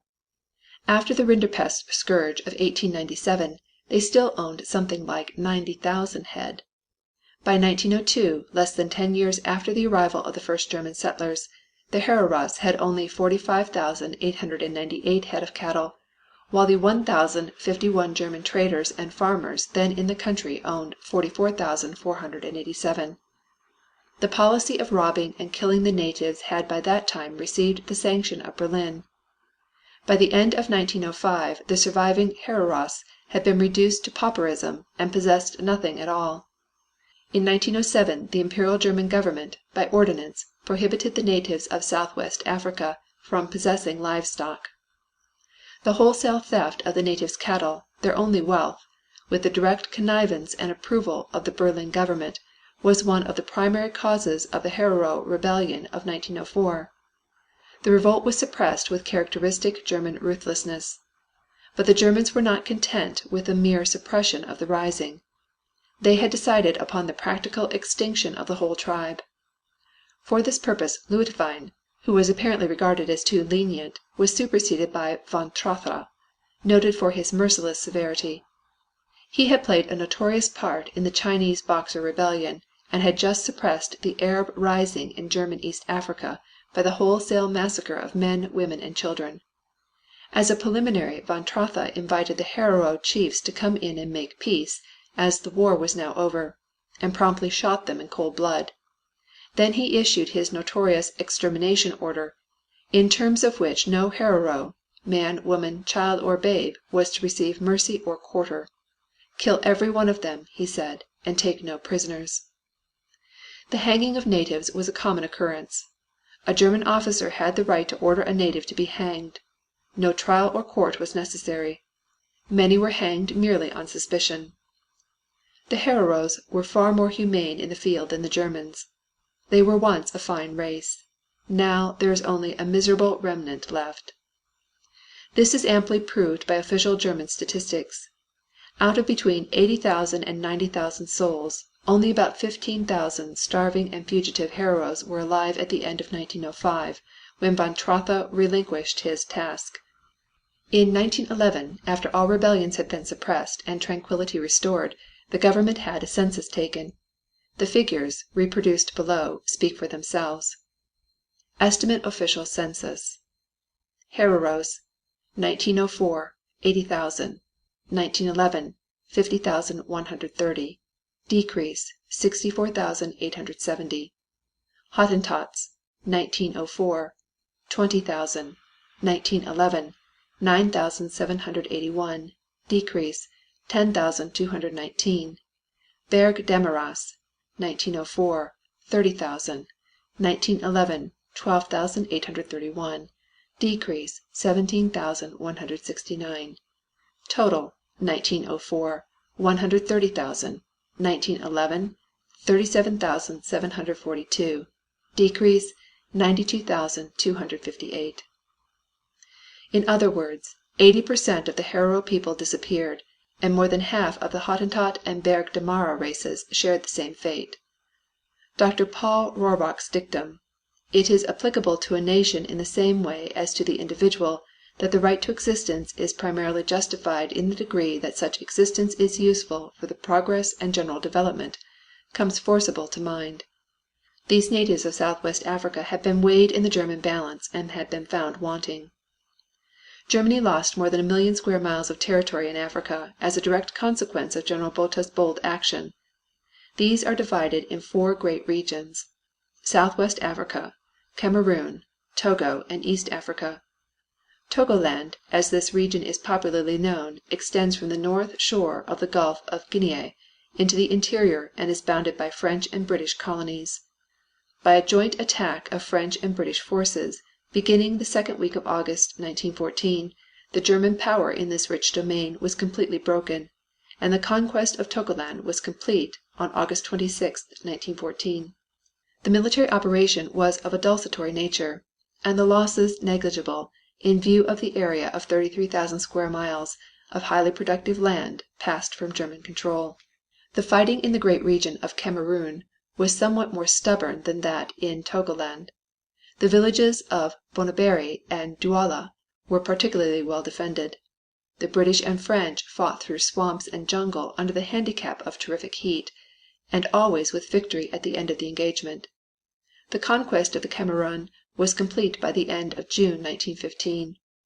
In addition to the operations by the British and French, a combined Belgian and French force captured Bolundu and Gwandera in the German Congo. The raids by General Botha on German Southwest Africa commenced on September 7, 1914. A series of brilliant strategic actions resulted in the conquest of a region once and a half the size of the German Empire at the time the Great War began. A British description of the operation states: "The operation of Windhoek was effected by General Botha's North Damaraland forces working along the railway from Swakopmund. At the former place General Vanderventer joined up with General Botha's forces. The force from Swakopmund met with considerable opposition, first at Tretskopje, a small township in the great Namib Desert 50 miles to the northeast of Swakopmund, and secondly at Otiumingwe on the Swakop River 60 miles northwest of Windhoek. Apart from these two determined stands, however, little other opposition was encountered, and Karabip was occupied on May 5th, and Orkandia and Windhoek on May 12th. With the fall of the latter place, 3,000 Europeans and 12,000 natives became prisoners. The wireless station, one of Germany's most valuable high power stations, which was able to communicate with one relay only with Berlin, was captured almost intact, and much rolling stock also fell into the hands of the Union forces. The advance from the south along the Luderitzbucht-Seeheim-Ketzmanshop railway, approximately 500 miles in length, was made by two forces which joined hands at the Ketzmanshop. The advance from Aus, captured on April 10th, was made by General Smuts' forces. Colonel, afterward General, Vanderventer, moving up from the direction of Warmbad and Kalkfrontein, around the flanks of Karas Mountain, pushed on after reaching Ketzmanshop in the direction of Gibeon. Bethany had previously been occupied during the advance to Seeheim. At Kabus, 20 miles north of the Keetmanshop, and at Gibeon, pitched battles were fought between General Vanderventer's forces and the enemy. No other opposition of importance was encountered, and the operations were brought to a successful conclusion. The stiffest fighting in all Africa came in German East Africa. It began late in September 1914 and continued until mid-June 1915. The Germans, curiously enough, commenced the offensive here with an attack upon Mombasa, the terminus of the Uganda Railway and the capital of British East Africa. The attack was planned as a joint naval and military operation, the German cruiser Königsberg being assigned to move into the harbor and bombard the town simultaneously with the assault by land. The plan went awry when the presence of British warships frightened off the Königsberg. The land attack was easily checked by a detachment of the King's African Rifles and native Arabian troops until the detachment of Indian regulars arrived upon the scene. The enemy thereupon retreated to his original plans. British reprisals came early in November when the towns of Tanga and Gassin were attacked by British troops. The troops selected for this adventure numbered 6,000 and carried only food, water, guns, and munitions. No protection of any kind nor any other equipment was taken by the soldiers. Reinforcements to the German forces delayed the capture of Gassin until January. A garrison of 300 men was left there, and this in turn was besieged by 3,000 Germans. After a stubborn defense the Germans recaptured the town. A union of two British forces was accomplished early in June 1915. One of these cut through German East Africa along the Kagera River, and the other advanced on steamers from Kisumu. They met the enemy on June 22nd and defeated it with heavy casualties. Later, General Tighe, commanding the combined British forces, was congratulated on the completeness of his victory on June 28th by General Kitchener. The territory acquired by the British as a consequence of the invasion of Germany's African possessions possesses formidable natural barriers, but once these are passed the traveler finds lands of wonderful fertility and great natural resources. Approaching German Southwest Africa from the east axis is across the Kalahari Desert. This in its trackless desolation, its frequent sandstorms and torrid heat through which only the hardiest and best provisioned caravans may penetrate, is worse than the worst that Sahara can show. There is not a sign of life. Approached from the sea, the principal port is Walfish Bay, a fair harbor that was improved by the British when they occupied it. Near Walfish some of the largest diamonds in the history of the world have been found and gold fields of considerable richness have been worked. The climate of German Southwest Africa, after the torrential storms of the seacoast and the terrific heat of the desert have been passed, is one of the most salubrious in the world. It is unique among African regions in the opportunities it affords for colonization by white men. Great Britain possessed large holdings of this land before Germany came into possession, but abandoned them under the belief that the region was comparatively worthless.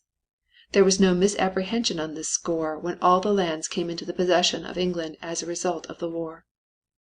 End of chapter 18. Chapter 19. Italy declares war on Austria.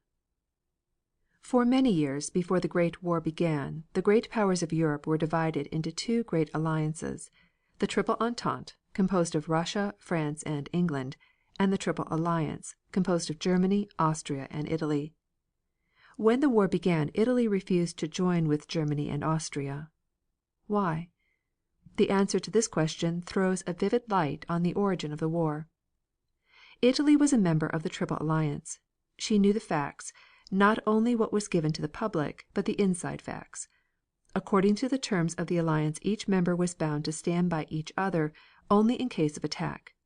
Italy refused to join with Austria and Germany because they were the aggressors.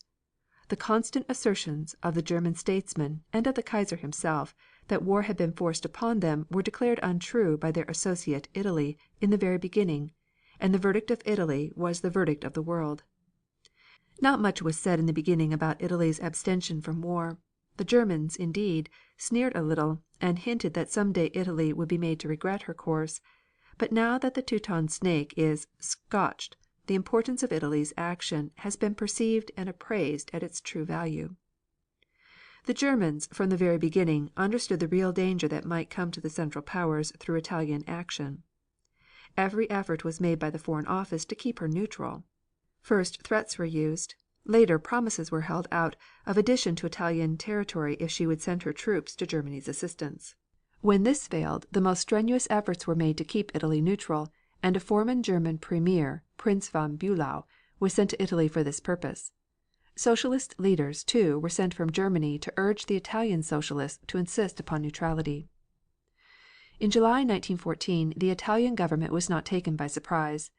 They had observed the increase year by year of the German army and of the German fleet.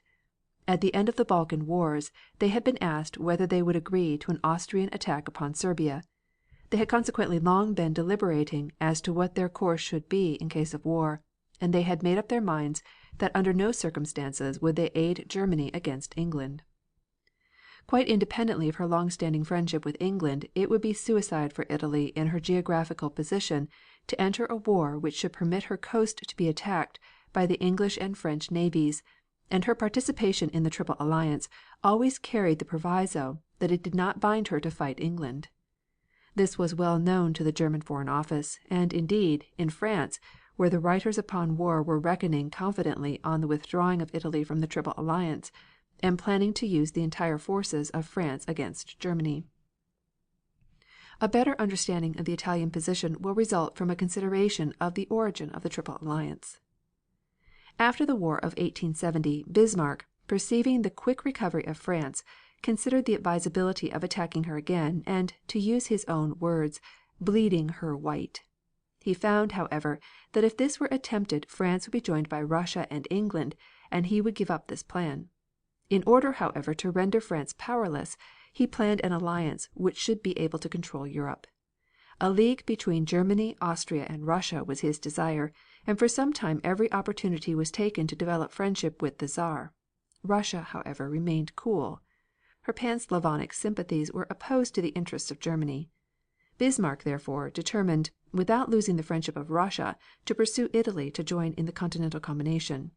Italy at the time was the least formidable of the six great powers, but Bismarck foresaw that she could be made good use of in such a combination. At that time Italy, just after the completion of Italian unity, found herself in great perplexity. Her treatment of the Pope had brought about the hostility of Roman Catholics throughout the world. She feared both France and Austria, who were strong Catholic countries, and hardly knew where to look for friends. The great Italian leader at the time was Francesco Crispi, who, beginning as a radical and a conspirator, had become a constitutional statesman. Bismarck professed the greatest friendship for Crispi and gave Crispi to understand that he approved of Italy's aspirations on the Adriatic and in Tunis. The next year, however, at the Berlin Congress, Italy's interests were ignored, and finally, in 1882, France seized Tunis, to the great indignation of the Italians. It has been shown in more recent times that the French seizure of Tunis was directly due to Bismarck's instigation. The Italians having been roused to wrath, Bismarck proceeded to offer them a place in the councils of the Triple Alliance. It was an easy argument that such an alliance would protect them against France, and no doubt it was promised that it would free them from the danger of attack by Austria. England, at the time, was isolated, and Italy continued on the best understanding with her. The immediate result of the alliance was a growth of Italian hostility toward France, which led in 1889 to a tariff war on France. Meanwhile German commercial and financial enterprises were pushed throughout the Italian peninsula. What did Italy gain by this? Her commerce was weakened, and Austria permitted herself every possible unfriendly act except open war. As time went on, Germany and Austria became more and more arrogant. Italy's ambitions on the Balkan Peninsula were absolutely ignored. In 1908, Austria appropriated Bosnia and Herzegovina, another blow to Italy. By this time Italy understood the situation well, and that same year, seeing no future for herself in Europe, she swooped down on Tripoli. In doing this she forestalled Germany herself, for Germany had determined to seize Tripoli. Both Germany and Austria were opposed to this action of Italy, but Italy's eyes were now open. 30 years of political alliance had created no sympathy among the Italians for the Germans. Moreover, it was not entirely a question of policy. The lordly arrogance of the Prussians caused sharp antagonism. The Italians were lovers of liberty, the Germans pledged toward autocracy. They found greater sympathy in England and in France. "I am a son of liberty," said Cavour. "To her I owe all that I am." That, too, is Italy's motto. When the war broke out popular sympathy in Italy was therefore strongly in favor of the Allies. The party in power, the Liberals, adopted the policy of neutrality for the time being, but thousands of Italians volunteered for the French and British service, and the anti-German feeling grew greater as time went on. Finally, on the 23rd of May, 1915, the Italian government withdrew its ambassador to Austria and declared war. A complete statement of the negotiations between Italy and Austria-Hungary, which led to this declaration, was delivered to the government of the United States by the Italian ambassador on May 25th. This statement, of which the following is an extract, lucidly presents the Italian position. The Triple Alliance was essentially defensive and designed solely to preserve the status quo, or in other words, equilibrium in Europe. That these were its only objects and purposes is established by the letter and spirit of the treaty, as well as by the intentions clearly described and set forth in official acts of the ministers who created the alliance and confirmed and renewed it in the interests of peace, which always has inspired Italian policy. The treaty, as long as its intents and purposes had been loyally interpreted and regarded, and as long as it had not been used as a pretext for aggression against others, greatly contributed to the elimination and settlement of causes of conflict, and for many years assured to Europe the inestimable benefit of peace. But Austria-Hungary severed the treaty by her own hands. She rejected the response of Serbia, which gave to her all the satisfaction she could legitimately claim. She refused to listen to the conciliatory proposals presented by Italy in conjunction with other powers in the effort to spare Europe from a vast conflict, certain to drench the continent with blood and to reduce it to ruin beyond the conception of human imagination. And finally she provoked that conflict.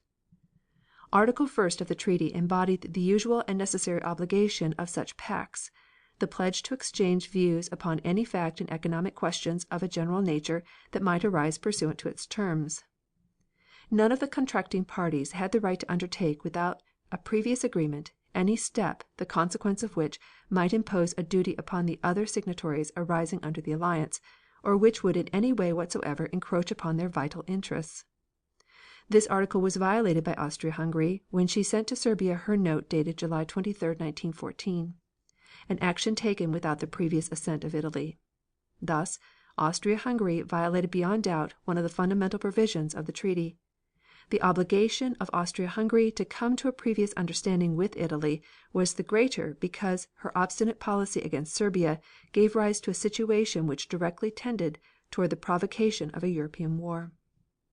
As far back as the beginning of July, 1914, the Italian government, preoccupied by the prevailing feeling in Vienna, caused to be laid before the Austro-Hungarian government a number of suggestions advising moderation and warning it of the impending danger of a European outbreak. The course adopted by Austria-Hungary against Serbia constituted, moreover, a direct encroachment upon the general interests of Italy, both political and economical, in the Balkan Peninsula. Austria-Hungary could not for a moment imagine that Italy could remain indifferent while Serbian independence was being trodden upon. On a number of occasions, therefore, Italy gave Austria to understand, in friendly but clear terms, that the independence of Serbia was considered by Italy an essential to the Balkan equilibrium. Austria-Hungary was further advised that Italy could never permit that equilibrium to be disturbed through prejudice. This warning had been conveyed not only by her diplomats in private conversations with responsible Austro-Hungarian officials, but was proclaimed publicly by Italian statesmen on the floors of Parliament. Therefore, when Austria-Hungary ignored the usual practices and menaced Serbia by sending her an ultimatum, without in any way notifying the Italian government of what she proposed to do, indeed leaving that government to learn of her actions through the press, rather than through the usual channels of diplomacy, when Austria-Hungary took this unprecedented course, she not only severed her alliance with Italy, but committed an act inimical to Italy's interests. After the European war broke out, Italy sought to come to an understanding with Austria-Hungary with a view to a settlement satisfactory to both parties, which might avert existing and future trouble. Her efforts were in vain, notwithstanding the efforts of Germany, which for months endeavored to induce Austria-Hungary to comply with Italy's suggestion, thereby recognizing the propriety and legitimacy of the Italian attitude. Therefore Italy found herself compelled by the force of events to seek other solutions. Inasmuch as the treaty of alliance with Austria-Hungary had ceased virtually to exist and served only to prolong a state of continual friction and mutual suspicion, the Italian ambassador at Vienna was instructed to declare to the Austro-Hungarian government that the Italian government considered itself free from the ties arising out of the treaty of the Triple Alliance in so far as Austria-Hungary was concerned. This communication was delivered in Vienna on May 4th. Subsequently to this declaration, and after we had been obliged to take steps for the protection of our interests, the Austro-Hungarian government submitted new concessions, which, however, were deemed insufficient and by no means met our minimum demands. These offers could not be considered under the circumstances. The Italian government, taking into consideration what has been stated above, and supported by the vote of Parliament and the solemn manifestation of the country, came to the decision that any further delay would be inadvisable. Therefore on May 23rd it was declared, in the name of the King, to the Austro-Hungarian ambassador at Rome, that, beginning the following day, May 24th, it would consider itself in a state of war with Austria-Hungary. It was a closely reasoned argument that the Italian statesman presented, but there was something more than reasoned argument in Italy's course. She had been waiting for years for the opportunity to bring under her flag the men of her own race still held in subjection by hated Austria. Now was the time, or never. Her people had become roused. Mobs filled the streets. Great orators, even the great poet D'Annunzio, proclaimed a holy war. The sinking of the Lusitania poured oil on the flames, and the treatment of Belgium and eastern France added to the fury. Italian statesmen, even if they had so desired, could not have withstood the pressure. It was a crusade for Italia Irredenta, for civilization, for humanity. The country had been flooded by representatives of German propaganda, papers had been hired and, by all report, money in large amounts distributed. But every German effort was swept away in the flood of feeling.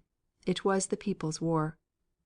Amid tremendous enthusiasm, the Chamber of Deputies adopted by vote of 407 to 74 the bill conferring upon the government full power to make war. All members of the cabinet maintained absolute silence regarding what steps should follow the action of the Chamber. When the Chamber reassembled on May 20th, after its long recess, there were present 482 deputies out of 500, the absentees remaining away on account of illness.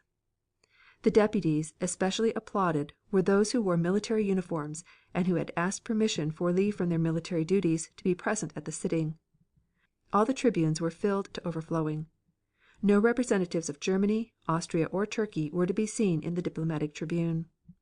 The first envoy to arrive was Thomas Nelson Page, the American ambassador, who was accompanied by his staff. M. Barrère, Sir J. Benelrod, and Michel de Geer, the French, British and Russian ambassadors, respectively appeared a few minutes later, and all were greeted with applause, which was shared by the Belgian, Greek and Roumanian ministers. George B. McClellan, one time mayor of New York, occupied a seat in the President's tribune. A few minutes before the session began the poet, Gabriel D'Annunzio, one of the strongest advocates for war, appeared in the rear of the public tribune, which was so crowded that it seemed impossible to squeeze in anybody else. But the moment people saw him they lifted him shoulder high and passed him over their heads to the first row. The entire chamber and all those occupying the other tribunes rose and applauded for 5 minutes, crying, "Viva D'Annunzio!" Later thousands sent him their cards and in return received his autograph bearing the date of this eventful day. Signor Marcola, President of the Chamber, took his place at 3 o'clock. All the members of the House, and everybody in the galleries, stood up to acclaim the old follower of Garibaldi. Premier Salandra, followed by all the members of the cabinet, entered shortly afterward. It was a solemn moment. Then a delirium of cries broke out. "Viva Salandra!" roared the deputies, and the cheering lasted for a long time. After the formalities of the opening, Premier Salandra, deeply moved by the demonstration, arose and said: "Gentlemen, I have the honor to present to you a bill to meet the eventual expenditures of a national war." The announcement was greeted by further prolonged applause. The Premier's speech was continually interrupted by enthusiasm, and at times he could hardly continue on account of the wild cheering. The climax was reached when he made a reference to the army and navy. Then the cries seemed interminable, and those on the floor of the House and in the galleries turned to the military tribune, from which the officers answered by waving their hands and handkerchiefs. At the end of the Premier's speech there were deafening vivas for the King, war and Italy. 34 Socialists refused to join the cheers, even in the cry of "Viva Italia," and they were hooted and hissed. The action of the Italian government created intense feeling. A newspaper man in Vienna, describing the Austrian indignation, said: "The exasperation and contempt which Italy's treacherous surprise attack and her hypocritical justification aroused here are quite indescribable. Neither Serbia nor Russia, despite a long and costly war, is hated. Italy, however, or rather those Italian would-be politicians and business men who offer violence to the majority of peaceful Italian people, are unutterably hated." On the other hand, German papers spoke with much more moderation and recognized that Italy was acting in an entirely natural manner. On the very day on which war was declared active operations were begun, both sides having been making elaborate preparations. Austria had prepared herself by building strong fortifications in which were employed the latest technical improvements in defensive warfare. Upon the Carso and around Gorizia the Austrians had placed innumerable batteries of powerful guns mounted on rails and protected by armor plates. They also had a great number of medium and smaller guns. A net of trenches had been excavated and constructed in cement, all along the edge of the hills which dominated the course of the Isonzo River. These trenches, occupying a position nearly impregnable because so mountainous, were defended by every modern device. They were protected with numerous machine guns, surrounded by wire entanglements through which ran a strong electric current. These lines of trenches followed without interruption from the banks of the Isonzo to the summit of the mountains which dominate it. They formed a kind of formidable staircase which had to be conquered step by step with enormous sacrifice. During this same period General Cadorna, then head of the Italian army, had been bringing that army up to date, working for high efficiency and piling up munitions. The army of Italy was a formidable one. Every man in Italy is liable to military service for a period of 19 years, from the age of 20 to 39. At the time of the war the approximate war strength of the army was as follows: officers 41,692, active army with the colors 289,910, reserve 638,979, mobile militia 299,956, territorial militia 1,889,659. Total strength 3,159,836. The above number of total men available included upward of 1.2 million fully trained soldiers, with perhaps another 800,000 partially trained men, the remaining million being completely untrained men. This army was splendidly armed, its officers well educated, and the men brave and disciplined. The Italian plan of campaign apparently consisted first in neutralizing the Trentino by capturing or covering the defenses and cutting the two lines of communication with Austria proper, the railway which ran south from Innsbruck and that which ran southwest from Vienna and joined the former at Franzensfratz. The second, in a movement in force on the eastern frontier, with Trieste captured or covered on the right flank in the direction of the Austrian fortress at Klagenfurt and Vienna.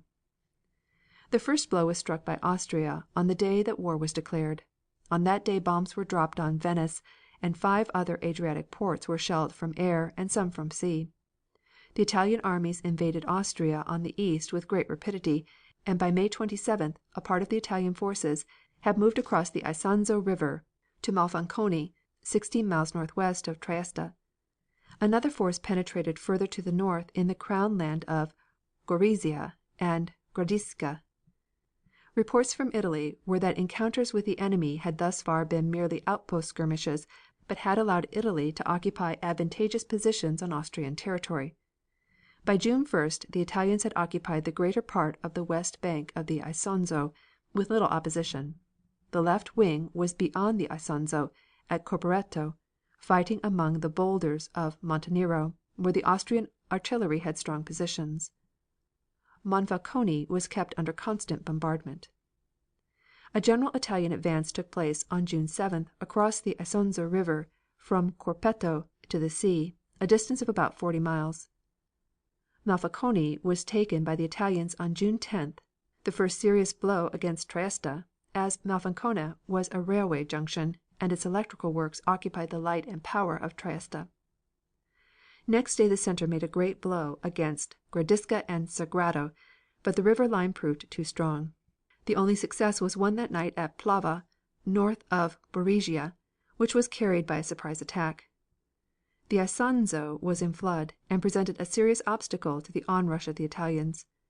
By June 14th the Italian Eastern Army had pushed forward along the Gulf of Trieste toward the town of Nebrosina, 9 miles from Trieste. Meanwhile the Austrian armies were being constantly strengthened. The initial weakness of the Austrian defensive was due to the fact that the armies normally assigned to the invaded region had been sent to defend the Austrian line in Galicia against the Russians. When Italy began her invasion the defenses of the country were chiefly in the hands of hastily mobilized youths below the military age of 19 and men above the military age of 42. From now on Austrian troops began to arrive from the Galician front, some of these representing the finest fighting material in the Austrian ranks. The chance of an easy victory was slipping from Italy's hands. The Italian advance was checked. On the 15th of June the Italians carried an important position on Montenero, climbing the rocks by night and attacking by dawn. But this conquest did not help much. No guns of great caliber could be carried on the mountain, and Tolmino, which had been heavily fortified and contained a garrison of some 30,000 men, was entirely safe. The following week there were repeated counter attacks at Plava and Montenero, but the Italians held what they had won. The position was now that Cadorna's left wing was in a strong position, but could not do much against Tolmino. His center was facing the great camp of Gorizia, while his right was on the edge of Carso and had advanced as far as Dueno, on the Monfalcone Trieste Railroad. The army was in position to make an attack on Gorizia. On the 2nd of July an attack on a broad front was aimed directly at Gorizia. The left was to swing around against the defenses of Gorizia to the north, the center was directed against Gorizia's bridgehead, and the right was to swing around to the northeast through the Doberdo Plateau. If it succeeded, the Trieste Railway would be cut and Gorizia must fall. Long and confused fighting followed. The center and right of the Italian army slowly advanced their line, taking over 1,000 prisoners. For days there was continuous bombardment and counter bombardment.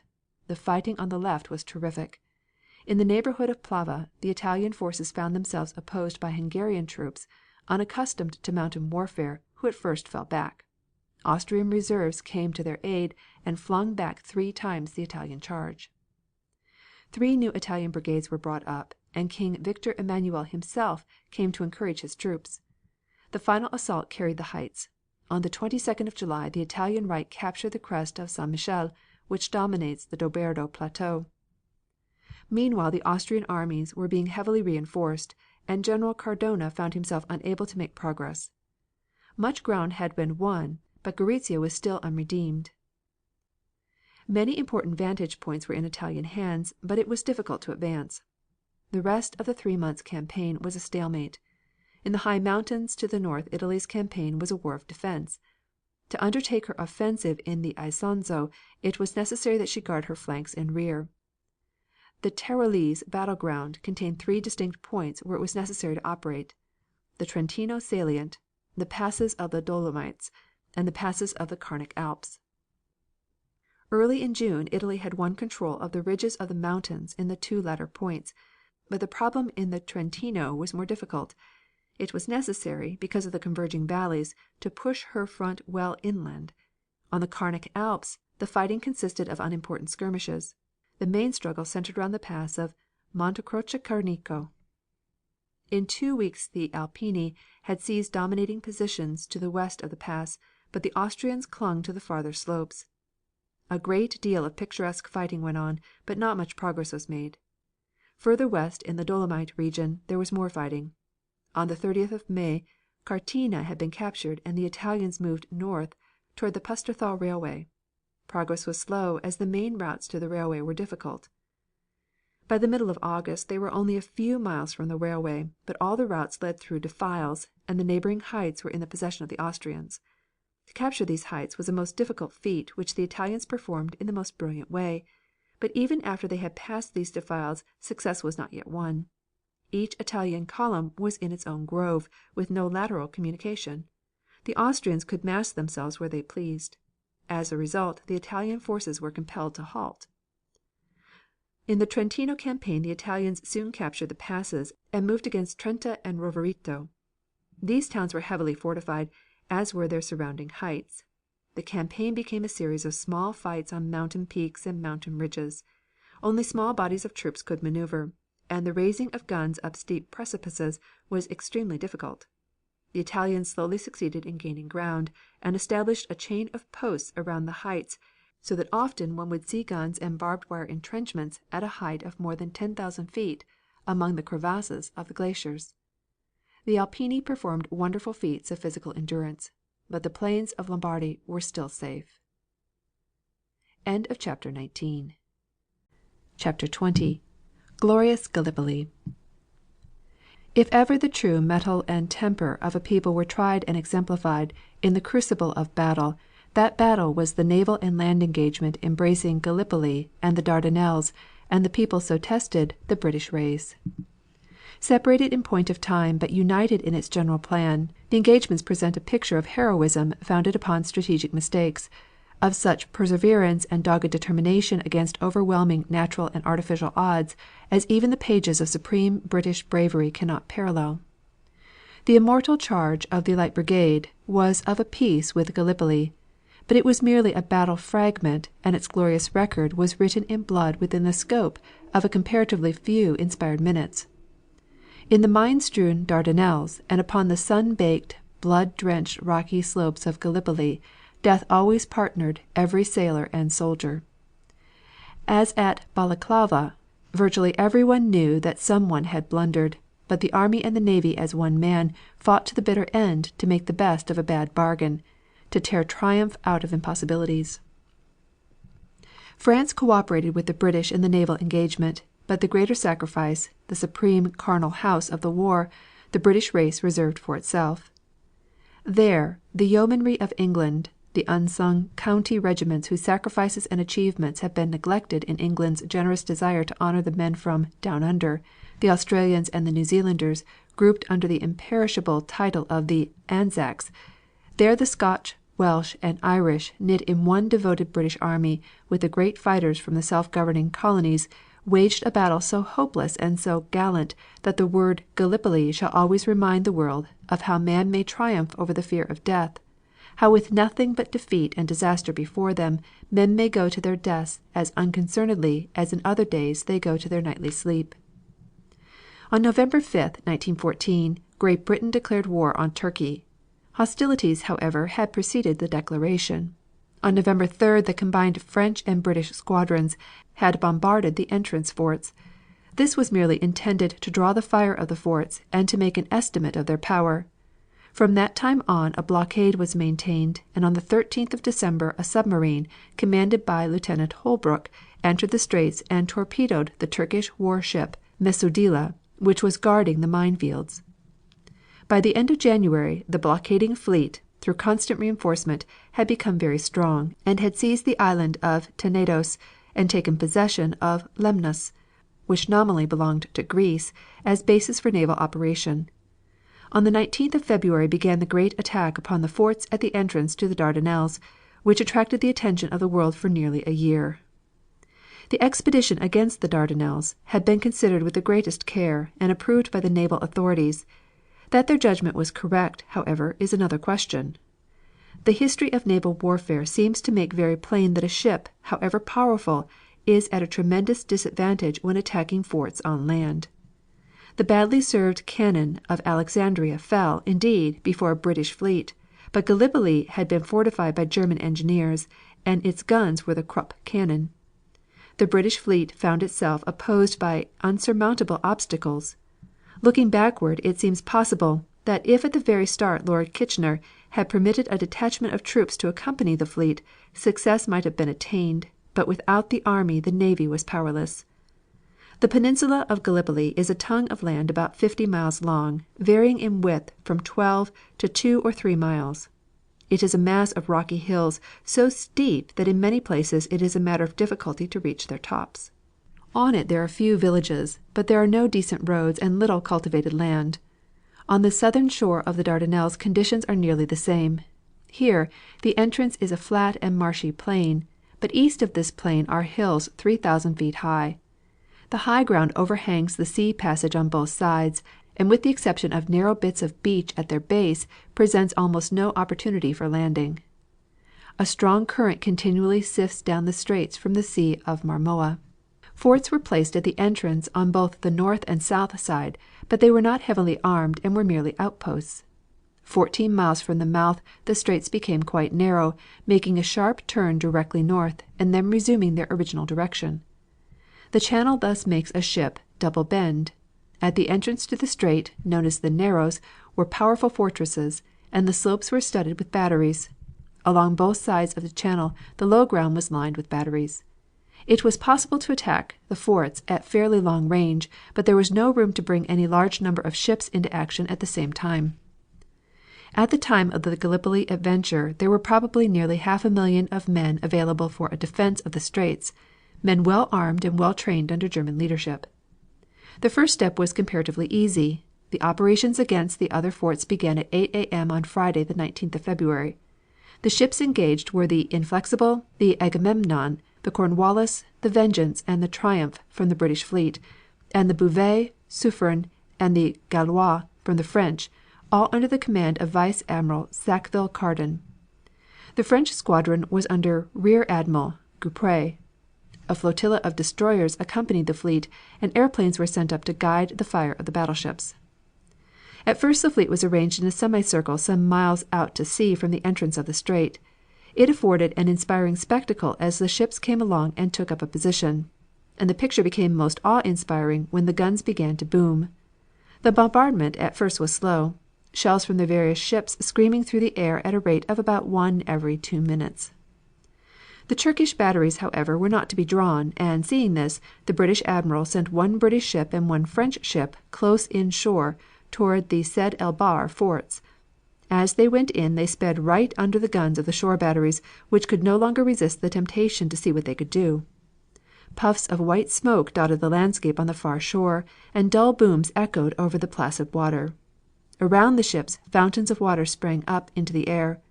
The enemy had been drawn, but his marksmanship was obviously very bad.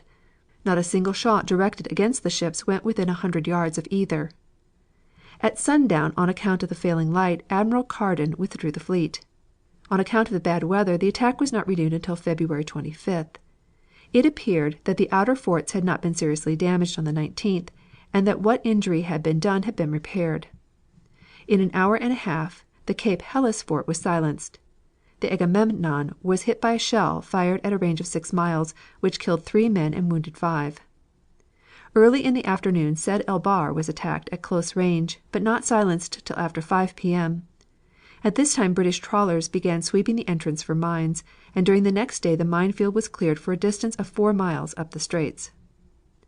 As soon as this clearance was made, the Albion, Vengeance, and Majestic steamed into the strait and attacked Fort Dardanos, a fortification some distance below the Narrows. The Turks replied vigorously, not only from Dardanos, but from batteries scattered along the shore. Believing that the Turks had abandoned the forts at the entrance, landing parties of Marines were sent to shore. In a short time, however, they met a detachment of the enemy and were compelled to retreat to their boats. The outer forts, however, were destroyed, and their destruction was extremely encouraging to the Allies. For a time a series of minor operations was carried on, meeting with much success. Besides attacks on forts inside of the strait, Smyrna was bombarded on March the 5th, and on March the 6th the Queen Elizabeth, the Agamemnon, and the Ocean bombarded the forts at Chanak on the Asiatic side of the Narrows from a position in the Gulf of Saros on the outer side of the Gallipoli Peninsula. To all of these attacks the Turks replied vigorously, and the attacking ships were repeatedly struck, but with no loss of life. On the 7th of March Fort Dardanos was silenced, and Fort Chanak ceased firing, but, as it turned out, only temporarily.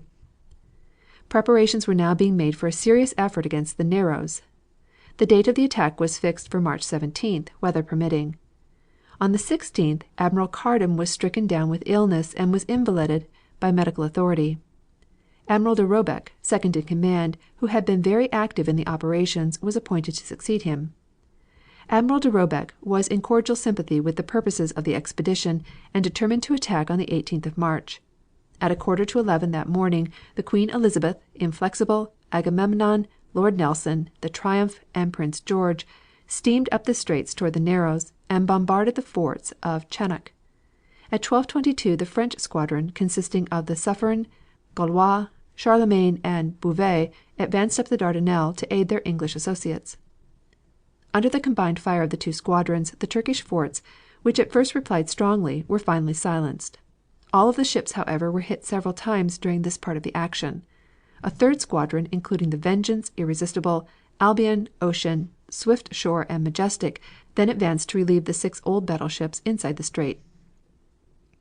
As the French squadron, which had engaged the forts in a most brilliant fashion, was passing out, the Bouvet was blown up by a drifting mine and sank in less than 3 minutes, carrying with her most of her crew. At 2:36 P.M. the relief battleships renewed the attack on the forts, which again opened fire. The Turks were now sending mines down with the current. At 4:09 the Irresistible quitted the line, listing heavily, and at 5:50 she sank, having probably struck a drifting mine.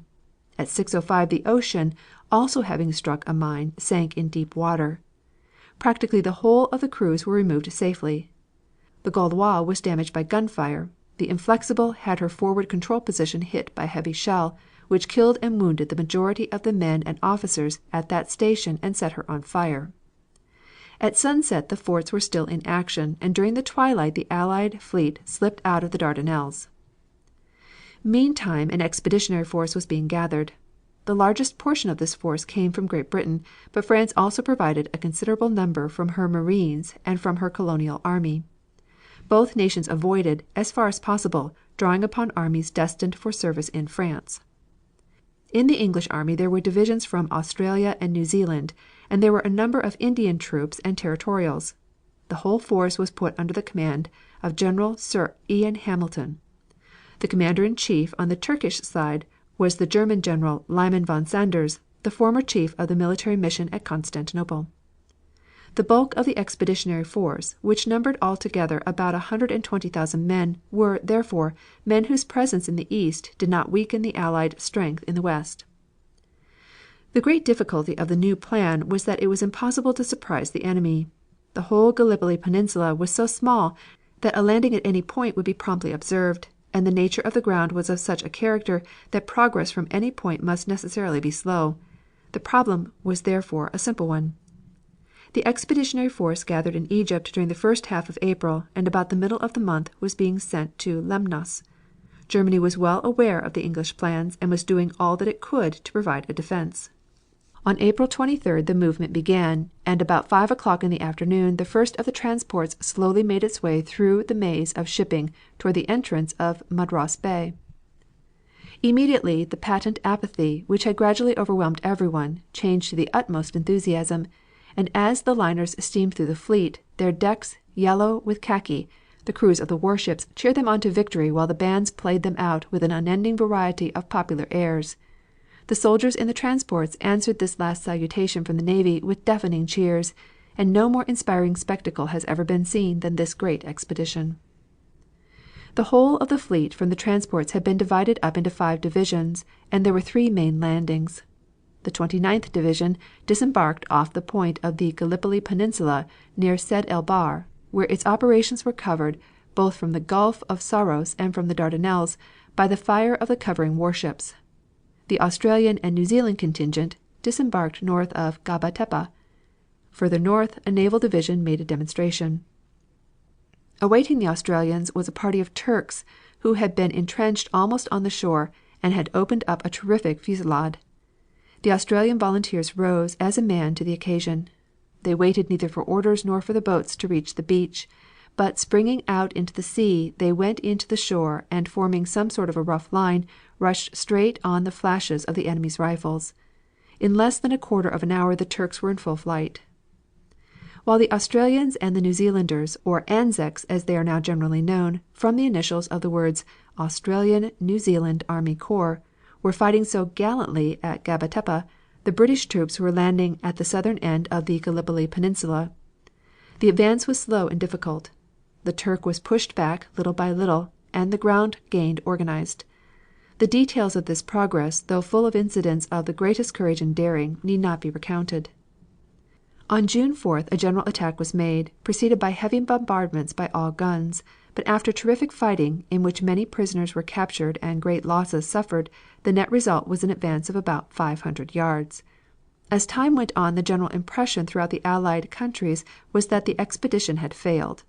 On June 30th the losses of the Turks were estimated at not less than 70,000, and the British naval and military losses up to June 1st aggregated 38,635 officers and men. At that time the British and French allies held but a small corner of the area to be conquered. In all of these attacks the part played by the Australian and New Zealand Army Corps was especially notable. Reinforcements were repeatedly sent to the Allies, who worked more and more feverishly as time went on with the hope of aiding Russia, which was then desperately struggling against the great German advance. On August 17th it was reported that a landing had been made at Suvla Bay, the extreme western point of the peninsula. From this point it was hoped to threaten the Turkish communications with their troops at the lower end of the peninsula. This new enterprise, however, failed to make any impression, and in the first part of September vigorous Turkish counter-offensives gained territory from the Franco-British troops. According to the English reports, the Turks paid a terrible price for their success. It had now become evident that the expedition was a failure. The Germans were already gloating over what they called the failure of British sea power, and English publicists were attempting to show that, though the enterprise had failed, the very presence of a strong Allied force at Saloniki had been an enormous gain. The first official announcement of failure was made on December 20th, 1916, when it was announced that the British forces at Anzac and Suvla Bay had been withdrawn, and that only the minor positions near Sed el Bahr were occupied. Great Britain's loss of officers and men at the Dardanelles up to December 11th was 112,921, according to an announcement made in the House of Commons by the Parliamentary Under Secretary for War. Besides these casualties, the number of sick admitted to hospitals was 96,683. The decision to evacuate Gallipoli was made in the course of November by the British government as a result of the early expressed opinion of General Monro, who had succeeded General Hamilton on October 28, 1915. General Monro found himself confronted with a serious problem in the attempt to withdraw an army of such a size from positions not more than 300 yards from the enemy's trenches, and to embark on open beaches every part of which was within effective range of Turkish guns. Moreover, the evacuation must be done gradually, as it was impossible to move the whole army at once with such means of transportation as existed. The plan was to remove the munitions, supplies, and heavy guns by installments, working only at night, carrying off at the same time a large portion of the troops, but leaving certain picked battalions to guard the trenches. Every endeavor had to be made for concealment. The plan was splendidly successful, and the Turks apparently completely deceived. On December 20th, the embarkation of the last troops at Suvla was accomplished. The operations at Anzac were conducted in the same way. Only picked battalions were left to the end, and these were carried safely off. The success of the Suvla and Anzac evacuation made the position at Cape Helles more dangerous.